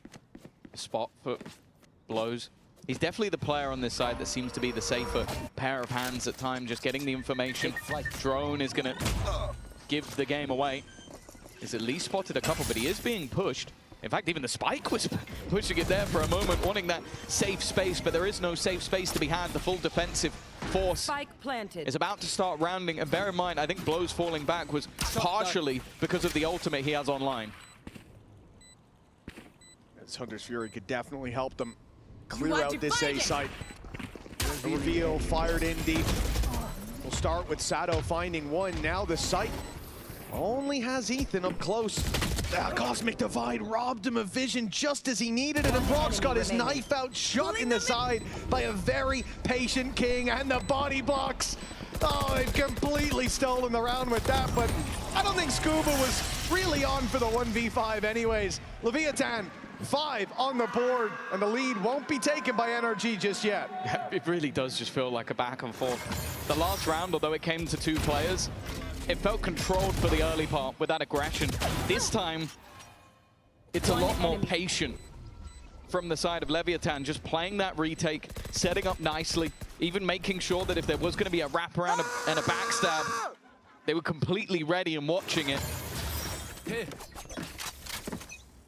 With the pistol and second round going the way of NRG, the fact that Leviathan already have themselves in the lead, it is looking like a completely different performance. Oh, them versus GE. Now that is a lot of space garnered. In fact, both players have made it through. That might even sell the ruse that there's only one hit, because you've okay, Kiko was the one that sneaks his way past. Scuba now activates it. I don't think they'll have any idea that Mata is currently in the spawn. They just need to wait. No peeks on B long, no pushes out to sight. Mata's got a freebie, and if he's patient, he could get so much more, but he wasn't. Neon ends up with 2 and gets out. That second kill could have been the round. It would have been rifles across the board for NRG. And instead, advantage for Lev as the plank comes in, and a retake they're more than happy to attempt together. They've got so much in terms of ultimates to play with as well if they wanted to use them, if they felt like they were necessary. Instead, the run through from Spike Zine, he's almost trying to bait them. There goes that Hunter's Fury, but Sato has already found one. In fact, he's going to throw out the run it back. They really don't want this one to get out of control, and you can understand why. At a minimum, they'll go in even at the half on the defensive side, that side that they struggled with so desperately last time out. Solid stuff from Leviathan. And even still, they're going to come in with a few ults next round. A very different game to what I was expecting to see if we went the distance. With NRG, as you said, yep, Kiko was a big reason they were able to put up rounds the last time, and a big reason here as well. But even still, it was that Lev were struggling so much when it came to that defensive side, and it is difficult to accept sometimes at face value the idea that, oh, it was just nerves, right? It's an easy excuse, and it's always the real reason, but Lev are starting to inspire confidence that that is exactly what we saw down on that stage. The young guns needing a bit of time. Ooh. Now they look like they belong. This is a counter to that double man setup that we've seen over in towards Art, but luckily we've had the drone go through from the NRG side that will let them know that that setup is no longer there. Mata are about to take that space, but again, it seems like a setup in towards the retake. Immediately using that ultimate in towards the back of the spawn. A little bit of damage from the salvos, but all it's really garnered is some space. That was a good kill setup, but now Lever floating back in. Mata's completely isolated, caught behind enemy lines, dealt with as Spike Scene is going ham on the site. NRG in a 2 versus 4. Spike still needs to be defused, but Spike Scene is taking it all on his back. The defuse tap now will draw Scuba out. He didn't win his 1v5, and the 1v4 will be no different. Big round from Spike Scene. And a big half from Leviathan, a team that struggled to put any rounds on the board on the defense, is guaranteed the lead at halftime. No, they've been fantastic in these retakes. I've loved the adaptation we've seen from them, because when they were going for those all-in firefights, I think especially Blows was really struggling to hold that line as they had the execute from NRG. They are now allowing NRG the post-plant. They're even allowing them aggressive positions. They're sitting all the way back and going, let's just play this one together. Let's send in the utility. Let's isolate the fights with smokes. This is a well-drilled team showing that, hey, we had the preparation to now adapt into these plays. And okay, maybe last time that didn't happen, but that doesn't mean it's going to happen again. 3 rounds in a row, 3 successful defuses. And what we mentioned, some of those individuals, Sato may have been the man of the moment, but Spike Scene has been the man of the map. 15 and 7 right now at the top of the board. And for NRG, another chance for Bonka to try and maybe settle this for them, because they've had the hero of Kiko a couple of times, but other than that, it has mostly been blips on the radar. Just 2 rounds excluding that pistol and follow-up that have gone their way. And Leviathan, you can tell why they've tried to slow this down. They are slowly climbing their way towards the playoffs. A team that is known for a top 3 at the last event, a Champions victory up against the youngsters. Maybe the new face of Americas. We'll have to wait and see.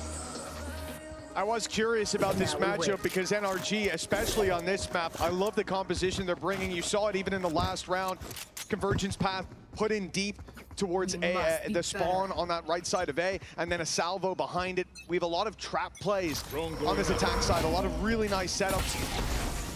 But Leviathan have been doing a great job of sidestepping. We know they can take the gloves off and hit hard, but the question was, could they take their hits? And so far, they're avoiding any punches landing in the other direction, unless they're from Kiko. 7-4 and a chance to have double the rounds of their opponent moving into the next half. Hunter's Fury not landing for more than the tag. So at least a 5v5 in the post plant, but this lurk here, it's feast or famine for Scuba. And it looks like he's gonna have a feast on his hands. Yeah, they've been very, very diligent at checking for these flanks. You are divided. But this time, Neon should be dead to rights. That's one already gone. Weaponry reduced to tatters or so. It should have been. No, King manages to dodge the ult, and now he's want to fight back. Mudder isolated out. In fact, they're trapped behind the wall. They don't know how much can come through, but that Armageddon should buy them additional time. The defuse isn't going to be halved. It doesn't even matter. Everybody dead on the other side. And now Blows just waits for them to swing! 3 quickly! The problem is he didn't get it to half. The half wasn't there earlier. So it will be a 5th round for NRG. They needed everything to get it done, but they will do. It has been a struggle on the half that we thought would be easier for NRG. Leviathan showed us a very weak face to their defense on Pearl when they played it against GE, but now they look determined to win the regional matchup. We'll find out if they've got what it takes after the break. 1 enemy remaining. Concentrate.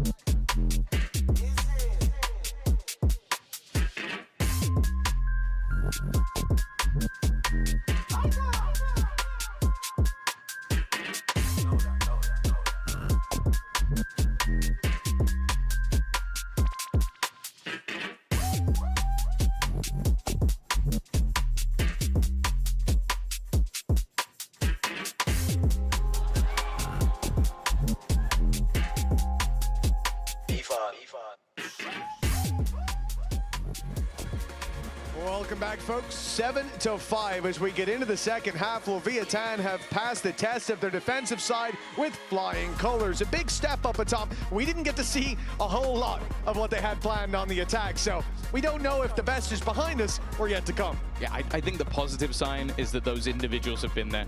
We saw a lot go missing in the previous map. Struggle City after those first, 5 or so rounds. But now we've had Spikesy, Sato, Neon King, Blows, everybody stepping up. And on the other side, some of those heroes from Lotus, Brock, Ethan, they've gone missing. But they're not that far behind. A pistol round and we're right back to a level playing field. And they had a relatively clean defense when they played against XLG. In fact, their defensive side of this map has always been fairly stellar. So it's definitely not a done deal just yet, of course, for Leviathan. Making it to playoffs over. NRG on the international stage has been that America's team to beat over the last couple.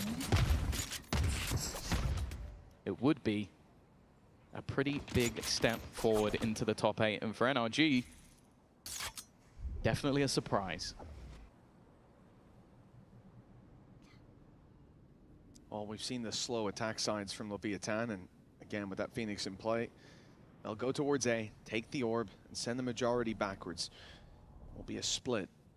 And when you look towards this position for NRG, normally, this is where you'll see Ethan play the contact, fire the salvo through, and play that passive rotation. In fact, it will be the stun to start this off.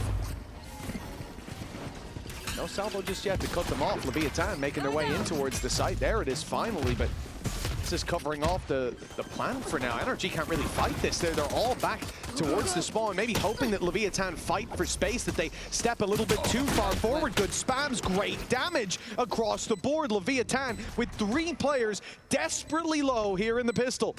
But no bodies just yet. There's the first, and it goes in their favor.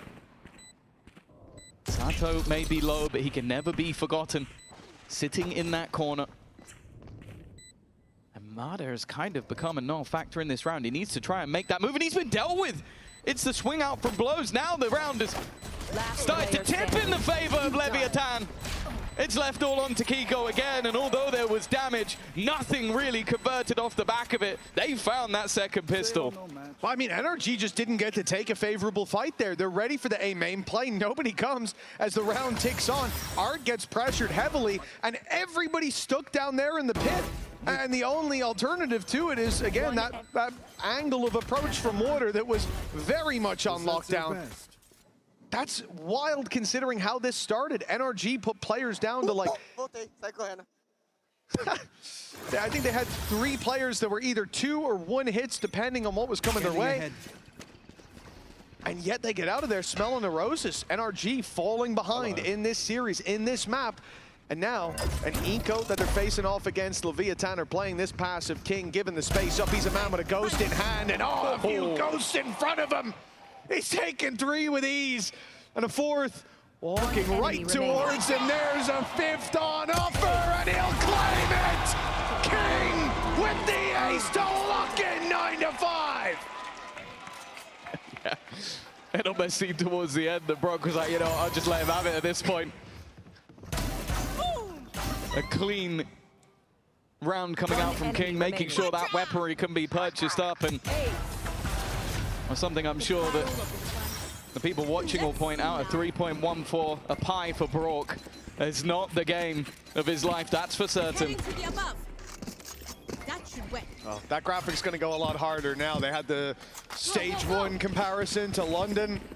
The stats drop off for Brock's going to be a little further when we take this game into account, unless there's a big pickup for NRG right around the corner, because that's exactly where Leviathan's victory seems to be.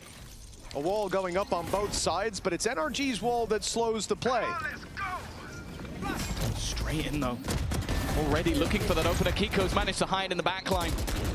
Still only an even trade and counter utility being expended. That run it back was likely the one thing that could pad the gap between these buys. Bear in mind, this is of course the bonus round for Leviathan, so expectations maybe not quite as high. But losing Spike Scene early, he has been fantastic so far in this match. And of course, this has left Scuba relatively alone, but the rest of the players on NRG noting that there's no longer that same presence. They're looking to re-clear into mid. Neon might be very low, but everybody on NRG, excluding Brock, is one hit to him. 30 seconds left. No ult anymore on Sato, sure, but with numbers even, that HP on Neon's a little bit more deceptive than you might think. Sure, a stray shot can take him down. The well-placed one from him can do just the same. The play towards the A site. It'll be Neon trying to fight up top, but the flank comes in immediately from Art, and that's the end of the round. Brock picking up a few, a confidence builder. And it's NRG closing that gap, but still a healthy lead for Leviathan. Yeah, Kiko once again ends up getting the majority. I think even if he doesn't, it would have been that flank to close it from Brock, but they just had everything that they needed in that round, a perfect read on the rotation. And I think that's going to be an important factor. The fact that there was nobody on that B site towards the end from NRG, they knew exactly what their opponents were doing. The fact is, though, Neon is going for the same again. Expecting some light shields to still be in play. We know how deadly he can be. Is he going to go through this? He's still going. He's still holding the line. There's a lot of players on the other side, but as you saw mentioned, a bullet here might be enough to give them an advantage. It was the same last round. It'll be the same this one. Brock, the only boy with full shields. You hear that outlaw ring out, you know you're in danger. Lev have been selecting it in a lot of the right rounds where their opponents have that little bit less money to spend, and a few credits shy of full shields allows Neon to build up a lot more money and still have, and arguably have even more impact than if he was on a rifle or an op. Fighting for double digits. But when you look at what Lev have to work with, just a cosmic divide in terms of ultimates, but that could definitely help out when push comes to shove. It will be towards the A site. Site already there. You can hear on NRG's side that drone's coming through, but no rotates. Very patient on that B side, much to their detriment, as we can see. It could just be bait, of course. The single drone doesn't really sell the idea, but the cosmic divide does. Molotov into the back of the site. Marder just trying to play ahead, a kill, and maybe just ducking out of there, but his teammates gets the kill first. They're going to play from that advantage. Spike Scene clearing that further control. But it will be a post-plant with planted. that retake coming, and in fact, the attack looking to try and get a little bit more aggressive. They've spotted them going through, but they're winning all of the fights instead, putting them in a good position. Again, the trade's being expended, and it's left down to just King. He manages to avoid the Steel Garden. His weaponry will still be in hand, and Kiko maybe not expecting it. Walks straight through. He now knows there's nobody on it as well. Sitting all the way back. Knows that Ethan could now potentially have it, but instead he's just going to play it to perfection. A Red Bull clutch from King. I don't think anyone could have done that better. And unless I'm mistaken, he didn't hear a thing. There was no step. There was no indication that Spike wasn't being stuck. Balls of steel. And it pays dividends in this round to have him by your side. Double digits for the attackers. A 3-1 start to this half. And it seems like once Leviathan come out of the gates in that early half, it seems impossible to slow them down. We saw the same in the first half here. Once they got the ball rolling, it was a completely different game. And they've carried that momentum through to this half. Again, all taken by Marder. Can have a few strays, but you have to look at the weaponry. This is the backbreaker round. This is a chance for Leviathan to make it to 11. They are not shying away from a fight. Even with some of those weaker weapons in play, they are picking up the pace. In towards the side they go, but it's the fight's going the way of NRG, at least to start with. They picked their fight so well. That salvo to slow, and then a big swing to deal with the players there. Kings taking some space on the other side of the map. They're tapping the spikes so early because they don't intend to hit A. They're not intending to plant here. In fact, they're leaving already because look at the space the King has found. There is nobody here. It's wide open. That's going to entice the spike over to the B site and give King a very early flank. But with no more noise on A after a plant tap, I mean, NRG are not stupid. They know what's going on, or what likely is. He's not been seen. You can see how diligent Scuba has been so far. 30 seconds left. With a man advantage. They may even want to just try and play this as a retake anyway. Now those smokes coming through, utility being destroyed. Hoping to maybe find something with a spam, but they just don't want to risk it. The problem is there's still another snake in the grass. Timing is going to be everything, though. Neon is looking the wrong way. 3 players coming through now. They're going to spot him, and that's where he's taken out a weapon upgrade as well for the side of NRG. And they're going to need a hero once again. Well, King was the man that got them to plant the snake in the grass that found all that space, but now the Hunter's Fury and post plant won't matter unless they can put the numbers back to even, and they've done just that! 2 quick kills! Blows following up on the damage with a shock dart, and now the Hunter's Fury pays dividends. It's a double tag! Death just around the corner with one more pulse, and Brock falls around with them! Leviathan up to 11 with a sensational round! So well played in that post plant. And everything went their way. I think it's the immediate swing through just a little bit early from Kiko. Again, it was the same in the last round. Gets pinged up, and that's enough to get him tagged. Then the shock dart takes him out. Then you see the strike. And once it gets to that point, both players being hit by the initial blast of that Hunter's Fury. I'm out of here. Blows has been so good Go, go. at just staying alive. And what could have been a chance to redeem themselves a little earlier ends with another clutch scenario, and just 2 rounds needed for Lev to make it to the playoffs. And they start with an opening duel. This is NRG with some weaknesses, you might say, but when you take a look at the credits, the investments have been made. Putting it all on the line here. Leviathan find the opening and face off against weaker weapons. Face off against Ethan with 26 HP. Gust of wind would take him down. And for Leviathan, with a man advantage, with the calls Kings had so far, it's going to be a tough round from the get-go. Hunter's Fury used. Nice. A lot being expended. Sato gone. And a transfer tag, but not quite met. They've still got that convergence path set and ready. The ults are kind of what could save them in this round, but even still, it ends up level for the moment. They dodged it. 25 seconds left on the clock. The time starting to become another member of the NRG camp, and the cross is wonderful. Mana instantly connecting. Brook brings himself up on the scoreboard a little as well. And what was a desperately needed round goes the way of NRG. Especially after that opening pick, NRG do well to read the play correctly, staying towards B with 3, having that convergence path that slowed them down, put a bit more pressure on, but it's the shots landing from Ada. And Brock spamming with the Bulldog. I'm telling you, we're winning every round macro-wise. Okay, well, let's hope that keeps up. 4 rounds in between them. For NRG, it's gonna have to be near flawless from this point forward. And again, starting with the same aggression we've seen from NRG. The shock dart right behind it, as before. Leviathan dodge all of the damage. And now they're closing in. And there's an ult on Spike Scene. This round, he's in their spawn! There's a player with a knife out, they don't even know where he is! The man is running riot in their back lines! And NRG, they're forced into a retake. Thankfully, that ultimate is gonna run out.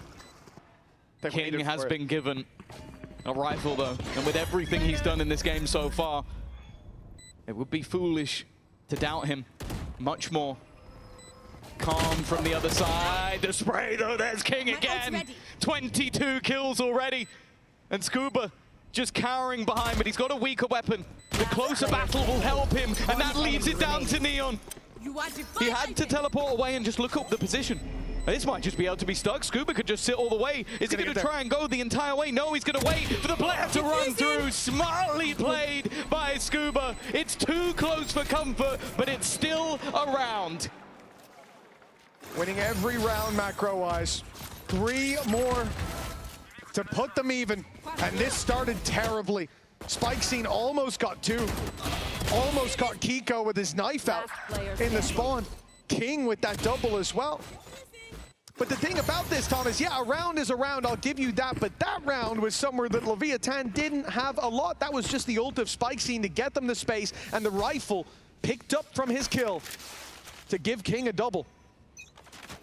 Making a round like that so close, with a 3-round advantage, NRG are far from out of the woods. That push has finally been punished. Mada has been doing it a lot throughout the half. This time even with an operator. Brock is just waiting on the angle. This is a risk, there's no doubt about it. And yeah, I think the voice in the back of his head Drone is down. Eventually Ammo out. goes for the safer play. The problem is it means they've given up pretty much all map control.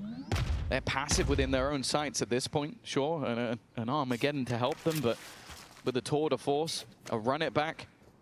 Even the Cosmic Divide has been causing issues throughout this map so far. The advantage sits firmly with Leviathan here. I wonder if Ethan put that salvo through, because it was a fairly pointless salvo. You weren't going to get damage with it. It's from so far away, but I think he wanted to let them know he was close by before then reinforcing the other side of the map. The problem is Leviathan don't seem to care. Sure, you can have 2 players A. We'll kill 2 players on A then. And Neon, 30 seconds left. I would be surprised if he doesn't get this kill. Brock is in a lot of trouble. And luckily, Brock won't be pushing that way anymore. Spikescene has sent him the other way. Go ahead, looking to try and clear some of those closer angles. Instead, though, they've got a different problem to deal with. Sato makes sure they reclaim that space, and that tour de force is still dealing damage. A second kill already. And with the credits in a pretty dangerous position, this might just be all in for NRG. Stun will force back Neon at least. Scuba's done well once again, but that time has been ticking. A Gravwell still to buy additional time. They had to tap it. Now surely the clock is gone, but there's no way out. A cleanup for Leviathan. Just one more needed, and they go through to the playoffs and leave NRG behind. And 4 chances to lock in playoffs as well. 4 playoffs points for Leviathan, the #2 team from Americas, showing NRG why they finished below them. This has been a masterclass. Ascent was clean, but for a young team like this to bounce back after the defeat that they were dealt on Lotus has got to be the most impressive for a team that already showed us on this stage that nerves can make a difference. But now it seems like those nerves are nowhere to be found. In fact, nerves of steel is all you'll find in the Leviathan camp. Spikescene runs it down for the opening. Kiko and Ethan on very weak weapons, but everybody is close by. NRG with weaknesses, of course, overreactions often follow. Now stacked up on this A site, Leviathan will be running into numbers if they continue forward. And they don't have any space elsewhere, so they may well have to. I think just the pause. The problem is, for NRG, they also don't have information other than outside that B site. You mentioned it. With the weaker weapons, they have to gamble. They have to take risks. But with nothing being spotted, it's a good call. In towards mid, they're in the right place at the right time, but they are being watched. Everybody waiting for the re-swing. Again, playing above their ages. They take them down. Leviathan will be making it to the playoffs over their American brothers. It looked doubtful after map #2, but they have risen from the ashes of Lotus. They have learned from their previous power mistakes, and now they make it to the top 8. We definitely had questions for Leviathan, especially when it came to Pearl. The first map may have been theirs, but we knew NRG, they were going to pose a serious threat on Lotus. And we thought the same of Pearl, but my God, a very different showing from Leviathan here today. The young guns have adjusted to the stage here in London, and they're looking to make it their own. What a display! As Leviathan lock in playoffs.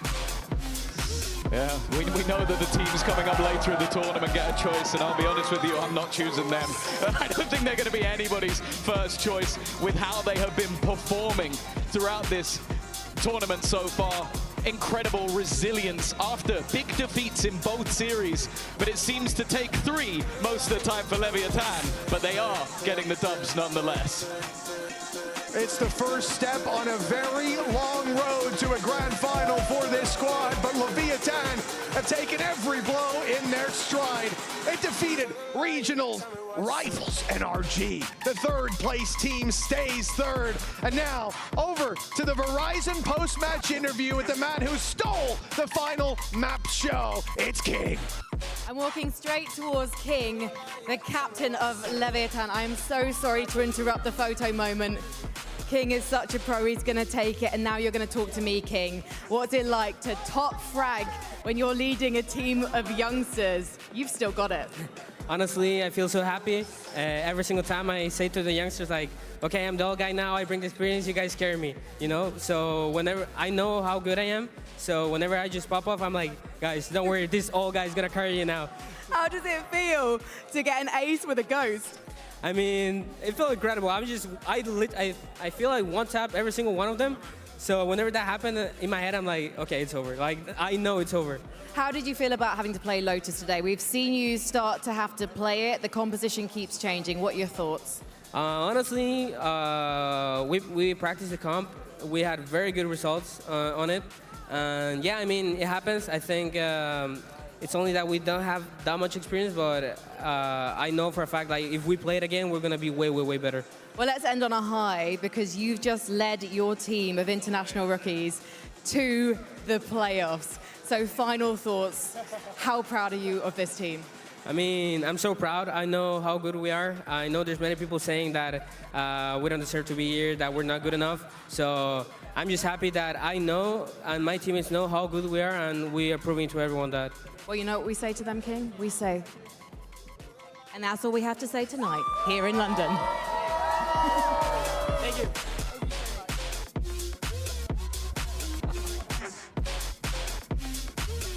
The hill today, the IGL of Lev, showing the rookies how it's done. That the Unk, and I want to say that in quotes, the Unk can shoot as well. And we're going to welcome Sata to the desk. Hello, and congratulations on making it to playoffs. Thank you very much. Thank you very much. And King is very old, yes. That's crazy. You had to get in there. Listen, Sato, I wanted to ask you about the feeling playing in front of a crowd. I have to shout out Liz, one of your interviewers over in Americas, because she was one of the ones cheering for you when you qualified to get here. So how does it feel to qualify to the playoffs now in front of such a great audience? Oh, it feels amazing. I think most of all is the way that we were able to reset from map 2 to map 3. I think it's about the little wins that makes me really, really happy. And I want to talk about King, your IGL. We just saw him frag out of his mind just now. And on the pistol of the second half, we're going to roll a clip. I want to know what you were thinking in that moment, watching your King get this ace. Were you screaming? Like, what do you even do in this moment where you hold your breath and He's still watch alive. He wouldn't have even seen it until now. Well, surely he's seeing people die on the minimap. Sato, tell us. I mean, I was just like, we were going down B, and then King said they were gonna fight him, so we're like, guys, just run up and plant the bomb. B is free, and then the numbers started going down and going down and going down, and I was like, yo, wait, what's going on? What's going on? King's killing people. That's what's going on. All right. You know, he's talked you up a lot. He said, you know, you're one of the hype men. You're so integral to this team. He's so excited to have you. But he played so well today as well. And, you know, one of your teammates, Blows, left you hanging for 19 seconds. Right. So for 19 seconds, can you give a King glaze? Oh, wait. Okay. Just like a 19-minute speech, like how amazing he is. He has matured so much since last year. Back in last year's roster when we had so many veterans, I feel like the responsibility that fell on him on this roster was so much bigger than before, because it's like 4 little kids playing with him, and now he has to be like the older sibling, the big image of the team, and he's been doing that job so well that I don't even need to think about it. Like it just happens. But like sometimes I take some time and like, damn. bro, you're insane. Like, wow. He's able to like organize everything inside the game. I feel like we're carried so much by his mid-round callings that it's kind of amazing. I feel like I don't even have to think much during the game because he just does everything for us. And obviously that doesn't hold him down, because that guy can still frag out of his mind even when he has to do all of that. Thank you so much. You did way more than 19 seconds. That was an amazing glaze and really touching. I think we spoke to your brother in interviews earlier, William, and he said he was technically your first IGL. What are the common good IGL traits that perhaps both your brother and King share? I feel like it's really difficult for a person to be like a natural-born leader, like being able to stand up and take responsibility when things are good and even when things are bad. Like he's able to just be that kind of image for us where, okay, guys, something that we said like after the second round where he killed everyone, we're like, guys, calm down, just look to your side. This is the guy that's calling for us, and he just killed everyone in mid. Almost got fined there. But yes, absolutely. I think that was appropriate feelings towards that. And now that you've qualified to playoffs, I mean, how did you feel coming into this match? Did you feel it in your bones you're going to be making it into playoffs? And looking forward, who do you want to face the most? Okay, I didn't really think about like how if we win, we make playoffs. We're just trying to like, be present in the moment, just play the rounds as it goes. And let's see who I'm excited to play against them. I mean, I'm just happy to be playing against like... Give me the Seed 1 teams, we got 4 teams waiting there. HyperX, HyperX, EDG. Oh, I'm excited to play against HyperX. I think everyone is excited to play against HyperX in this event. But why do you want to play HyperX? Because we practiced against them a lot during Santiago. We had a boot camp that made us really stabilize as a team for stage 1. And I feel like we learned so much from HyperX. They have such a different style from other teams. And I just want to see how we match up against them now. Oh, well, I think we're definitely excited to see how you match up against HyperX. You guys are a really fiery team. And, before we close things out, I want to ask you where you get your energy from. Because you are standing up, you are screaming from round 1, map 1, and you've gone the distance through map 3. Where does it all come from? And, I mean, is it Red Bull? Like, what are you doing? No, I don't take caffeine because I get anxious after if I do. But, like, first map, it's... first map, everyone's hyped up. That was my energy. That's where my energy came from. Yeah. And then for third map, I couldn't stand up a lot in second map because we got rolled. But on third map, it was pure rage. I was very pissed off at how I played second map, so I just let it all out. Oh, yeah, you definitely did. Goldfish mentality not coming in. Yeah, I was going to ask you about that. Who was it that embedded that goldfish thing? Was that Coach Owner, was that King, or was that one of you guys? It's because I forget a lot of stuff. And then they started calling me, Dory from Nemo. They started calling me a fish. And then it turned to something like, fish memory, let's just forget about the last round. I couldn't because second map just pissed me off. I couldn't do anything. I was just getting rolled like... Man, it was so unfortunate, and then things went back to normal at map 3. On a positive note, though, your Phoenix has looked incredible. Do you think you're maybe one of the best Phoenixes in the world right now? I'd like to think so. I like to think so, being able to play at high level here. So I'd like to say that I'm one of the best in the world right now. All right, well, you've earned a lot of fans here, especially in Global, here in Masters London. Quick message for your fans before we close out the show so they can come back to watch more Sato and Lev. Thank you very much for everyone that's been supporting me, and let's get more excited. All right, I'm definitely excited. Thank you so much, Sato. It's been an absolutely fabulous day. 6 maps, Lev coming out on top, going into playoffs. And that's it for today. I'm Victoria, Billy, Minnie, and Sato. Thanks for joining me at the end of the day today. We'll see you guys tomorrow for more Masters London.